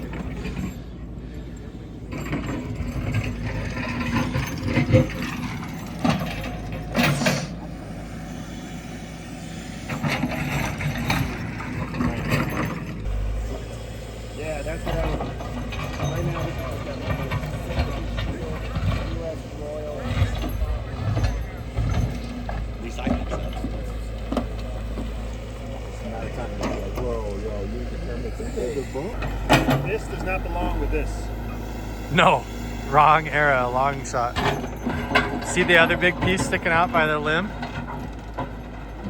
Just on the other side of all the roots there. There you go. Is that something? Oh.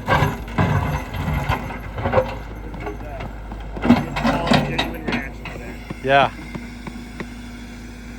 Now we know it's there.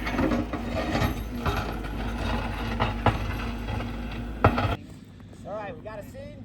Oh my god, look. This line of caution tape pinned down follows the GPS reading of a possible tunnel system going down to the lower meadow that we're going to probe today.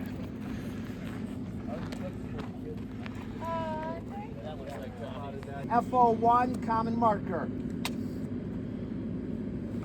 Info.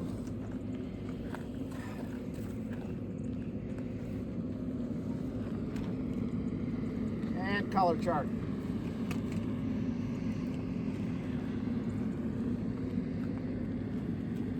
Woody, and then there's your edge right there, you see over there? And then the pit just gets smaller up toward the front.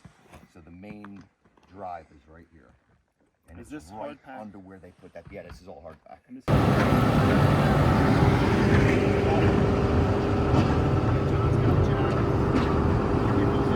Jack is back on set. Alright, so let's just do the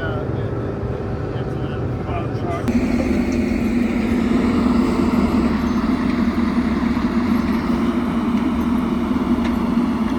What's happening?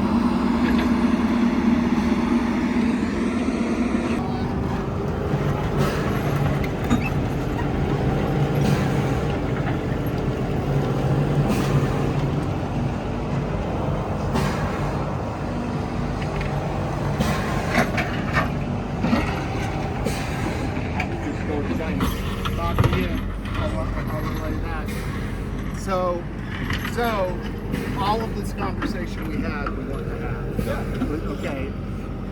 But if we're not going to be ready for another hour, let's go try and fill the hole over at our low where we think our meadow is. That makes sense. Sound good? Yeah. Just want to discuss with Johnny on camera. Right, sure. Yeah. Let Johnny decide. Yeah. All right. So I'm going to leave you now. Dancing around hard. What's it called? Hard pack. Hard pack. Hard pack. Dancing around the whole thing. What we need to do is get in there. Can we get in there? We got to talk to Johnny and find out what Johnny says. Or look at this whole. Work over here. You're going to give us an action? I will give you an action, I promise. No burning time around here. We'll pick it up from the end. All right, we've maxed it out. We've maxed it out. You realize that we still have to pull all these pieces out? I do. Okay. Let's just go ahead and do this. Let's do this and then start pulling them. Yeah. Yeah. All right, I'm going to get out of here. Yep. Can you step in here? You bet. Jerry is officially in the bottom of the pit. We did hole number 1 and 2 over there. Or this is number 2 right here. We got water sprayed out of this one for some reason. And then we drilled up here in the driveway to try and intersect a tunnel, and we did not. Hard rock all the way down. Now we're getting ready to go down in the pit and see what's there.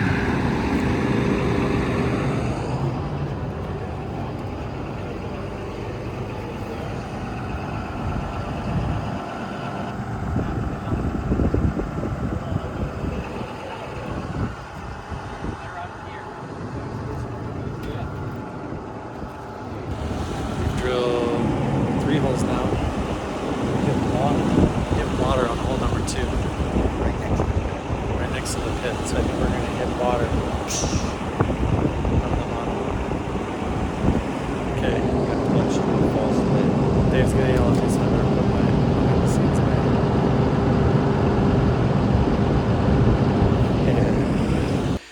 we had to pickaxe and shovel all down the sides to make it wide enough, but it's here. It's in the hole now. Look at that.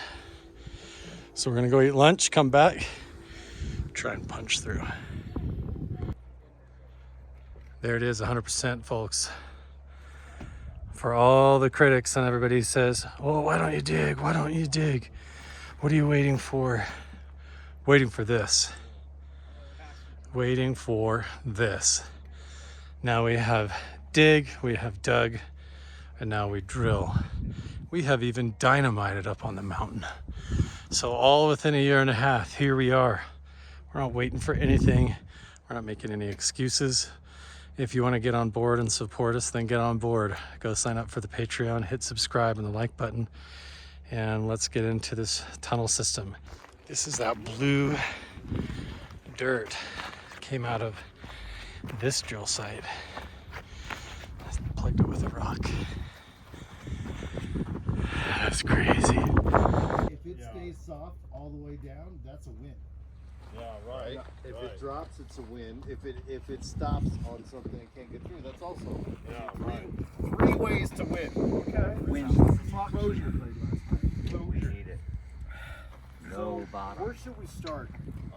Where's one at? We start over there. We had our celebration over there. We were celebration over there. So I think we'll start over there, but you'll want to end up. Yeah. That's a great spot. But it's yes, we should start over there. Okay. We're going to be here all day. Yeah, we're going to start where we did our celebration. No, you're going to start over. We're going all there. All right, here we go. Cool. All right, where'd you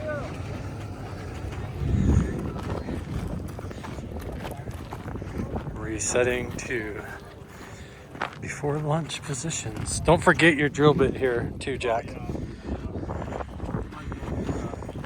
Whew, better not. Those are expendy, right? Those cost a lot, don't they? That looks like a good tire before they burn it. Oh, there are several 4 tires in there that size, big ones. Yeah, I know. It's crazy. Hay dirt. Hay layer. Yep, hay dirt layer. Yep. So Charlie's already been drilled. You started right here.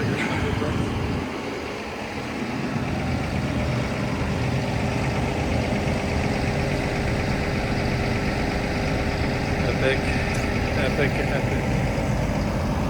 This is it. Okay, I gotta put my phone away because we're getting the big shot now. Trying to drill and penetrate in to the tunnel zone. See if this falls into a shaft or not.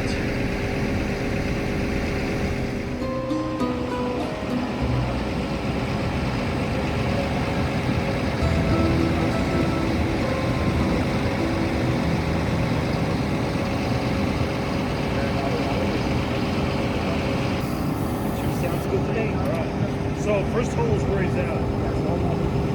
Wait till they get rolling. Okay, good. Get this, folks. This wrench just killed the giant drill. Freaking scrambled the giant drill's brains. And they've been on tech support.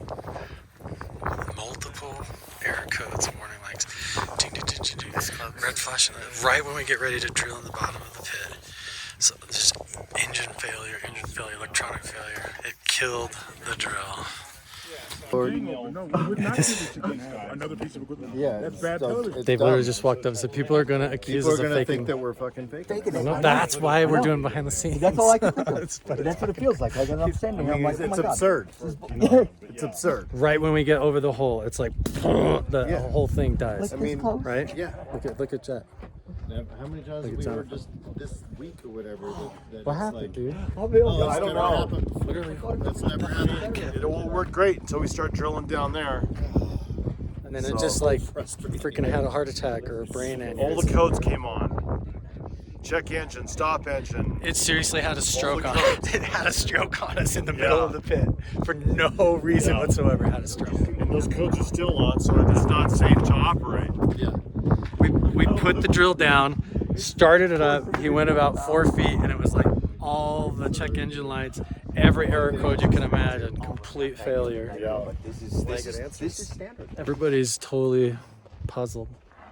Gah. They were gonna think we're faking. I don't know. No, I know. Like, that's what sucks. Because there's so much fake TV out there. Like people. Oh, it freaking sucks, right? It's the freaking worst ending ever.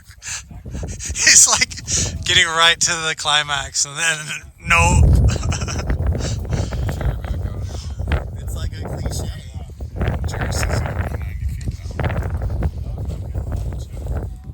He thinks he can just go circles and go 90 feet. Yeah, he's done it. I've actually been in his holes that he just goes in a spiral. It's a slow, methodical movement. Yeah, I'll show you. He drilled down in the hole here. We had him all parked up. The wind's picking up too. Shit. He was completely parked up. You can see he put his drill right in that mark. Barely immediately started. And literally all the check engine lights came on. Complete. That was complete aneurysm. It's done. It's freaking crazy. What the hell? This welch in here.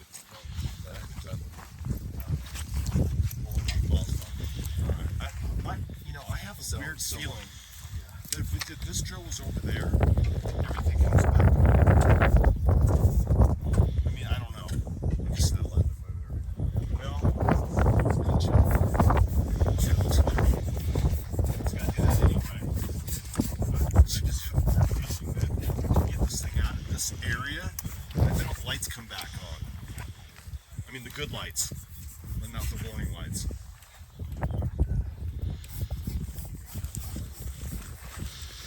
I don't know, dude. This has never happened before? No. But what Johnny was saying is this is his drill. He's had it for a year. Yeah. Never had this issue. And so I'm just, my feeling is we just bring more explosives, and when in doubt, we use that. Yes, sir. Okay. Is that okay with that? Yeah. Okay. I like your way of thinking, man. You can solve a lot of problems with the proper application of high explosives. Yes, sir.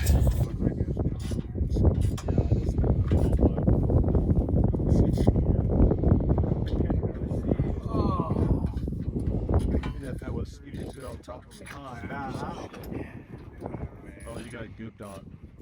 See, that's the auto oilers, auto greasers. I remember Tommy could have on the cameras. I was kidding. I don't have mine with me. Yeah, no, I travel neti pot. I'm addicted, especially when it's like this,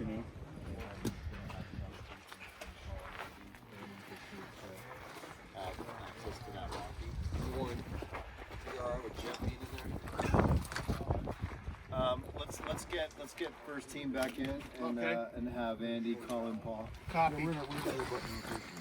Wait, what's that? Sorry, no, I'm thinking Alright. like at 1,000 miles a minute.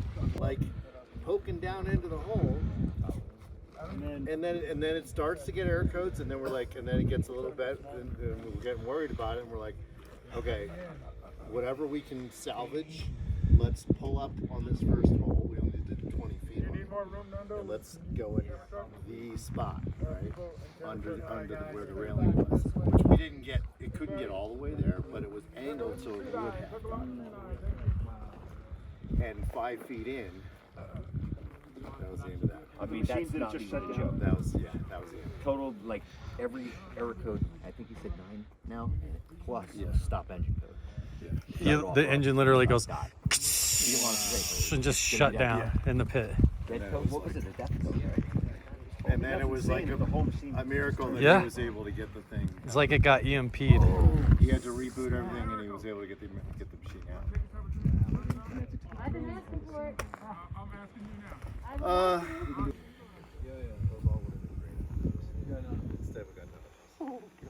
We got a broken truck. We got a $1 million failure.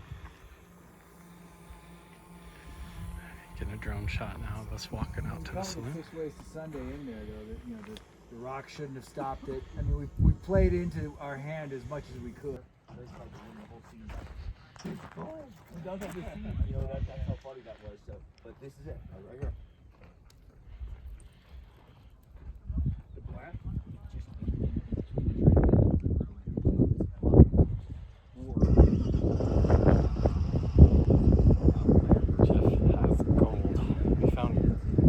We didn't find skinwalkers, but we struck a vein of gold in the trench. Jerry jumped out of the tractor. You got gold! And started digging right in the middle of the scene. But see, we had 3 hours. This thing is limping out in safe mode.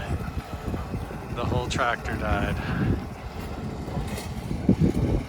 I had to rethink the entire ending of the show because this thing, its brains had a stroke.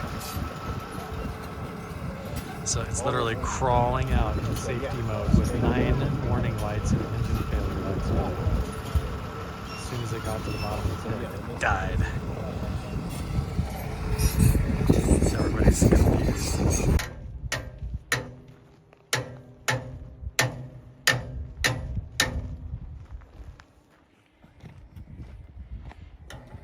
Everybody's so confused. It's seriously like something shut the machine down. That's the biggest piece of equipment we've killed on this project. The biggest one? The biggest one so far. Out of all the places you've been for the Laptops go down, batteries die, all this kind of stuff happens, but you don't shut down a $50,000, $200,000 piece of equipment. That's crazy. Mount Wilson does. Mount Wilson does. Yes, sir. Mr. Lee Fuchs, ladies and gentlemen. I agree. Holy shit. Go for Noah. How frustrating. You guys.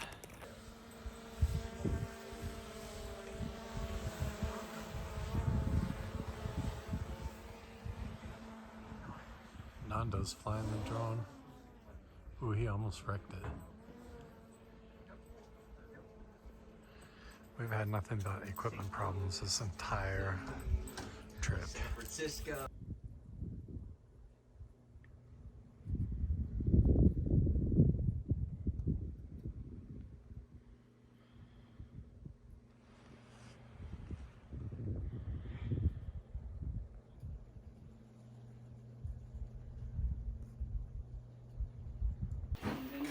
In Patrick, what's the mode that we are? Are we already ready? It's Pete Malley's big day to shine. Yeah, we don't want to do that yet. We want to just be in the mode where we see like the lights on the side of the wall. Yeah. We don't need to plug your computer in. As long as this is Yes, plugged sir. in, you'll have some sort of image. Yeah. Some sort of image, some static. Yeah, it's like a color bar. Great. Built into that. Great. So if you go ahead and plug that into, and you want to see that. I was actually walked up to talk to him to do that, and then we ended up calling. But basically, my feeling, up and down.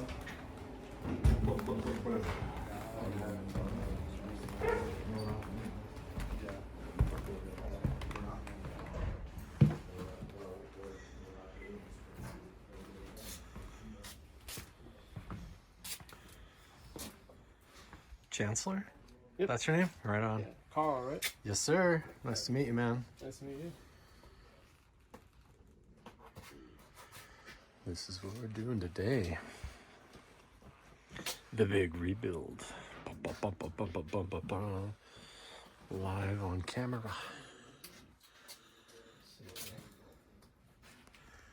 What's up, Lee? Let's go. Yo, yo. All mic'd up. So this is Patrick Malley's big day. He was our Patreon Inner Circle member who came up here on a guided tour and was one of the only guys that knew how to repair these things.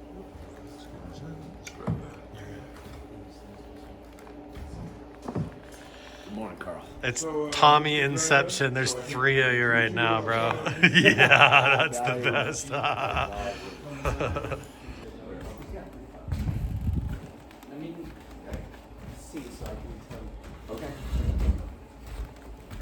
Yeah, we opted to wait until tomorrow so that this could be done now. Otherwise, that would have been resolved. Understood. It's all good. We got lots of woods and there's lots of other holes. Septic tank is still full. Yes. It's all good. All good in the neighborhood. It's all part of it.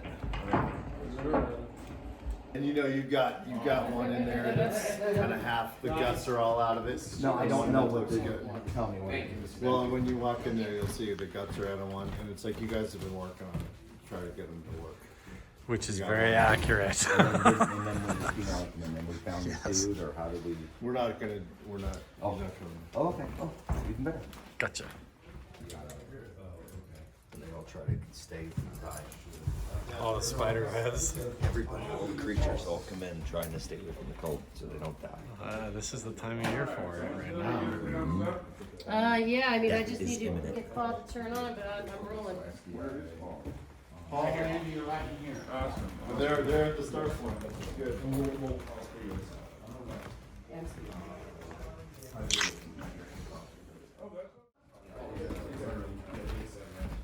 What's up, Patrick? You know, Joe had a good shoot. We did have a good shoot. All amazed. Went in and told Paul and Andy everything that you taught us about the projectors. We're like, yeah. Yes. And now everything's going down into the lower settlers cabin for light and sound contact experiments. Oh, there they go. Don't drop it. Don't drop our baby. Fragile. Fragile, David. Fragile. Right? Fragile. Here comes this big load to pick up our dead drill up there. Big freaking bummer. I was super frustrated yesterday walking down the hill, watching that thing dead up there. We had big plans for drilling through and punching through and finding out what's down below.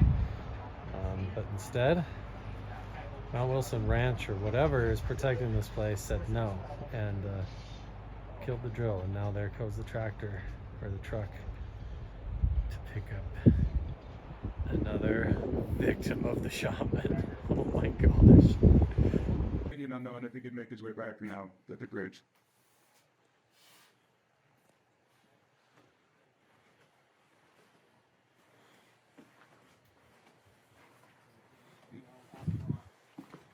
So good.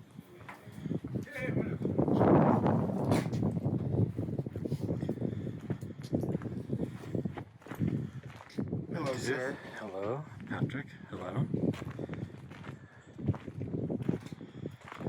Here we go. This is going to be awesome. Oh my gosh, look at this. They've got the old Advent projector. Oh my gosh, this is so cool. Cambridge. Look at that. Andy noticed that, Cambridge. Interesting. He also noticed the serial numbers were all rubbed off of it too. It looks like we're going to be projecting it right onto the wall of the cabin. I'm not even going to go in there. Last time I snuck in there, I almost kicked one of their cameras over on accident that I didn't notice. But I will walk back here and, oh yeah, see? They've got one right there. And there's the orange cone. So I'm just gonna sneak up here. I think we should get that shot back out of there. But I don't know. See, I might take a wrong turn and knock something over I'm not supposed to, so we'll find out. Sweet girl. And your puppies are sweet too. And your puppies are sweet too. I did not get my puppy love this morning.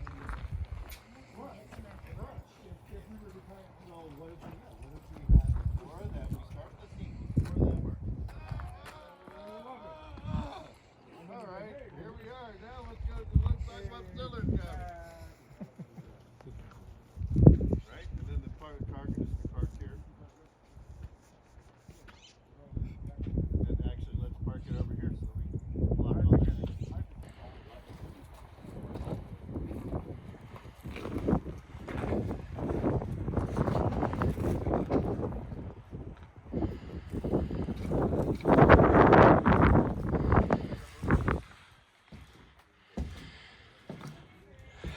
Set ready.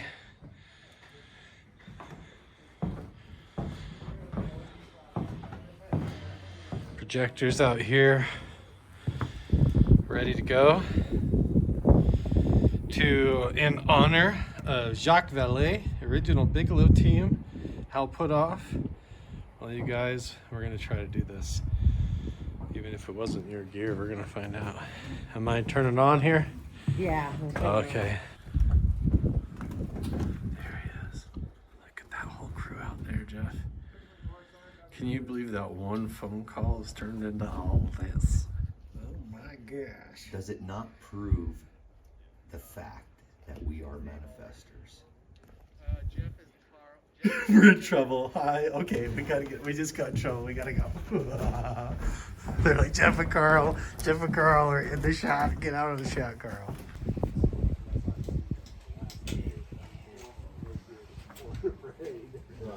You know what I mean? You know, the stand out shows. Yeah. Expedition. Okay, expedition. Oh, shit.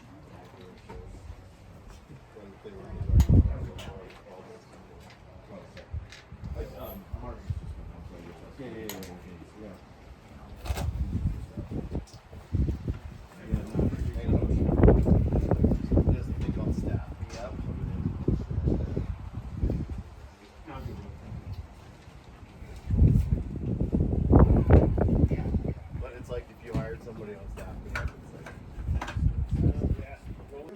When we're inside, ND2 to 5.6 looks good, so we can still see exposure outside when we go on all our. What's that? What did you say? When we go in, the ND2 looks good, where we can still see what's going on outside. Like have ND2? exposure, so it's not blown out, or like a 5.6. Well, you're a little different because you're a 2.8. You're a little different. You're a little different. All right, I'm out of excuses. Sure, Hill's already speeding. Yeah. Waiting on the tape. That I am. Not waiting on audience. Not waiting on sound. No. Outside, it's a little bright. I do pride myself in that fact. Thank you very much. It's kind of rough to get some shade. Oh, Hill, there we go. The pack's gonna be put down over there already because you're gonna. Yeah, actually, we've already gotten a bunch of shit out. We've already got a projector. They could be on the table with the projector next to it. The other way it'll go.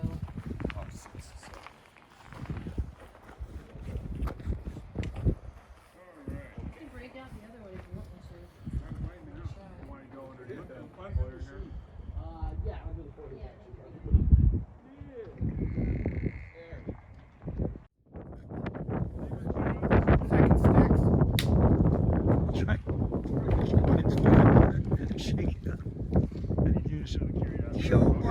CO1, DO1, FO1 comic marker. And color chart.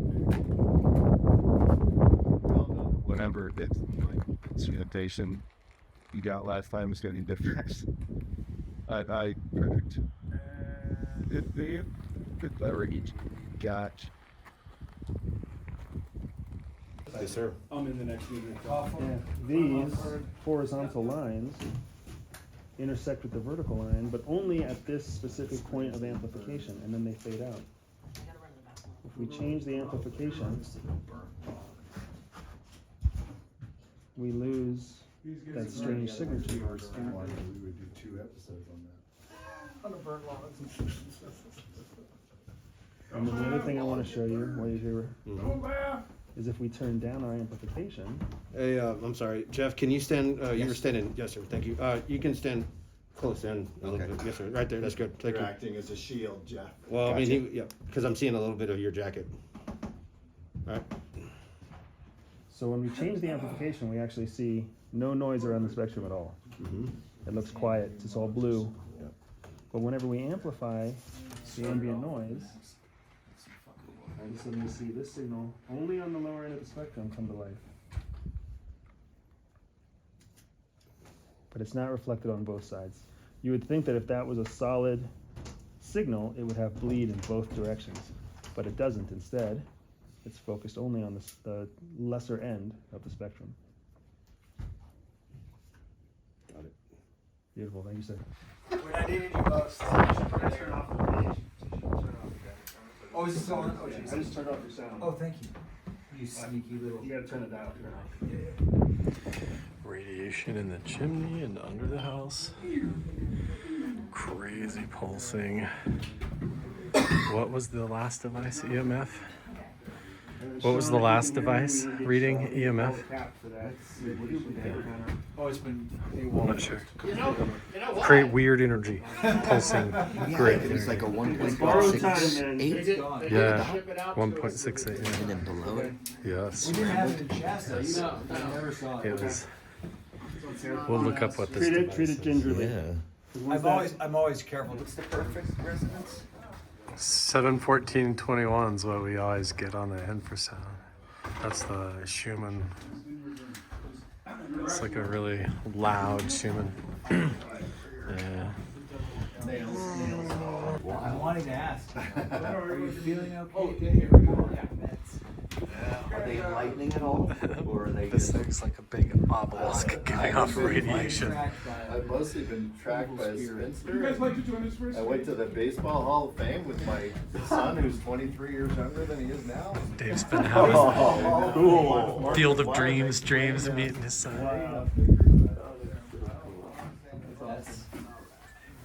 That's a weird one. Episode 207, scene 4.2, take 2.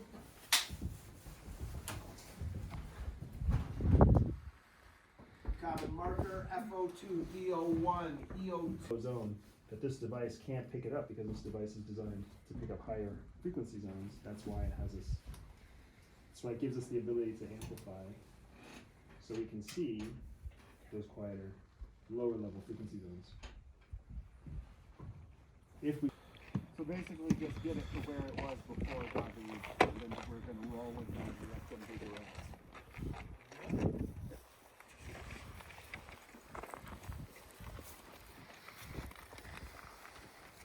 Yeah, jump right in. Where your marbles are rolling around in that cavern. Okay, I'm rolling. I'm gonna get this thing from my head.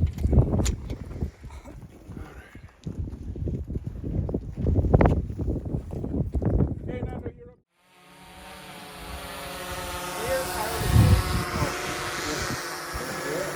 I'll guide you through the process. Winners are on the porch. They'll be mounted on the flat. I'll direct you. SO1, common marker.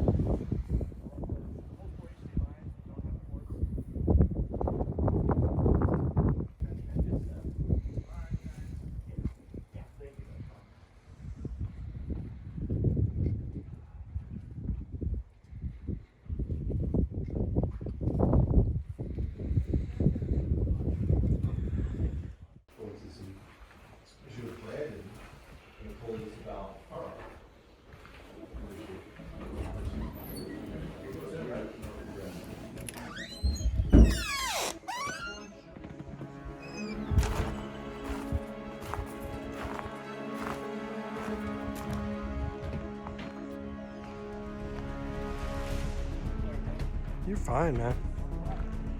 Look at that.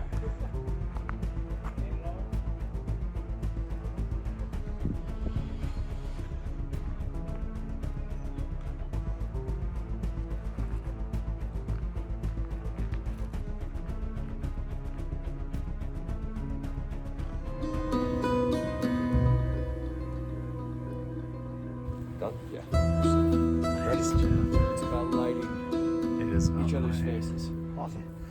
Without blowing the cameras out. Yeah. You absolutely have. I definitely have. No question. Yep. Yeah. We have used these before. They're getting already down there in the lower meadow.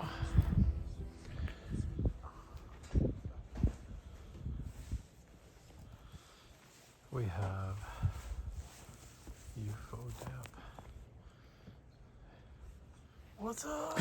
What's going on, Carl? You vlogging too? No. We have 2 different thermals, UFO dap, all kinds of cool stuff. Night vision. We're going to be projecting the old speakers onto the settler's cabin with sound and frequency.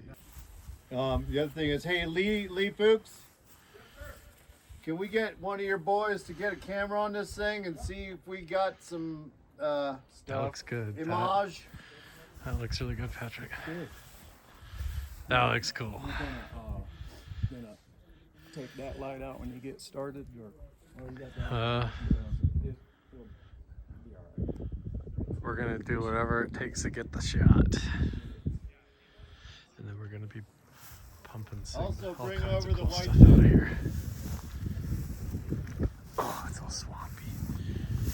Here's all our thermal gear. Camera set up, our command center. So here's the thing, though. What were these here for? You remember when the Jacques Vallée, the movie Close Encounters of the Third Kind,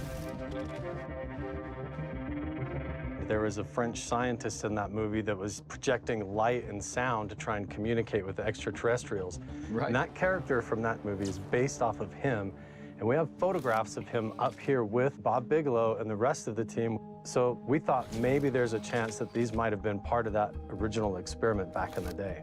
It would make sense. This would be a point. precursor to laser technology. Some kind of light show or trigger or just energy into the environment to see if they got a response. The place to launch this technology would really be down in the lower meadow.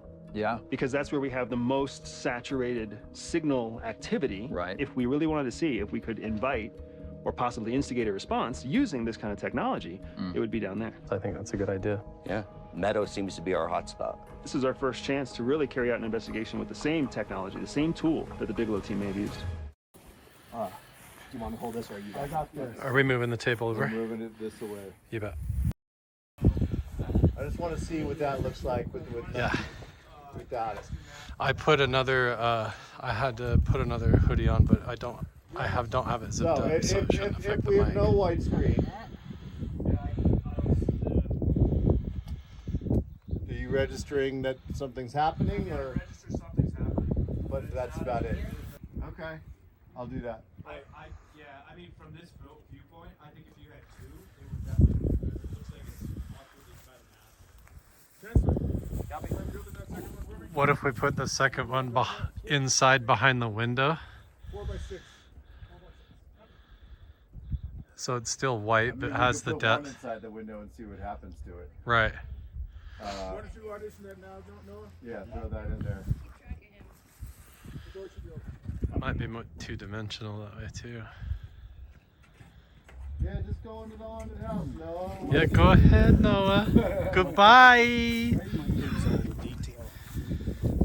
Yeah, we're just experimenting. We'll see, but we're mostly checking with his camera back there and what that's gonna look like from where they're all gonna be standing. It's like, so we got all this haze in the sky too instead of brilliant stars. Question But is, did moving it back really help us at all? gotta do what we gotta do. Yes, it made it bigger. Made it bigger. Definitely did. I don't think it's really point. You've been a naughty, naughty boy, haven't you? Hello, you. All right. We ready? Show your secrets.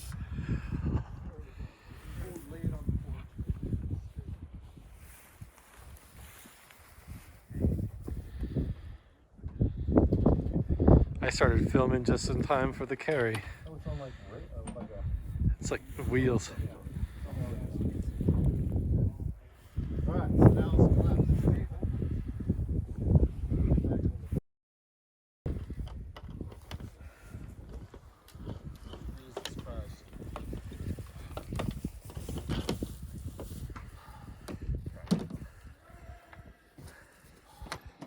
We could probably set the laptop right on top of the thing, right? Okay, that's actually not a horrible idea. So we have the mini version seen right projected out, yeah. It's like it's on the other side, boss, of course. Here, next door. Ooh, aha. So we still need to tip it forward. But we can do it underneath the table instead of... One of those bags in there.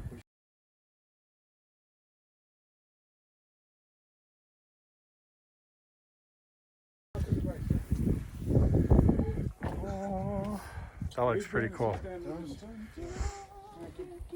Time for shadow puppets.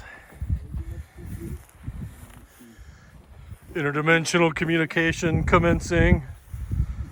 Engaged. Hey Tommy, can you hand Chancellor a couple of Cartolinis? Go for it. Yeah, full size and one paper. Just said if they do have the re-election tomorrow, you need to let Logan go up and state his case that he didn't lie, that it was a teacher that lied.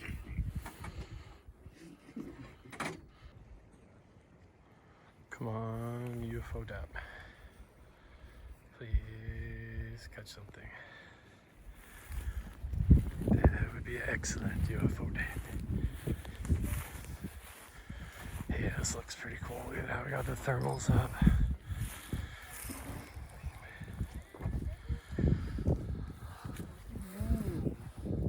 Looks like you're in the Bat Cave. Look at that thermal. What have you been? Okay, I'm having difficulties getting the UFO-DAP connected. Alright, Lee Fuchs. Now I'll have to get the phony stuff on the cable.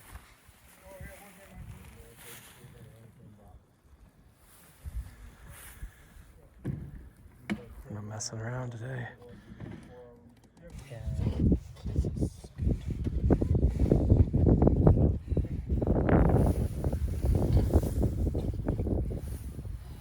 Anything else, Bobby?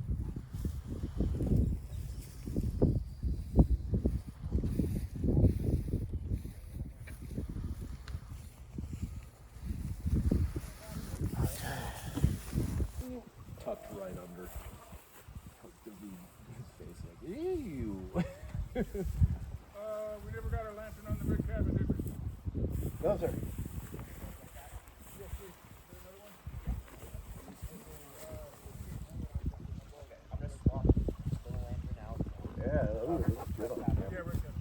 That screen looks badass. It looks yeah, you're right. That center Sci-fi. pole almost looks like another looks like- fucking it post. looks better. It looks like a post, right? Yeah, it looks better. It looks Yeah. like it's coming out 3D. on two different screens. That's perfect.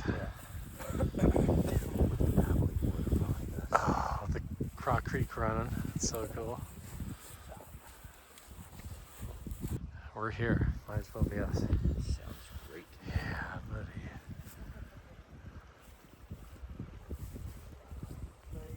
How are we feeling, sir? I'm feeling pretty good. We're got a little tech going on.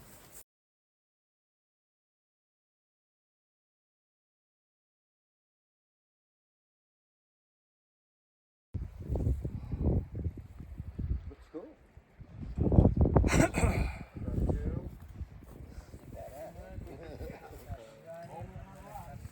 Yeah, they don't need to be running yet.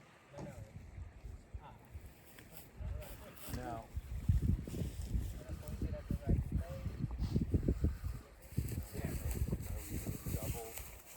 Double clear on the cabin. One on the clear cabin.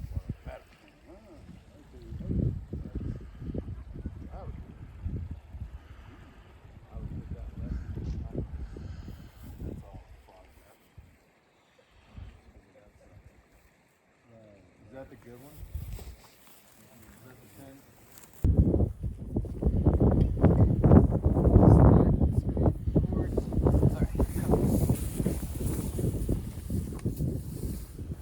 You're welcome. Holy smokes. Holy smokes. Doesn't that look good? Here's my question to you. Fucking, that's beautiful. Right? Really lit up nicely. Really looks good. Here's my question. Should we have both of these trained on the same thing, or should we pan that one to the meadow and have something different? I mean, I defer to you guys. Experimentally, it doesn't do us any good to have it duplicated. Nope. Yeah, I would say The left one I don't think has any place to go other than where it is, but the right one could pan.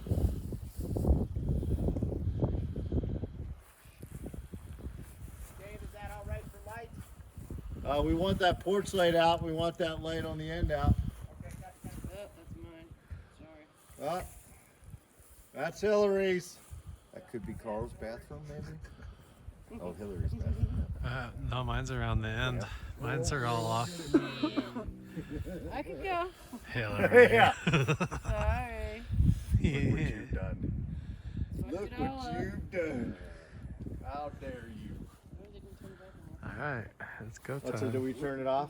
Monitors really, like, the monitors suck you in, like you want to look at the monitors. But, well, you can look at the monitors, but like when you talk to people, like look at people. So we don't have our back of our heads to the camera the We whole shoot time. behind you, so it's like we don't get you unless Like, gotta have your shoulder presence open to the cameras a little, right? This is so You probably should have badass, dude. The handle. Well, I think it over there. We'll just leave it. Yeah, you're looking good, Paul. Okay. Right, there's a meadow and there. And the flare looks good. It does. It looks so awesome. That looks close to. I know, we've got good skies too now. Everything's opening up for us. We need a giant meteorite. Whatever, UFO coming out of the ground. Feel the vibration. Get this thing coming up. Get the manta ray phasing up out here. With Sean riding it. What's that movie with the guy riding the rocket? Yeah, everybody jokes now. Wait till it happens.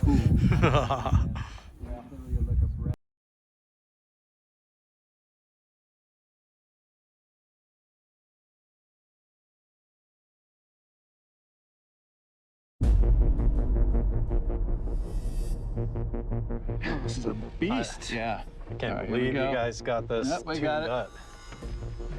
For their next experiment at Mount Wilson, the team is going to use an old-school video projector left behind at the ranch by Robert Bigelow. They'll project light patterns onto a cabin on the edge of the lower meadow to see if they can elicit a response from the possible alien craft that might be buried 200 feet below them. Let's see what happens if we fire up Bigelow's old projector and add that energy to this environment. I'm going to turn on our spectrum analyzer as well, get a sense of baseline, monitoring 1.611 to start.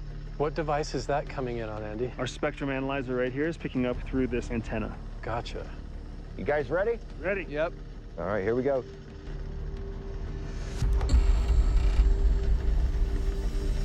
All right. Oh, look at that. Looks like it's working, Jeff. Amazing. So this piece of 50-year-old tech, and now we've got to roll in some test patterns here, and we'll just see what it does. A wee bit of night drones just grab on. Camera cuts up. Love that song. I used to drink that drink, night drone. Wait, that's night train. Never mind. Give me a night train. So we got that. Look at that one.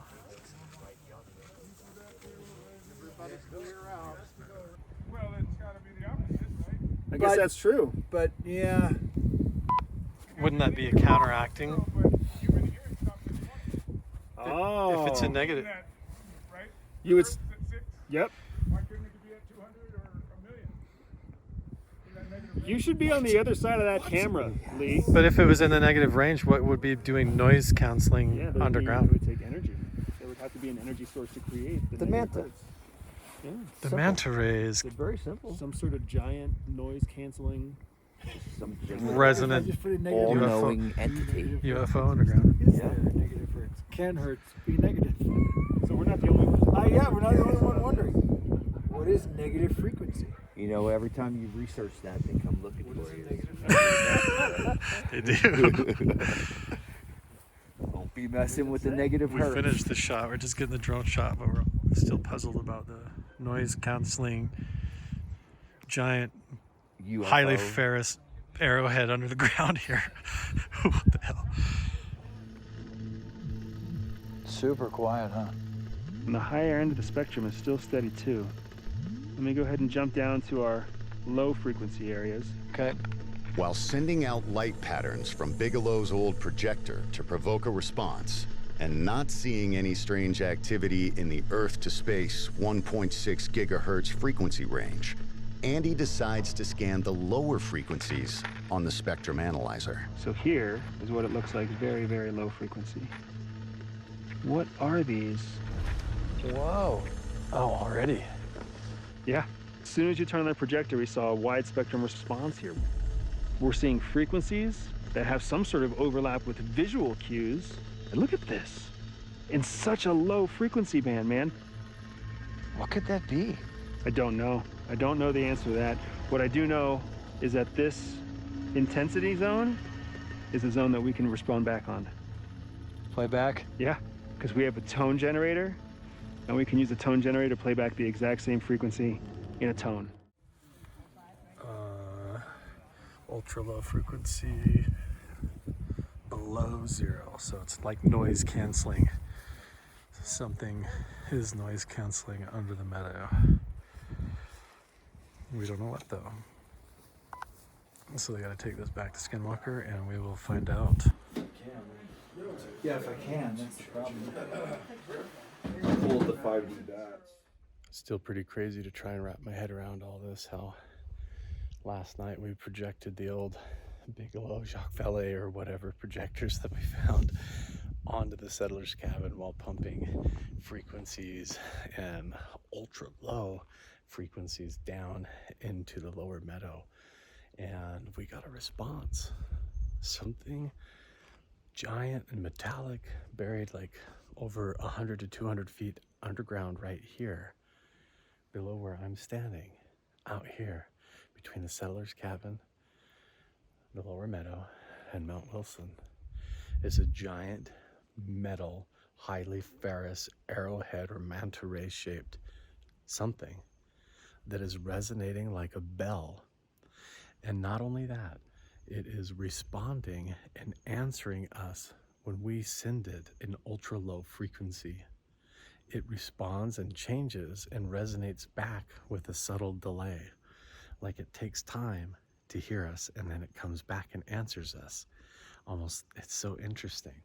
But not only that, even more fascinating, we had incidents where right before Andy would adjust the tone to project out onto the lower meadow, whatever was underground would preemptively adjust and start sending that signal back, and we could see the bandwidth of the frequency change, so it would start to resonate and talk to us before we even adjusted or touched the iPad to adjust the signal. So it's almost like whatever is underground here could preemptively read our thoughts, like precognition, or knew what we were about to do and anticipated us, and then would go hi, and it would like send us a signal that we could then, you know, catch that signal and transmit back. So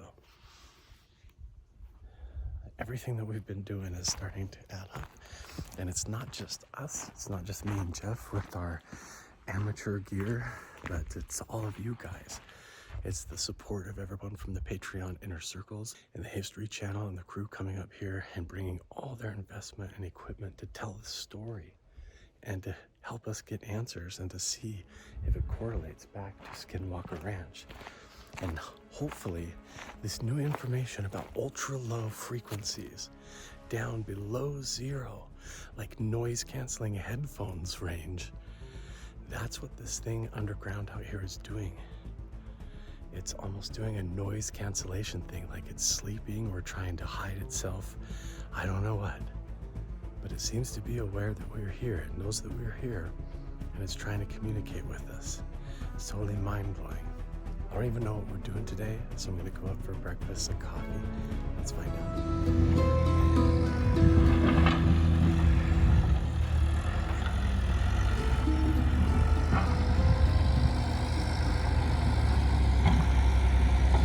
We have decided that we are going to leave the pit open, Jerry is still convinced that although something here is killing the equipment, there is still a tunnel entrance down here that the Beyond Skinwalker Ranch team failed to get.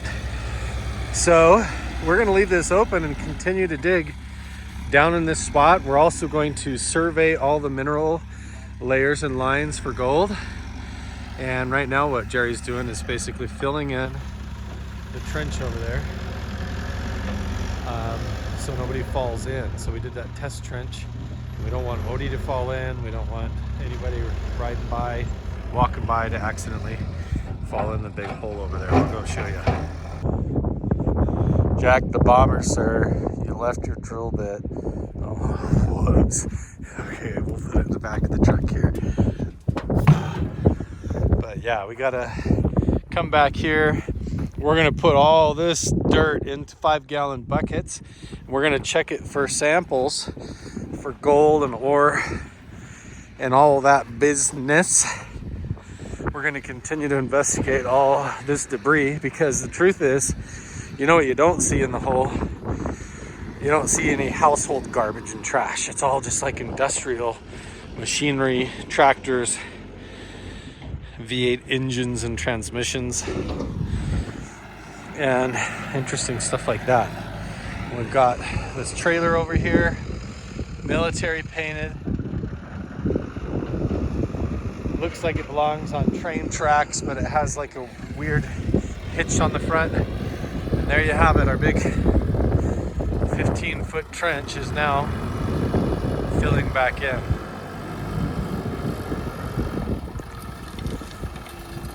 So Jerry's basically going to consolidate all these artifacts that came out of the hole, and then we're going to take a bunch of more scoops down on the bottom here this morning, because as far as filming goes, it's everybody's day off. So we are up here on our day off, behind the scenes working with Jerry, getting the trench filled in and doing a little bit more digging down at the bottom. We'll see if it kills this tractor too, hopefully not. One other thing that I forgot to mention when I was down in the meadow and when we were there last night, the signal that we got, this ultra low frequency, had like a ticking or chirping, like a almost like a typewriter or Morse code going on in the background. And I noticed it and pointed it out. And so I don't know if it's going to make it in the whole show, but maybe when they get it back to Eric Bard and Travis Taylor, the Skinwalker Ranch team, or if I can get a copy of the episode, we can pull that audio out and see if there's some kind of communication inside that ultra low frequency signal that we got coming out of whatever's buried 200 feet below the lower meadow. So if there is some kind of ticking or chirping or communication going on, it could be a game changer. We're not even waiting for the History Channel to leave. We are gonna find out if there's a tunnel right over here, at least to depth of Jerry's bucket at this point. And if we don't hit bottom, we're still not done, because something killed the drill. And right next to the tractor over there in the sidewall, we pulled out caution tape sticking out of the sidewall, which means somebody at some point had an entryway in here. And we are just chasing down a pre-existing tunnel or dig. Jerry's pretty convinced that there is a tunnel wall or a void still deeper down under here. We just have to get to it, but I don't know. We have been wrong a lot.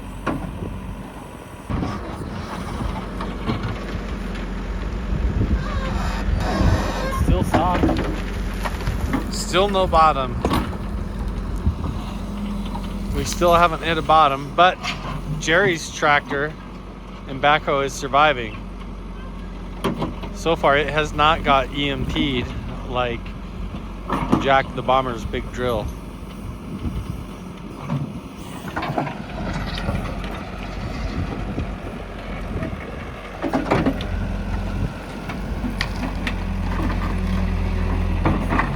How awesome would it be if it just fell down into a void? A remote control?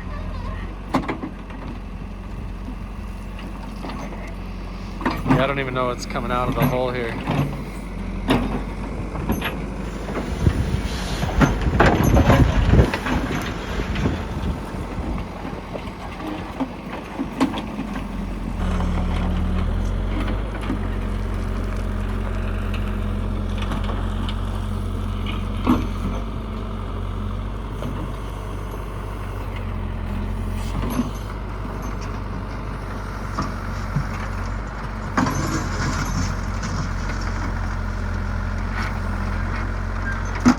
Still soft. It's still soft, Jeff. Holy shit, it's still soft.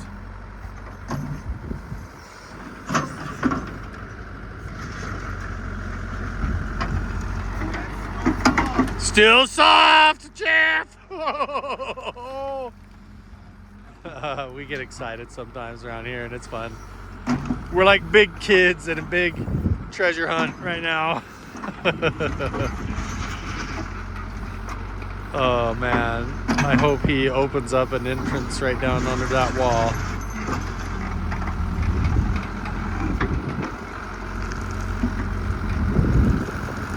Any one of these scoops could be the one. Still topsoil, Jeff. He has not hit bottom. How ironic if on our day off, just following a hunch right now as I'm talking. It's still soft.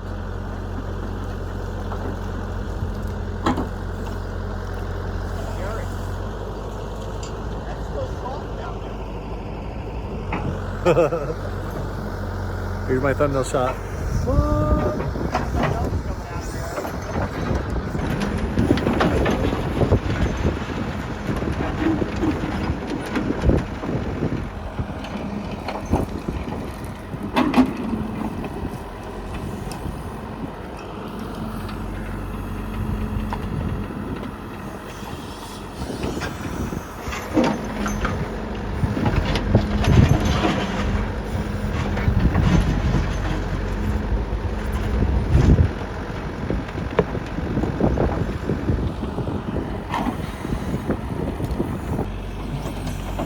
That sounded hard. That was either metal or rock down there. He might have found the bottom. I kind of like Jack's idea that this was blasted out with dynamite. They may have drilled holes, put explosives down and blasted this out instead of tried to dig, which is why it's so difficult for us to dig, but they may have got right in to make this pit. So if they use dynamite, that might be what happened. But so far, Jerry has still not found the bottom.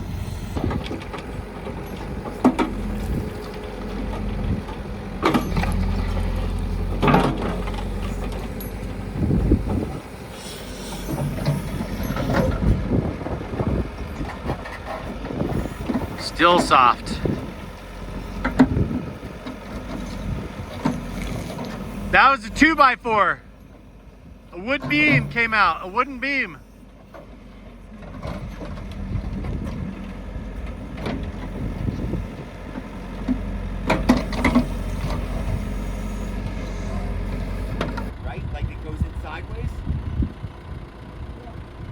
Jerry just said there absolutely could still be a tunnel there. There's still debris coming out of the bottom. He just hopped out to tell us that he still wants to, he's still even more interested.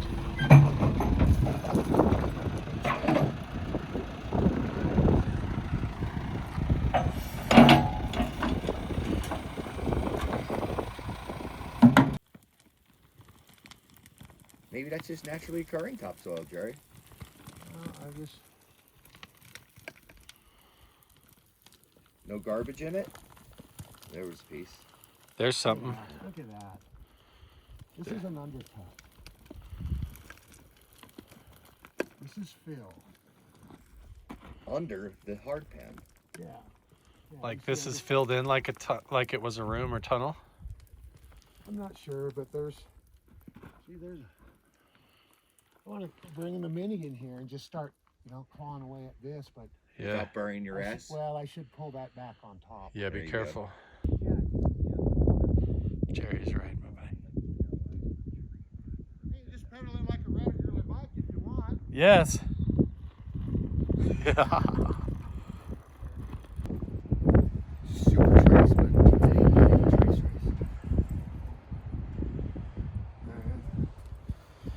We're testing if there's gold in the hole. See some? Yeah, like here and here. There it is. Here. Sure enough, Jeff, there's gold. That's quite a bit actually for not really panning it. Well, it's serious. 5 gallon. That's 5-gallon bucket. Right out of that exact seam. That's right where That's a 5-gallon where the bucket drill full was of killed. Stuff Yeah. Stowed down. Wow. How do you crush it like that? With the rock crusher. And then we have a crusher and a mill. And you're not even set up to do it right now. No, this isn't even trying hard. No, this was just a quickie, just to at least get an idea. Jerry's going to take it back and really do processing on. He took about 10 5-gallon buckets. There's quite a bit in there, dude. Yeah. That's pretty good, man. People think that like people are gonna call bullshit on us. I hear you. If you say at the very end, like, oh yeah, I remember I had this thing. That said 62. Want to know how weird that is? So I was sitting up there setting up for what he was doing with me, right? Yeah. And I was just burning time, and I was reading an email that basically, Carl had instigated, and it came through with the underground people and that whole thing. And then you saw that email too, right? I sent you that TikTok about the Peruvian I got people. an email form from the informant. The informant took my TikTok video and put it into an email. Right. So then about how the aliens are not from space; they're from underground. And then his email that was You're taking new salt up there?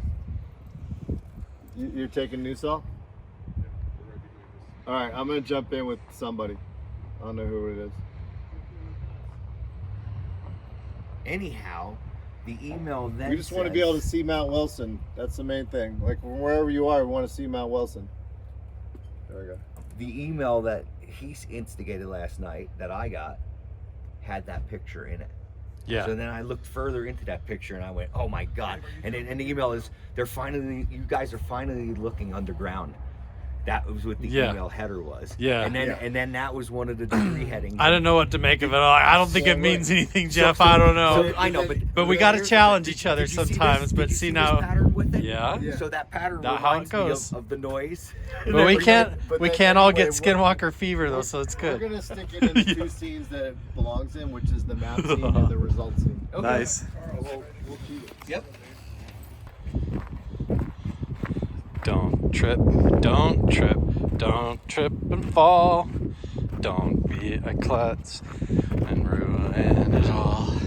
Don't drop the gold, don't let it blow away in the wind. Take it in the minor diner and let's win.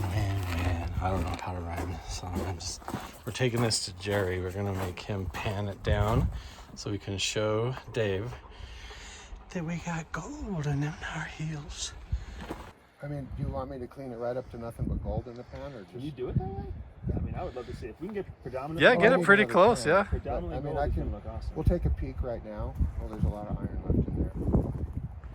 How can you tell the iron from the gold? I just can feel it. Oh, there is a lot in there. You've already got a lot coming up. The yellow's not the gold, right? Yeah, that's all right. that. That's all That's gold all right gold. there. All that yellow is the gold. It's jumping out of there. That's all gold right out of That's the a 5-gallon bucket. out of the hole that killed our drill. No, that's $20 worth of gold right there. And that was just one 5-gallon, not even trying. A Didn't even run it through a the 5-gallon sluice. bucket, $20 for a 5-gallon bucket. That's Doing a it. pretty good. That's a pretty good sample right there. Just doing it dirty now, by if I hand, have right? This has got so much iron in it, it's going to be hard to clean. Yeah. I mean, I've seen it on TV. Yeah. So. Look at that. That's gold. That's gold. That's gold.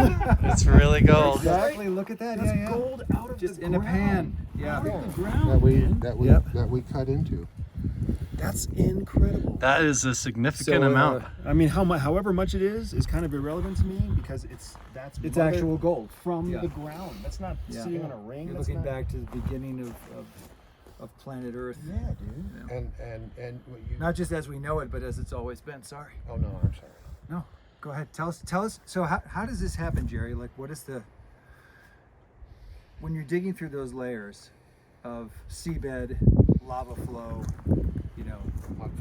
mud flows, obviously all the volcanic and tectonic activity here. Like, Right. why is there a layer of gold in that little layer of dust? Exactly. So the hard rock was formed. The bedrock. The bedrock was formed. The gold was injected into the rock. Thermal hydrodynamic pressure.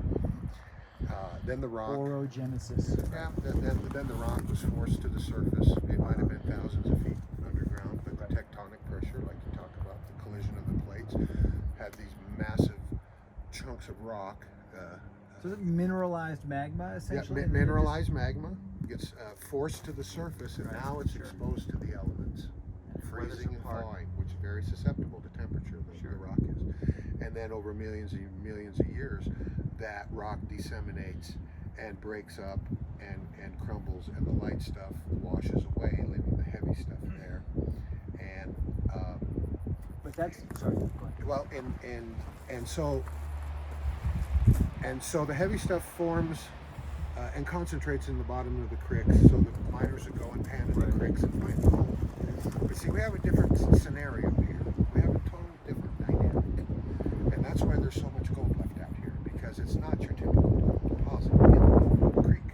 In fact, we look extensively in that creek. Not only is this BTS that has to be held until after the season, it's after we all get our claims, right? Exactly. We're gonna name our mine the BSW. But here's the thing. I mean, we live in a modern day world. Yes. That's like concrete jungle and constant air travel, and like everything's rush, go, and we're so distant from the planet. Right. Whereas what you guys are doing here, like what you guys we are think doing, we are, right? We think we are. When of course there's the planet's coming for us, whether you think you're attached to it or not. It's true. But this is a different kind of this really roots you into like the rock, the ground beneath our feet. This is how it was made, and this is what's in it. This is where it comes from. And in my life, in your life, we put layers of man-made stuff material between us and the soil. Right. There's And roads, there's foundations, think about how many layers are in the flooring of your home. Stand up here right now, but this is But you know what I'm saying? Here, we get a chance to dig. Like we're taking layers away to get closer to it. And this was a real treat for me. That's so cool to see that with my own 2 eyes. Well, let me go get some tools, and I'll clean it up a little better. Nice. I'm curious. We could talk about this in our next episode of behind the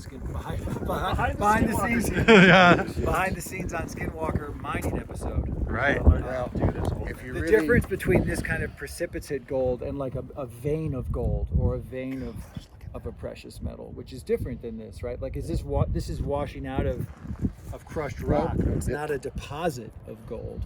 It was. All to be continued. We got to walk a little bit. Right. We are getting a sample out of the wall of the pit. There he is. We're going to check it for gold. First, Jeff and I got to go up. Jerry, move a generator. I finally found it. Operation reposition the generator. The story of tonight is giant laser beams projected into the mountain from here, so it's going to be pretty gnarly. Yeah, she's on there. Mismatched hitch never stopped us. Yeah. That'll work. Jim's in the wheel, so it can't roll. We got some on this side. Yeah, we're good. It's gonna be super windy. I don't know how much of this I'm gonna film, but I'll try to get some behind the scenes stuff. We got the whole crew lining up and setting up. This is Spider from the laser team. What are we doing, Spider? Blasting giant lasers into the mountain tonight? So we're gonna shoot laser space cannon. Oh, laser space cannon. That's more like it. Yeah. Sound, so this whole scene is going to be up in the upper meadow here. I dropped my phone and I'm glad I didn't break it, but I did crack the top of my screen, unfortunately. Can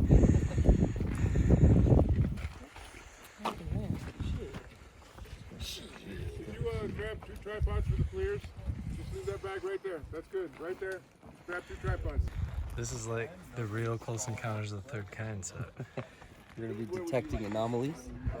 Whatever, we're contacting the mothership, yo. Yeah, the mothership. Yes, that's what we're doing tonight. never got a headset. It's a bonding experience getting mic'd up every time, isn't it? It is. I say friendly, not fresh.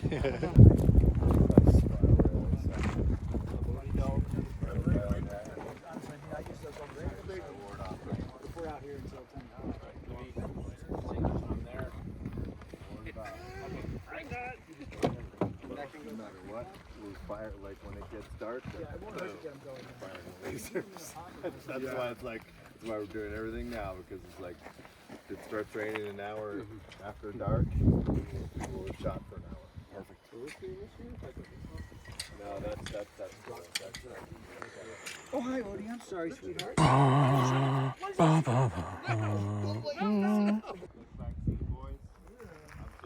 This is a giant laser system.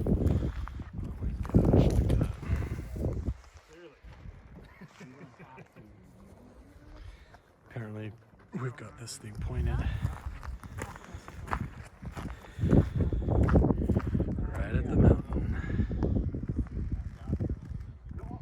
Hi, aliens. Hello, ultra-terrestrials. So the episode that currently ends with the excavation. It's top of the excavation. Well, so let's just walk through it. We've arrived. You've We've arrived. seen the hole. You saw the hole. You speculated about. Check it out. This is the entire crew here beyond Skinwalker Ranch, all set up. We've got all different kinds of antenna systems, all sorts of sensitive equipment, UFO DAP sky watches that we're going to set up, and we have a laser grid that we're going to be pointing right at the Shaman Cave and up at Mount Wilson, where multiple UFOs have been sighted going in and out of the mountain. So this is going to be a really cool experiment I've wanted to do for a long time. All right. We are traveling back in time, Julian. And then you get the. Yeah, I reached out. He hasn't hit me. That's just happened. So there's no like prep. Doesn't surprise me. Yeah, I got him. We're gonna be in. We're gonna be in the midst of it. We're gonna be in the midst of it. All right. So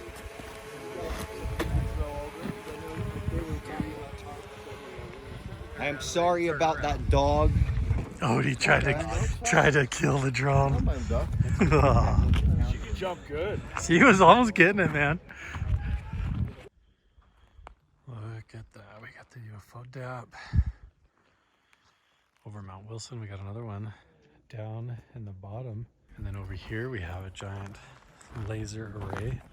And another laser array over there. And so, FLIR's getting set up. Night vision getting set up.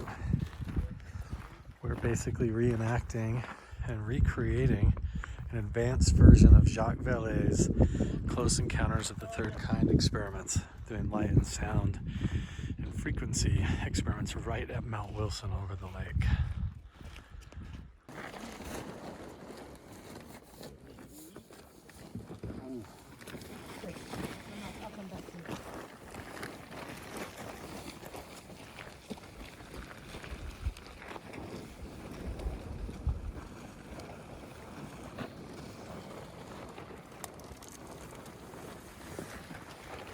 Bites, aren't they?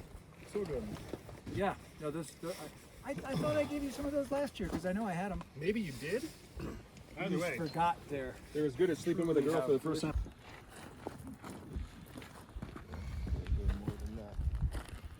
Because I'm over there and I can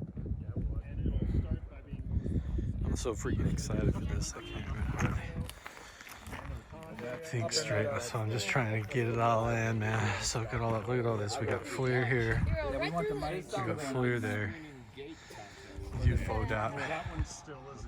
UFO DAP. Giant laser array system there. We have this amazing laser grid system here with a whole DJ soundboard, light and soundboard for controls, and we're going to be able to transmit and receive signals. So if we get any kind of communication, we're going to be able to receive it, isolate it, and then even project it back out. So this is just like taking Jacques Vallée's experiments from Close Encounters to the next level. The team here even said they have never even used this powerful of a system before, not even at Skinwalker Ranch. And so here we go. This is going to be amazing. Cannot wait. Actually, so my skin is more like mountains, which is very fair. My dad is the olive skin. But I got the green eyes. Which am I doing? So I have green eyes and both the kids are playing. Camera's right here. Dominates. What did you say the other night when I was like, oh, it's not blue steel? You were like, looks cool, boss. Something like what? Emerald fire. Badass. It's pretty fired up. That's pretty awesome working with you, man. I appreciate it. No, thanks, man. It's been fun. This is really cool. Yeah. Here comes the storm now.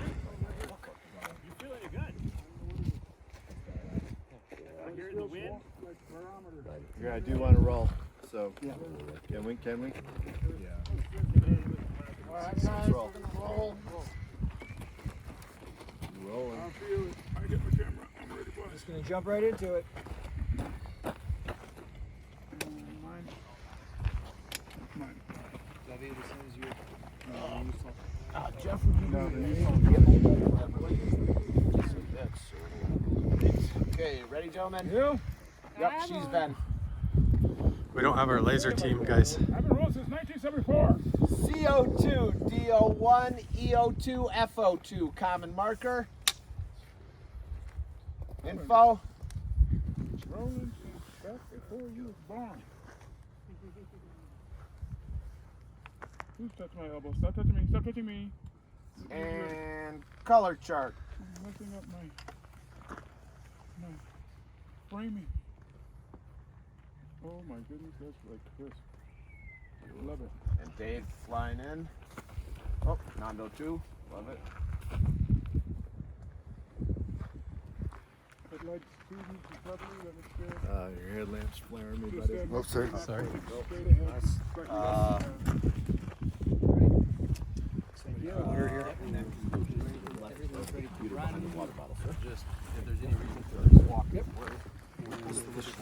Yeah, we gotta watch our feet on the cables and stuff here tonight. Hey, Noah, can you do me a favor? It's here. It's here. Giant thing pointing at the mountain. Lasers.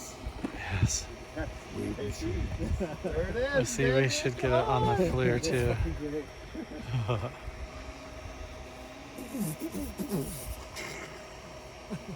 Seriously, that would be fucking awesome. Oh, yeah. All of it at once. Well, I mean, I do want to do all of it at once, but I kind of want to do audio. It's more important. We have the space cannon laser fired at Mount Wilson. It's responding.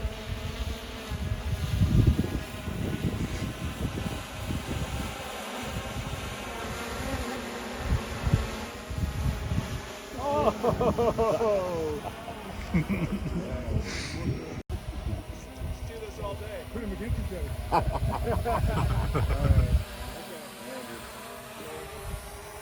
We got segment. Yeah, once you start landing.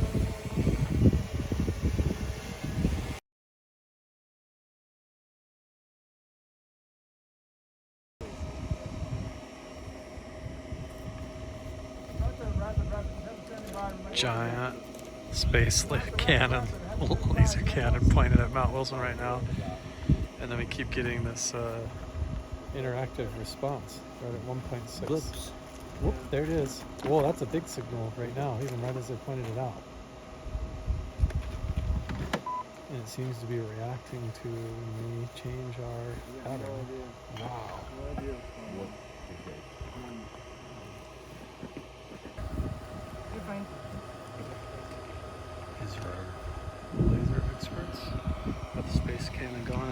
do the full shebang. The big signal, everything all at once. We even flew the drone through there. Thank you. All right, so go ahead and ask him that again. Is that going to be in your wall?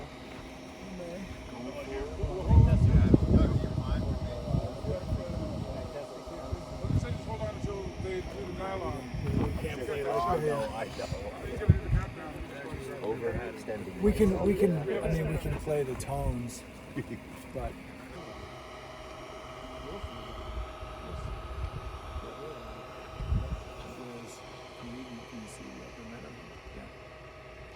We're up above it. We're on this side. Yeah. And the parallel goes below the lake. Goes through the mines. So we're outside of the triangle. But you know what's really interesting? Give them a satellite picture of the triangle. They've mapped out. So this would be the weekly not on the screen. We're not on it. But that's what they just said. We did that with our own triangle. Not the big one. There's that whole map scene where we mapped out the triangle.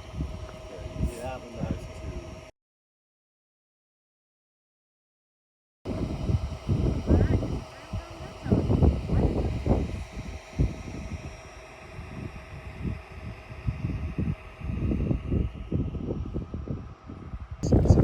Look, now there is a signal just jumped in right there.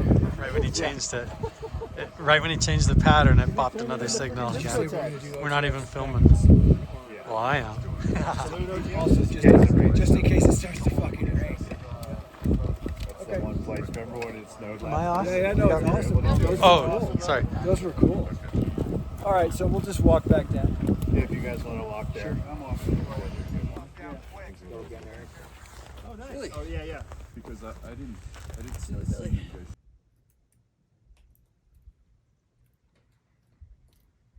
We got rained on last night. I thought for sure I was gonna wake up this morning and all of this was gonna be snow, but we got rained on all night, it looks like. But it's been kind of crazy running around and doing all the behind the scenes for this. Today is the last day of filming. I have no idea what we're even doing. I didn't know what we were gonna do yesterday or even the day before. I'd wake up and it's like, this entire film shoot has just been sort of on the fly.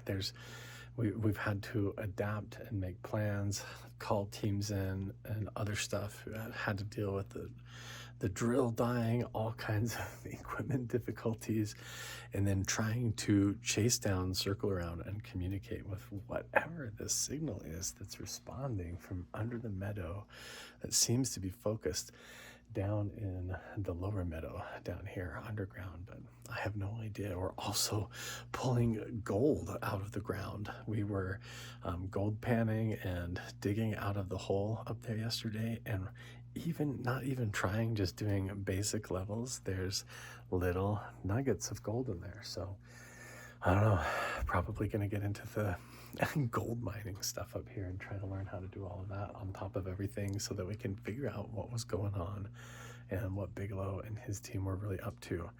We're also have all kinds of other really cool projects and things upcoming, so make sure and stay tuned. And yeah, let's go up and see what's happening today.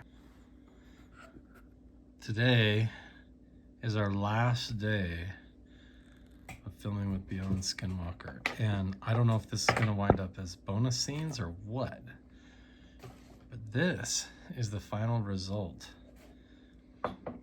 of the gold coming out of the potential tunnel. Here we go. Focus, camera. Focus! There's plenty in there. Man. So that's as high grade of a sample as you can get, and that's going directly into that layer of cake, as I'm going to call it to you, directly in the middle of that seam between the seabed. So it's a tough sample to get. I'm glad we were able to sit there and get that 5-gallon bucket's worth of it. Yeah, man. Oh, what are you doing? I just bumped it. I'm sorry. I'm sorry. Man. I'm sorry, King. Look, through the sorry, King. Dum-dum. That's good old dum-dum. This guy? Yeah, that was AKA Dum Dum. Oh, I think that was King, but AKA Dum Dum. Oh, AKA Dum Dum. He had a nickname. Gotcha. Ready? Here's how that goes. There was this dude from Switzerland. He was listening to me calling him Dum Dum the whole time. He finally goes, the dog is like his own. Dum Dum. Dum His Dum. owner. Mark that one. Should we like wait to break? Look in the mirror right there.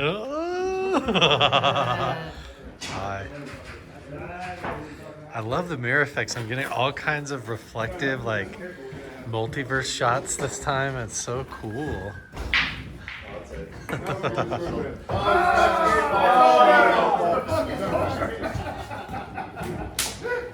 Squirrels, chipmunks, and get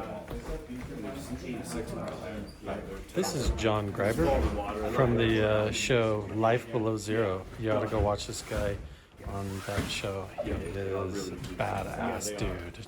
John Greiber is. Well, we are in their property, place, and then there's a bunch of shit everywhere. And that freaks out. We should have done that at night too. Yeah, these are the kind of craftsmen we have working on this show. Here we go. But it goes from color blue, and then it just turns to black and white. It goes to black and white, Yeah. and it's really sick. Yeah, it looks like a color effect, double but it's effect. not. Yeah. It's like the upside down too. Yeah. What the? Yeah, I did one just that's upside so down. cool. Yeah. Saw that? He's gonna do it under the light like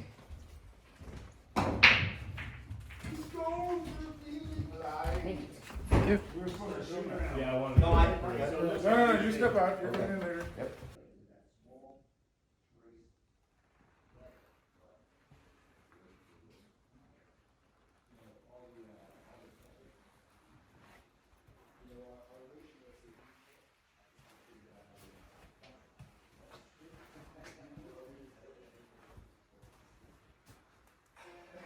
You wouldn't have been digging there if it wasn't for us.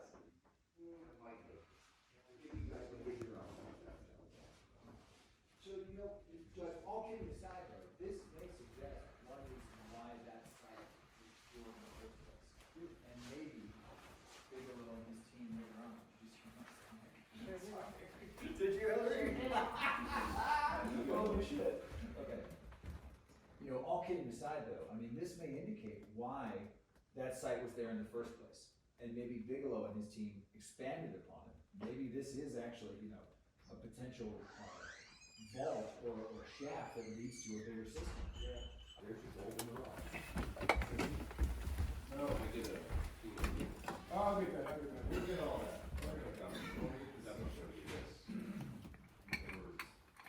And then stop. Yeah. Then do that.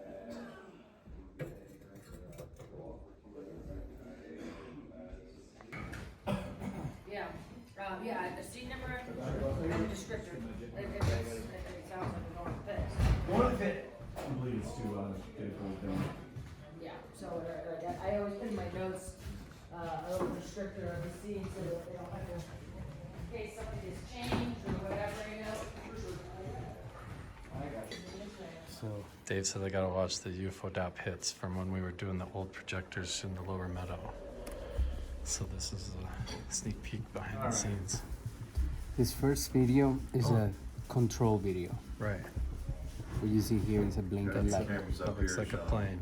Yeah. It's an airplane. This is clearly an airplane. It has a light. Yeah, clear light pattern. Sorry, Anderson, go So ahead. I'm moving fast. No, I through didn't do these- that. Tommy did. Yeah. But the fact remains. And, the airplane. followed up. Right.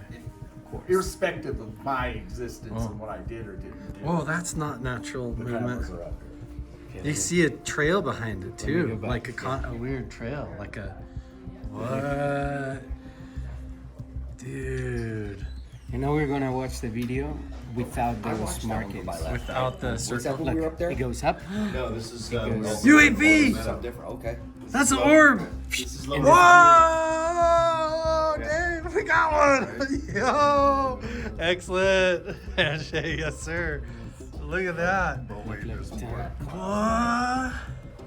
Change of direction. It totally does. Change of speed, change of So direction, disappearing. Yo! Yes. That's the dorm. Dude, Yeah. with the old projectors going. That's bad.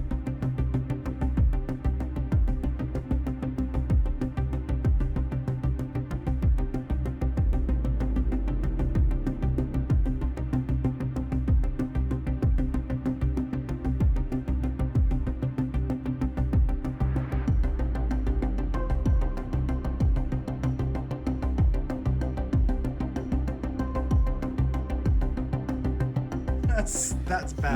Now you're gonna see something around. Oh no. Oh yeah. Yeah, you see that thing. Yeah. Whoa. Let's go back. What was that? Okay. What the hell is going on? What was that? Yeah. Whoa. Has a street behind it, and then. Yeah, but this. What? Oh, that's the drone. That's the drone. Y'all's got me. You suckers. That's the drone. It took me half a second. That's good. You're gonna see something around.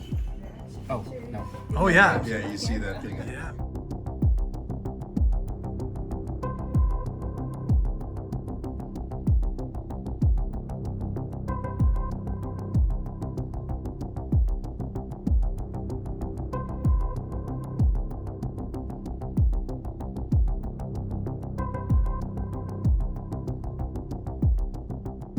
Wait, what was that at the beginning? But the thing Yeah, at the but what is beginning that at the still beginning? stands. The thing at the What beginning is that? Yeah. Still stands and disappears. Oh yeah. It just like comes and goes there. Oh, that first one is like. I like the one And that's that has up nothing to to do with the trajectory of this. No. It yeah, that's crazy. That's Wait, how did we miss that? I don't know. I don't know, man. That's really cool though. And then the drone comes back. and Yeah. This clip ends, but you see that. Oh yeah, that right. flash. Wow. That's the drone code. Yeah, that's cool, man. That's the most Awesome. But Oh wait, this could be the weirdest one. this one? Oh, there's more. It was very subtle, so we're gonna watch it without all those things because it's a longer video. Right. Okay. Oh, what? Whoa. See that? Yeah. I'll play back. Dude, it's like a weird It's like a. arcing. It's like a. Oh, it's like pixie dust going across or something. That's really cool. I mean, and that's not. Yeah. That's not a bird. That's not a satellite. That's not a plane. No. You know, and it's like dust. What I'll show Andy you in a said. second. What Andy said was, it looks like what they do in the movies when they're trying to cloak something. Yeah. It looks like you're Looks seeing like a warp. something behind it instead of object itself, like a refraction. Yeah, that one I think is really, Yeah, really that's interesting. way I've never cool. seen anything like that in all of our stuff. Oh yeah. Oh, that's cool. That's cool.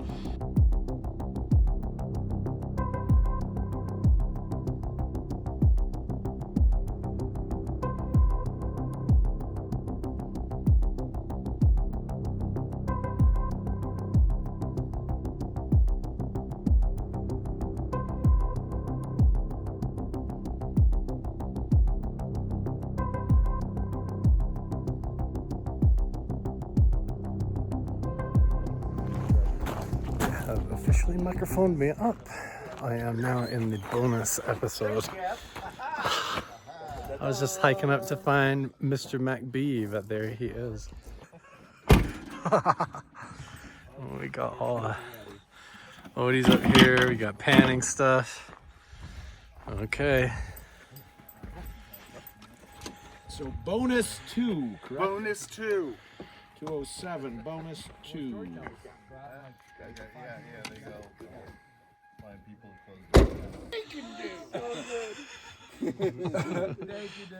Well, so is he going to be down there working and we're going to join him, or what's? No, he's going to lead you in. Got it. We're going to lead in.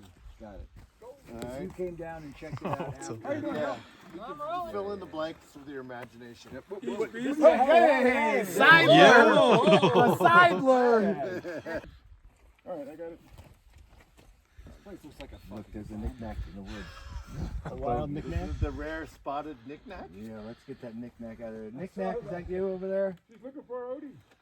I just told her she was in at the somebody truck. else. Oh, Okay, oh, you told her already? Yep. All right. So Dave, you can follow? I'm gonna follow. I'll go down I got and the tuck big in. wide. I'm gonna go tuck in. You gonna go receive? We call that fromby in the industry. I'll just leave it open. Oh, good. And that's a wrap. Jeff and I just wrapped on the set. Beyond Skinwalker Ranch, Season 2, behind the scenes. Now, if we can just get 10 pounds of We shit did and it. 5 pounds of vehicles, I'll be really surprised.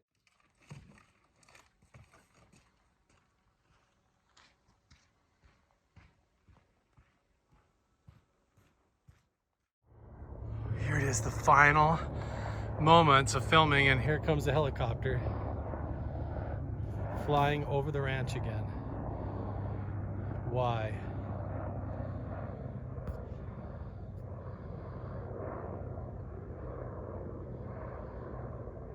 Where is he even coming from?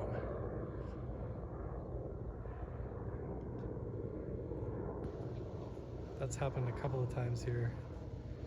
Looks like something's hanging off the bottom too.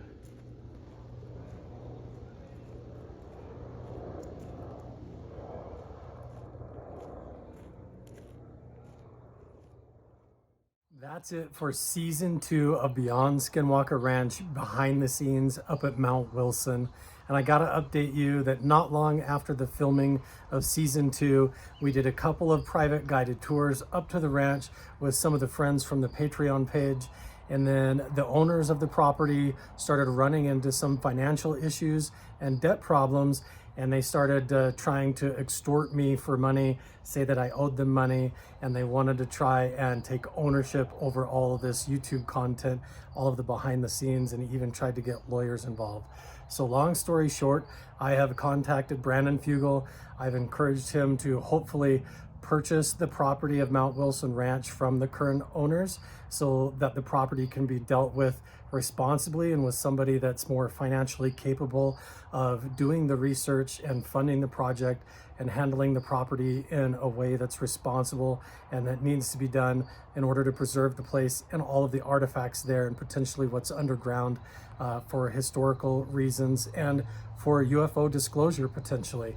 So there's still a lot to be done, I feel like, at that property, but the current ownership with their financial issues and some of their personal problems basically kicked a lot of people off the ranch, got lawyers involved, and so a lot of that came to an end, at least for me, when they kicked me off of the property and started doing all of that. So I'm not working there anymore, but I'm really glad that I was able to bring you all behind the scenes, and I have a ton more upcoming, especially on my Patreon page for the Inner Circle members there. I'm going back to the Magic Mesa where we were able to film the phenomena of lights again, as well as going over the summer solstice when the experience of watching the lunar and solar calendar appear on the Bird Shaman stone of petroglyphs. It's one of the most incredible experiences I've ever been a part of, and we were able to go up there and film it, and a lot of other cool stuff. I'm also going to be going to New Mexico and into Arizona to do more exploring around the Grand Canyon region, and also going and visiting my friends Roger and Colleen for the Re-Indigenizing Minds project. I'm also going back up to Skinwalker Ranch to do a family reunion and then do a lot of research in and around Skinwalker Ranch and that whole area up by Vernal, Utah during the filming of the next season for the TV show, The Secret of Skinwalker Ranch. I'm going to be filming sort of circumstantial around the events during the experiments that are being conducted on the property. I will be around the property at ancient indigenous sites doing my own independent research and behind the scenes during that time frame as well. And then I might even this fall be going all the way to Norway, where I've been invited by the Hesteland Lights team for the Hesteland Lights project. There's a valley over there in Norway where there's these phantom lights that come out of the ground in the valley, strange figures that move across the ground there, and even UFOs that appear in the sky and seem to interact telepathically with people that go there. I've been invited by the team to go with my colleague Dr. Jim Segala to set up some professional tracking equipment as part of the Modular Unidentified Phenomena Alert System program. I've also been invited to go to Reno and have an MRI done with Dr. Kit Green to see if I have interference syndrome from contact with paranormal phenomena from going to all of these locations, as well as maybe a couple of secret trips to Washington, D.C. to report on all the results. So make sure and subscribe, turn on notifications, and we'll see you guys in the next one.